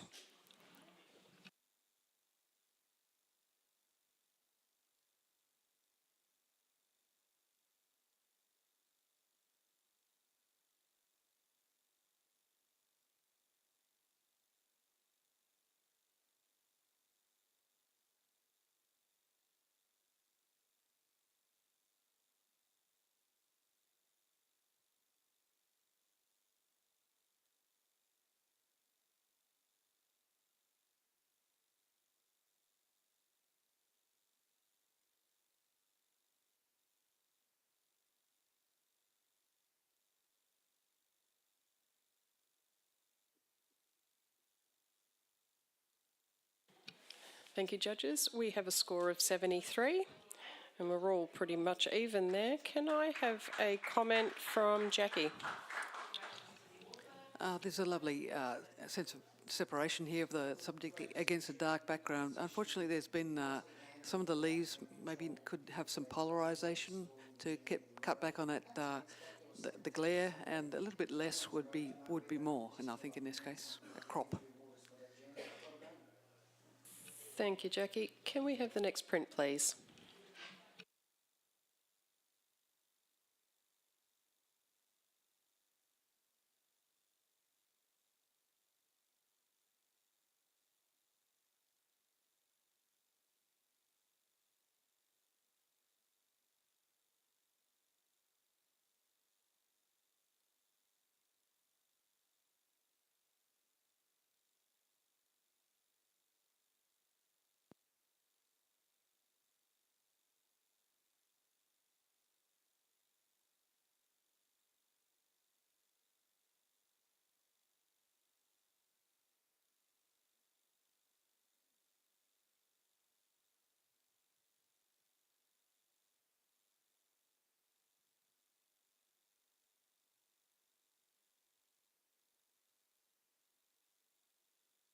Thank you, judges. We have a score of 79.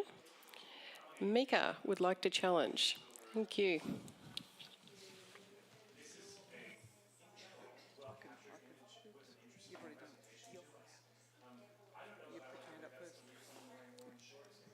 This is a single capture photograph, and to get this kind of artistry in a single capture, I mean, you've got to take thousands of photographs.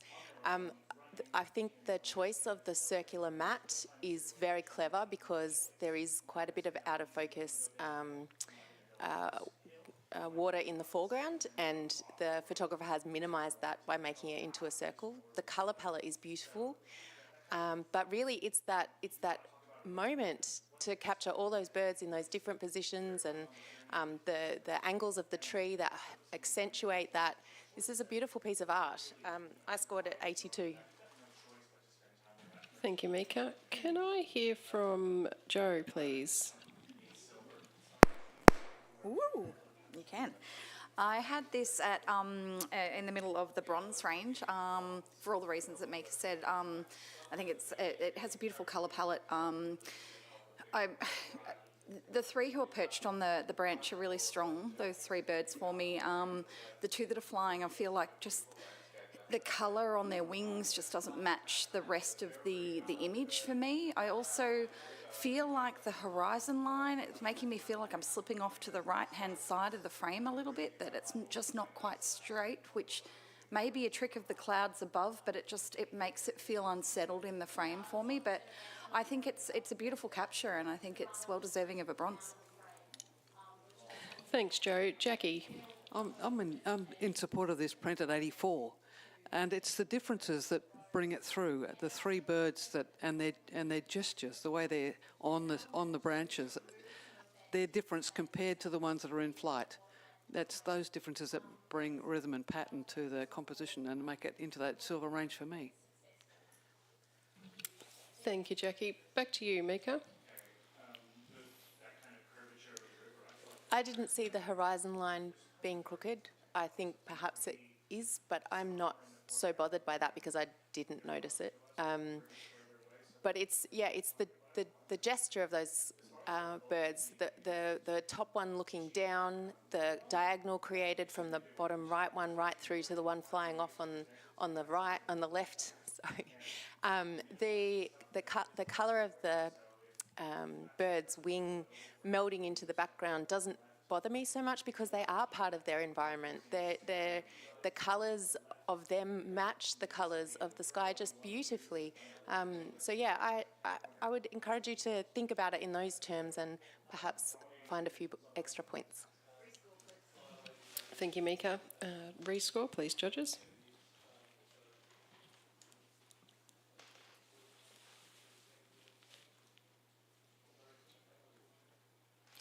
And we now have a score of 80, silver award. May I have the next print, please?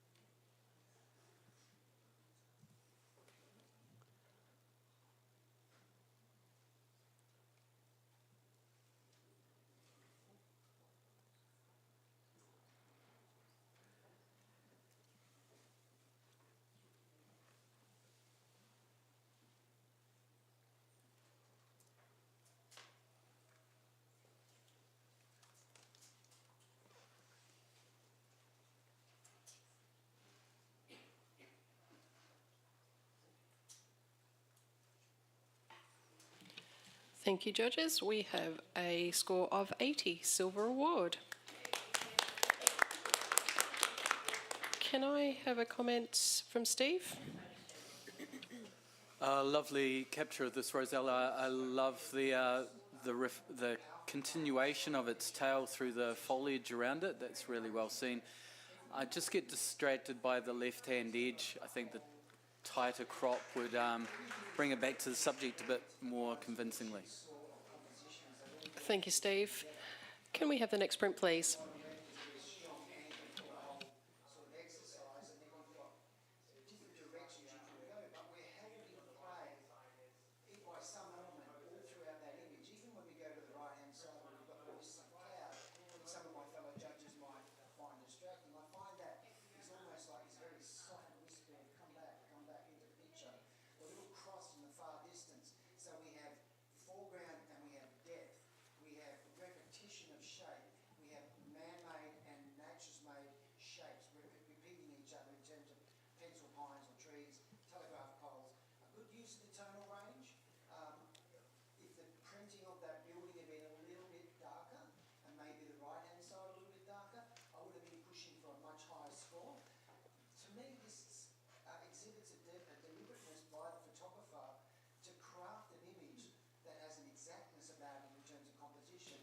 Thank you, judges. We have a score of 75, bronze award. And can I have a comment from Steve? Sure, this is, I really like the use of the circular crop. Feel the weight of the image is quite nice. Distracted by the foreground being so out of focus. Maybe a little bit more depth of field so we could have seen the second lamprey or eel in the background as well. But it's a lovely capture. Thank you, Steve. Next print, please.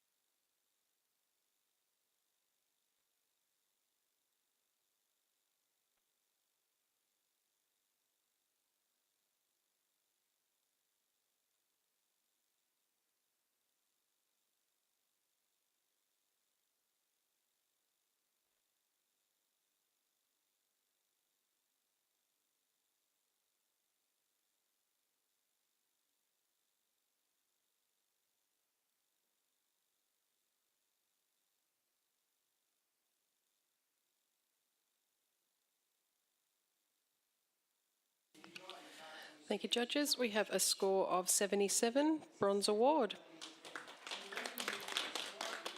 Can I have a comment, please, from Mika? I'd like to commend the photographer on the paper choice. I think that's really worked well for this image, and it's really kind of highlighted the colour, the amazing pop of orange against that more drab background. I think that was great.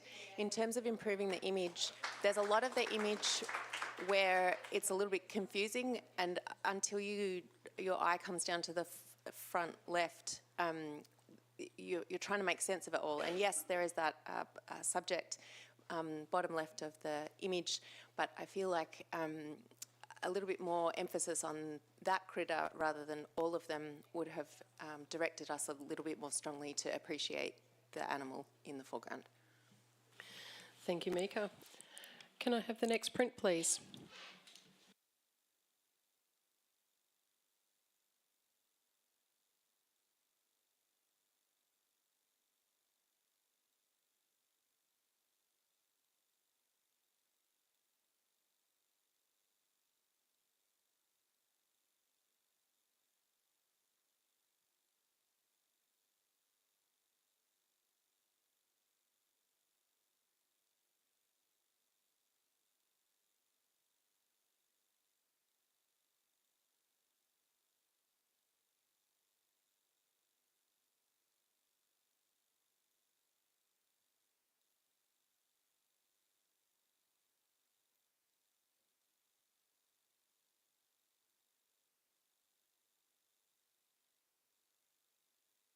Thank you, judges. We have a score of 78, a bronze award.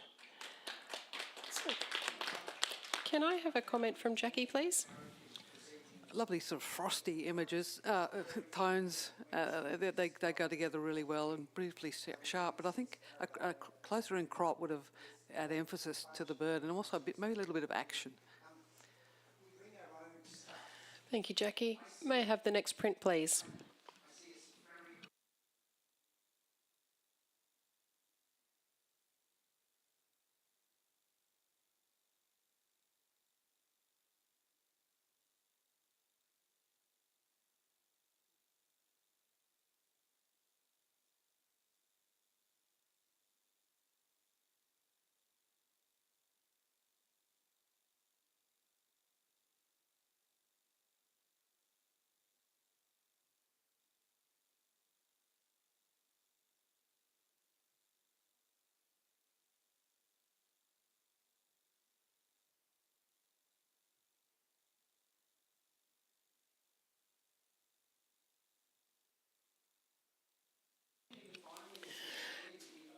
Thank you, judges. We have a score of 76. We have a challenge from Jackie. Yeah, I scored at 86. And I can see the bluey, purpley, magenta colour cast through here, but I think it's adding to the emphasis, the nature or the character of the bird. What I particularly like was the movement of feathers on the bottom, the sense of movement, the sense of gesture, sense of character, beautifully sharp. That's where it elevated me because of an emotional connection to it. It's maybe not the natural tones that we would get, but just the little baubles under the chin of the tui are just so beautifully, delicately handled. So, 86. Thank you, Jackie. Mika, can I hear from you, please? You're at the other end there. Sorry, I scored this 72, professional practice. I really love the pose and the colour contrast from the foreground to the background, but I, unlike you, was influenced by the colour in a negative way. The very strong purple on the animal's talons and beak, and the branch. I just feel there's a bit too much purple for me. Thank you, Mika. Can I hear from Joe? I had this as 75 bronze. The top half of the image is beautiful with that bokeh and the colour, although I think there's some inconsistencies in the print handling around the top of the bird's head and the back of its feathers there. But the bottom half, it just falls apart for me. It's just oversaturated, that purple colour cast. Really just distracts from that beauty of the softness of the background in the top, and I think it sits really well in the bronze, and yeah, it's a beautiful bird. Thank you, Joe. And back to you, Jackie. That's the only negative, is the colour cast, and is that so bad that you would take that many points off it? So perhaps, it's sitting on 78, which is very close to being a silver. If you were to desaturate that colour from your mind and bring your attention to the gesture and the space that bird's occupying, the hook of its talons on that one piece of wood, all the other shapes in there are beautiful shapes that celebrate its gesture and its space. I'm asking you to bring it into silver. Thank you, Jackie. Judges, please rescore.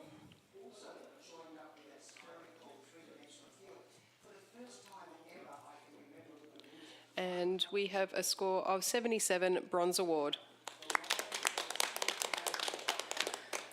Thank you, judges. That is the last of our print entries, and we will just take a 5-minute break while we switch over to our digital entries.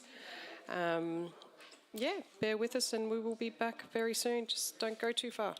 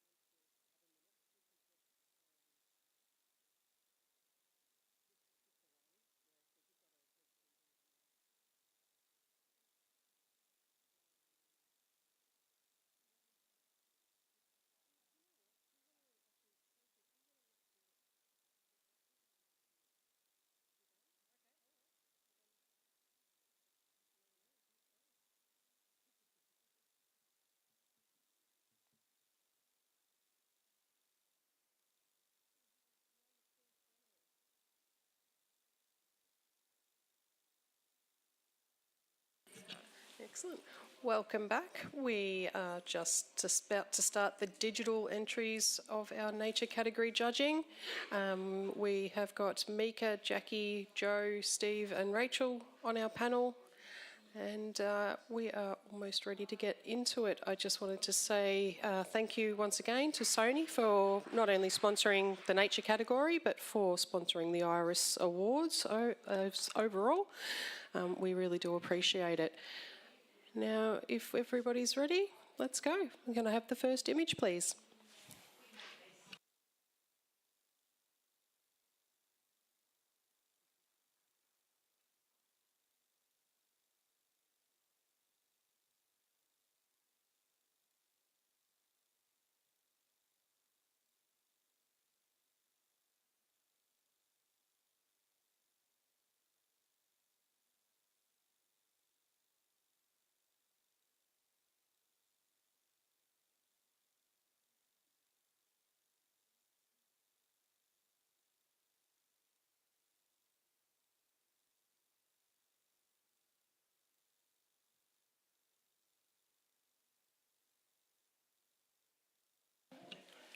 Thank you, judges. We have a score of 77.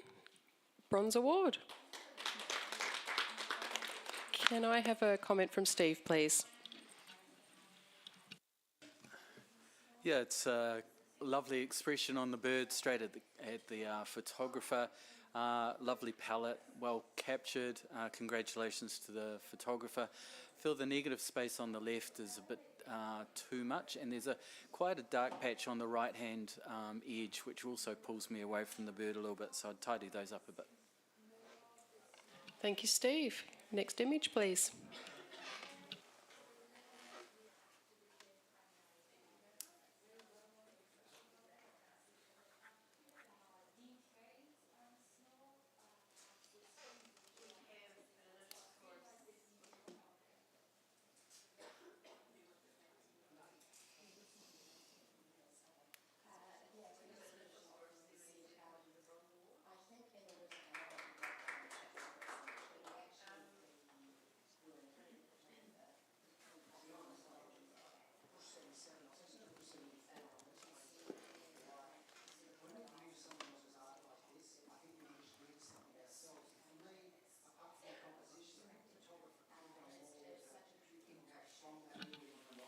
Thank you, judges. We have a score of 75, bronze award, and we are all in the same scoring range. So can I have a comment from Mika, please? I like how the photographer has accentuated the angularity of this tortoise or turtle. I'm not quite sure what the difference is. Apologies. And I liked the leaf sitting on the tortoise shell. The brights I found a little bit too hot. I'm not sure whether people use polarizers in nature photography, but that certainly would have helped to enrich the colour in those areas. So perhaps have that in your arsenal for next time. Thank you, Mika. Next image, please.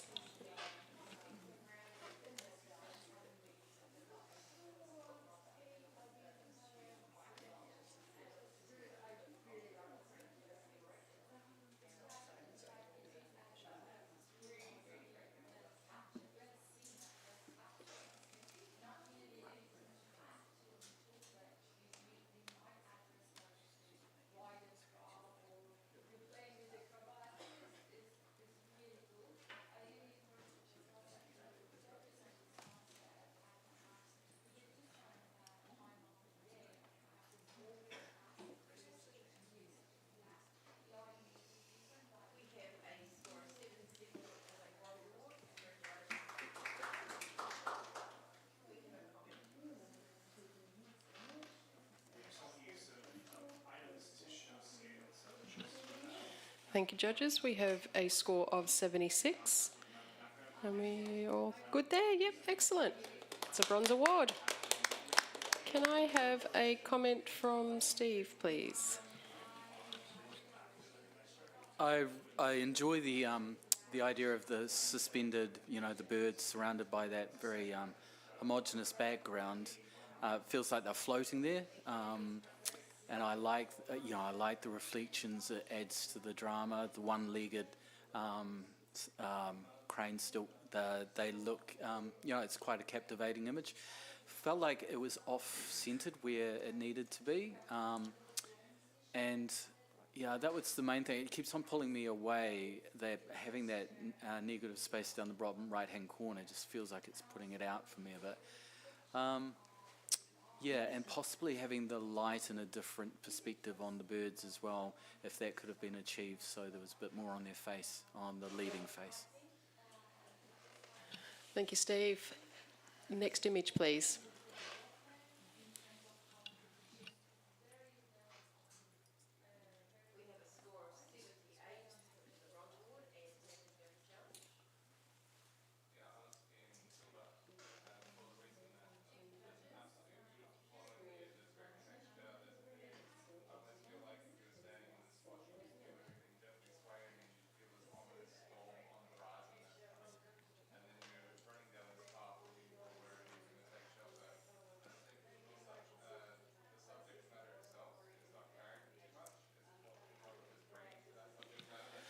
Thank you, judges. We have a score of 73.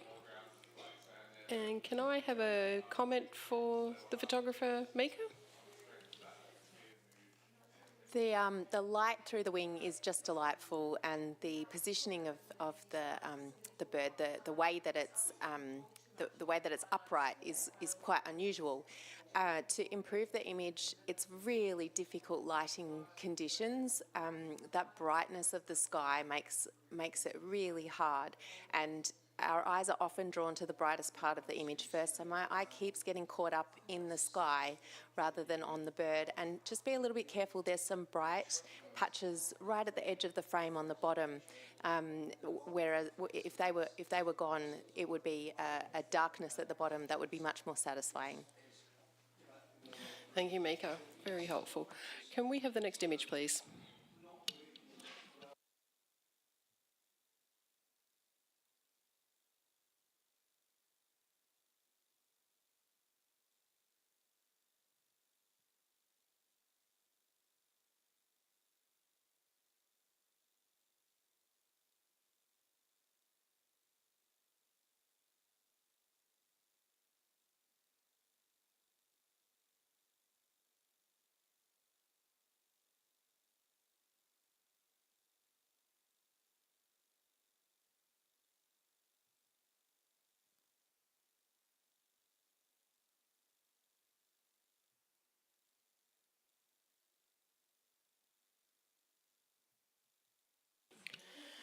Thank you, judges. We have a score of 80, a silver award. Excellent. Can I have a comment for the photographer, please, Jo? Congratulations on your silver with this delightful little image. It really speaks to the isolation of this penguin species, but there's a really comedic part to its pose, and well done on keeping in the detail on the whites. I feel like there's just that little bit too much space. It's in a slightly awkward spot within the frame, so a slightly different crop would have lifted this for me, but really pleasing image. Well done. Thank you, Jo. Next image, please.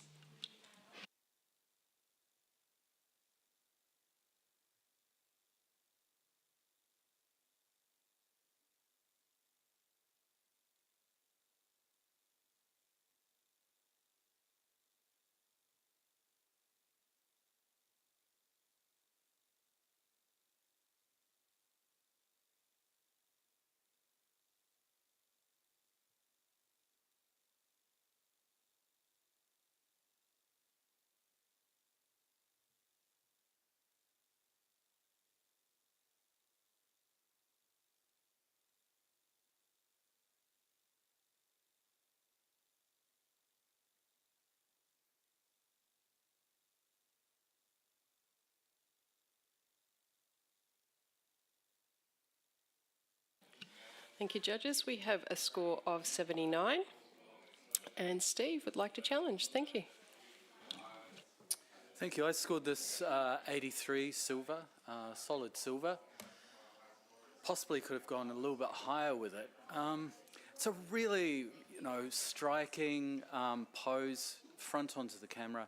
dynamic lighting, very strong lighting on its side to give us all of that colour detail coming through its body, its eyes sharp, beak sharp.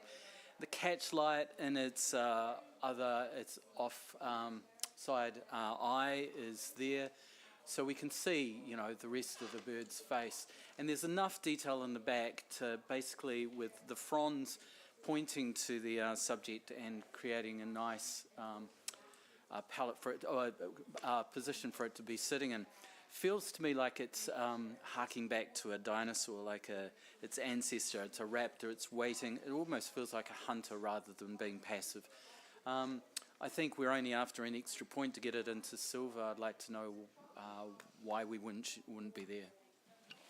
Thank you, Steve. Can I hear from Jackie, please? I scored at 76. The front of the beak isn't sharp, but I will go past that to the eye and to celebrate the richness of the reds and those greens. I would have just liked to have seen a little bit more in those darks, a little bit more of that sense of primordial landscape you're talking about. But you know, I may well come up into silver. Thank you, Jackie. Joe, you got something to add? I really love the punchiness of the colour and the light in this image. However, that little catch light in the eye on the right-hand side and the dark side of the face actually distracts for me. It makes me want to see more in there. If that had been completely dark, I think I would have found the drama to hold my eye where it is. Instead, I'm searching for that detail on that right-hand side of the bird. And the lines that are the fronds leading up in the top left-hand corner, they actually draw me away from the bird and out of the frame because they're quite light next to the edge of the frame.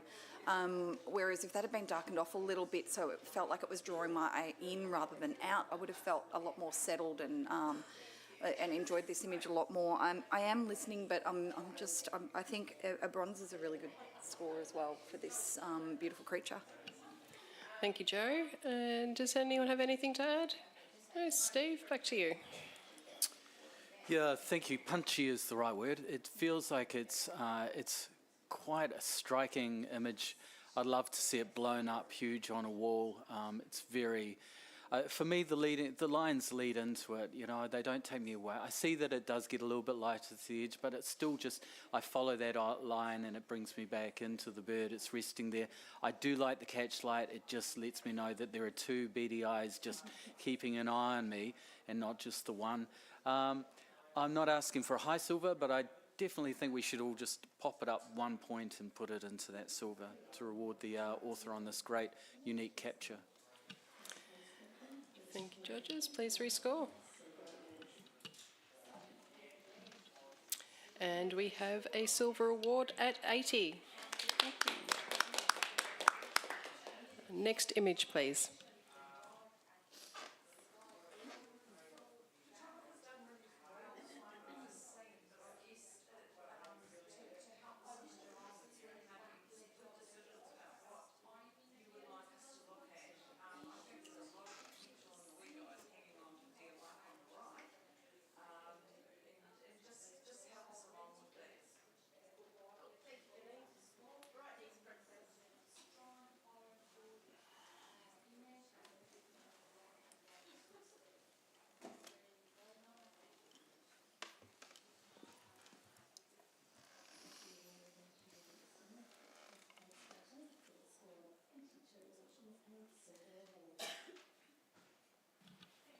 Thank you, judges. We have a score of 74. Can I have a comment from Jackie, please? Yeah, I think that it's great having something in the beak and something's happening in there. I think it would have been improved by a closer in crop to bring the eye right into the bird and a little bit bigger depth of field so that foreground piece of stick was also sharp. Thank you, Jackie. We're just going to do a little judge swap. Can I get Mika to step off? Thank you. And Tracy, would you like to rejoin us? And if we could have Joe please step off, and we'll have Rebecca in for Joe. Thank you. All right. And next image, please.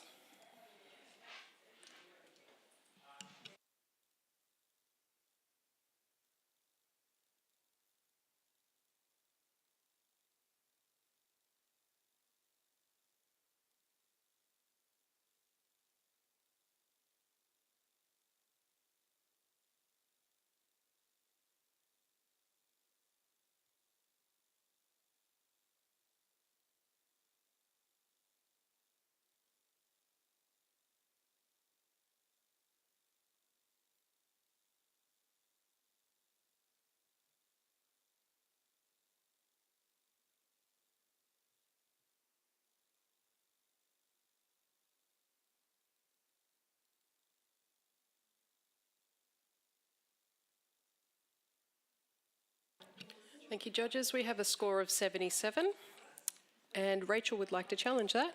Thank you very much.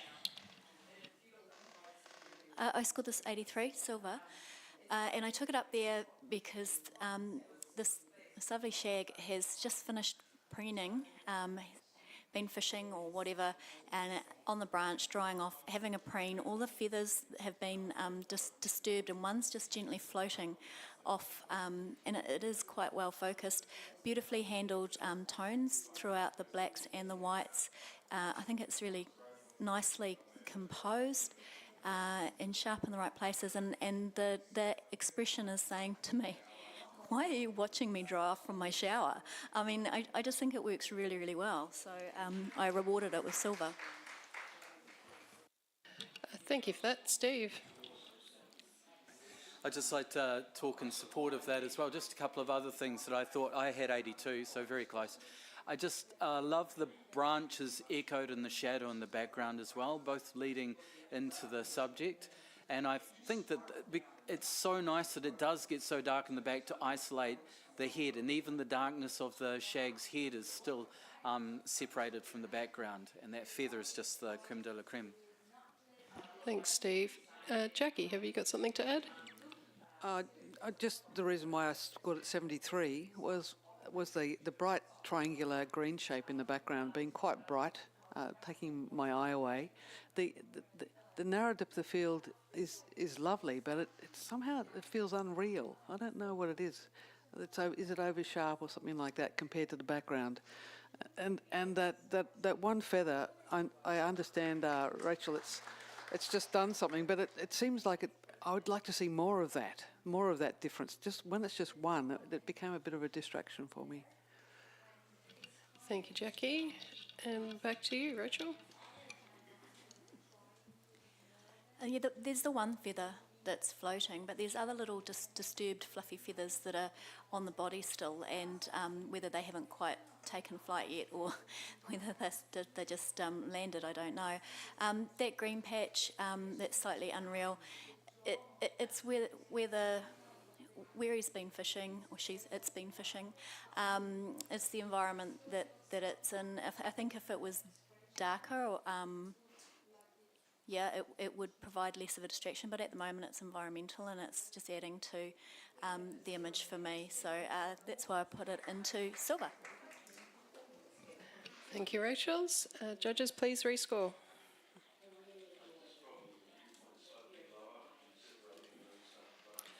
And we have a score of 79. So we're going to go to review. You know what to do.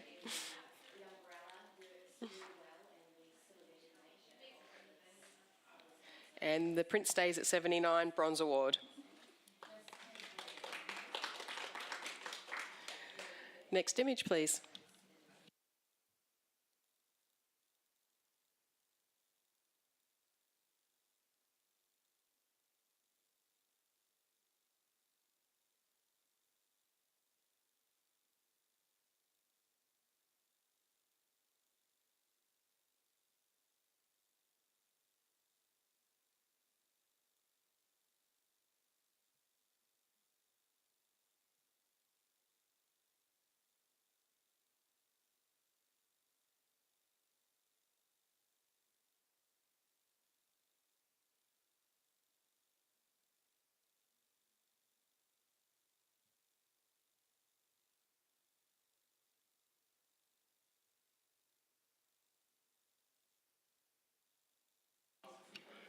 And we have a score of 75, bronze award. Steve, would you like to speak to the photographer? It's a great image or images of the krill. For me, less is more in this case. It would be better just to simplify, make a stronger image out of one of those. And possibly it's the top one just because of the mass effect of krill, and make that as big and as overwhelming as possible, possibly would make it stronger. Thank you, Steve. Next image, please.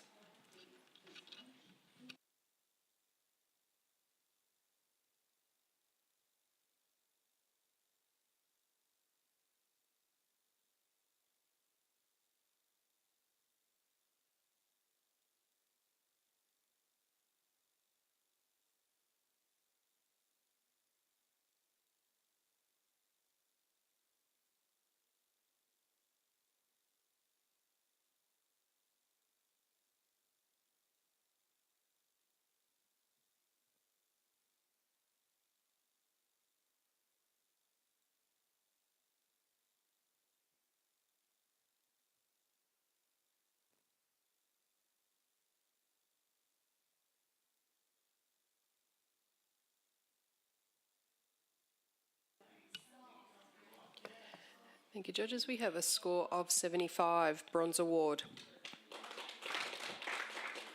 Can I have a comment from Tracy, please?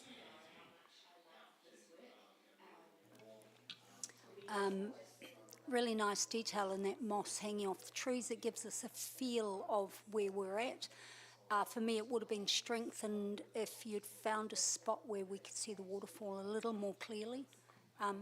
Yeah, maybe crop it in a little tighter. Thank you, Tracy. Next image, please.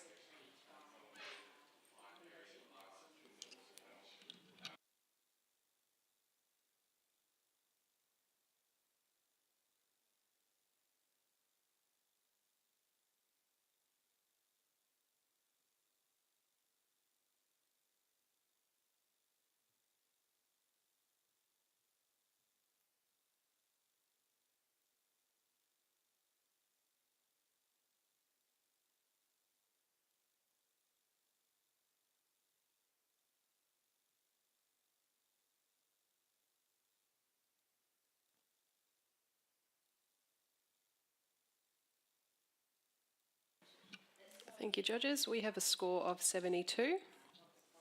And can I have a comment for the photographer to help improve from Jackie? Yeah. There's a nice pattern and use of space here and the repetition of the one bird, but I think they need all to be sharper, a faster shutter speed, higher ISO, bigger depth of field, and a little bit more, maybe a little bit darker exposure. Thank you. Next image, please.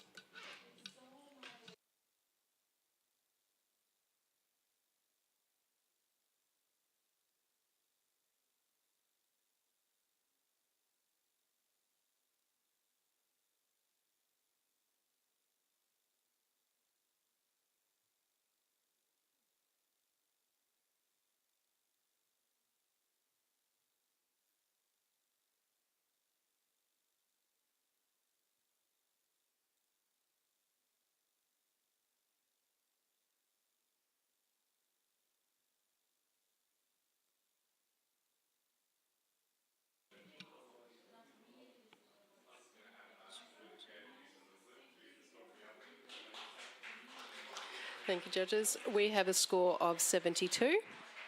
And could I have a comment for the photographer, please, from Tracy? You have some nice lines and shapes in here. There's a reasonable graphic quality, but there's a lot of strong highlights that could be toned down to help contain the eye. Thank you, very helpful. Can I have the next image, please?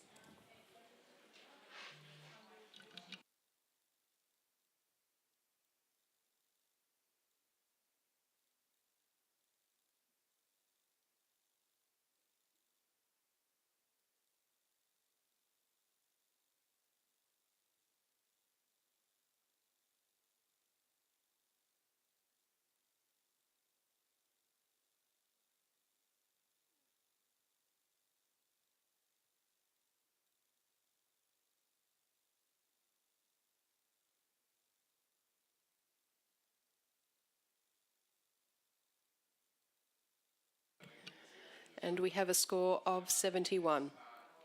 Can I have a comment for the photographer, please, Rachel?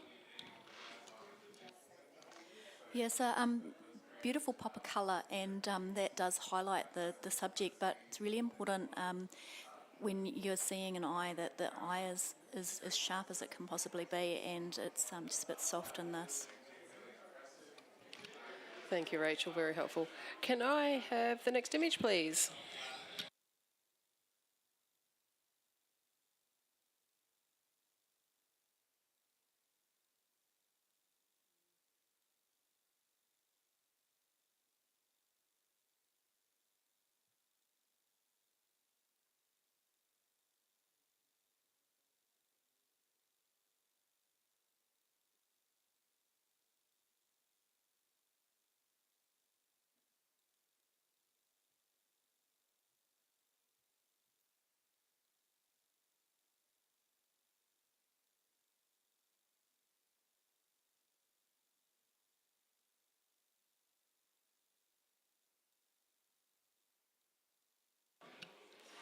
Thank you, judges. Pretty even scoring. We have a score of 76, bronze award. Can I have a comment for the photographer, please, Steve? Lovely character of this little furry friend. The paws are cute. It's a great moment captured. Maybe it could have been improved a little bit more. Try to deal with some of the distracting elements in the front to the side. There's also quite a strong blob of light to the left of the hands. Just pull those back and work with the shadows a little bit more, and maybe change the perspective of the camera so we see both eyes of the rodent. Thank you, Steve. Can I have the next image, please?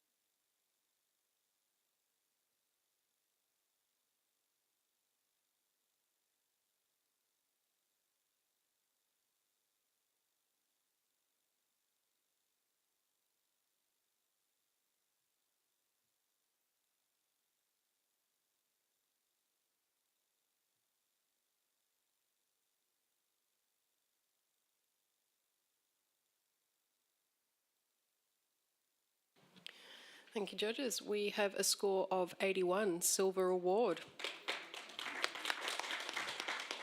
And can I have a comment for the photographer, please, Jackie? Well done. It's got a lovely theatrical feel to it. I think it might have been improved without the circular cropping. Most people are saying yes, so to give us the whole frame. Well done. Next image, please.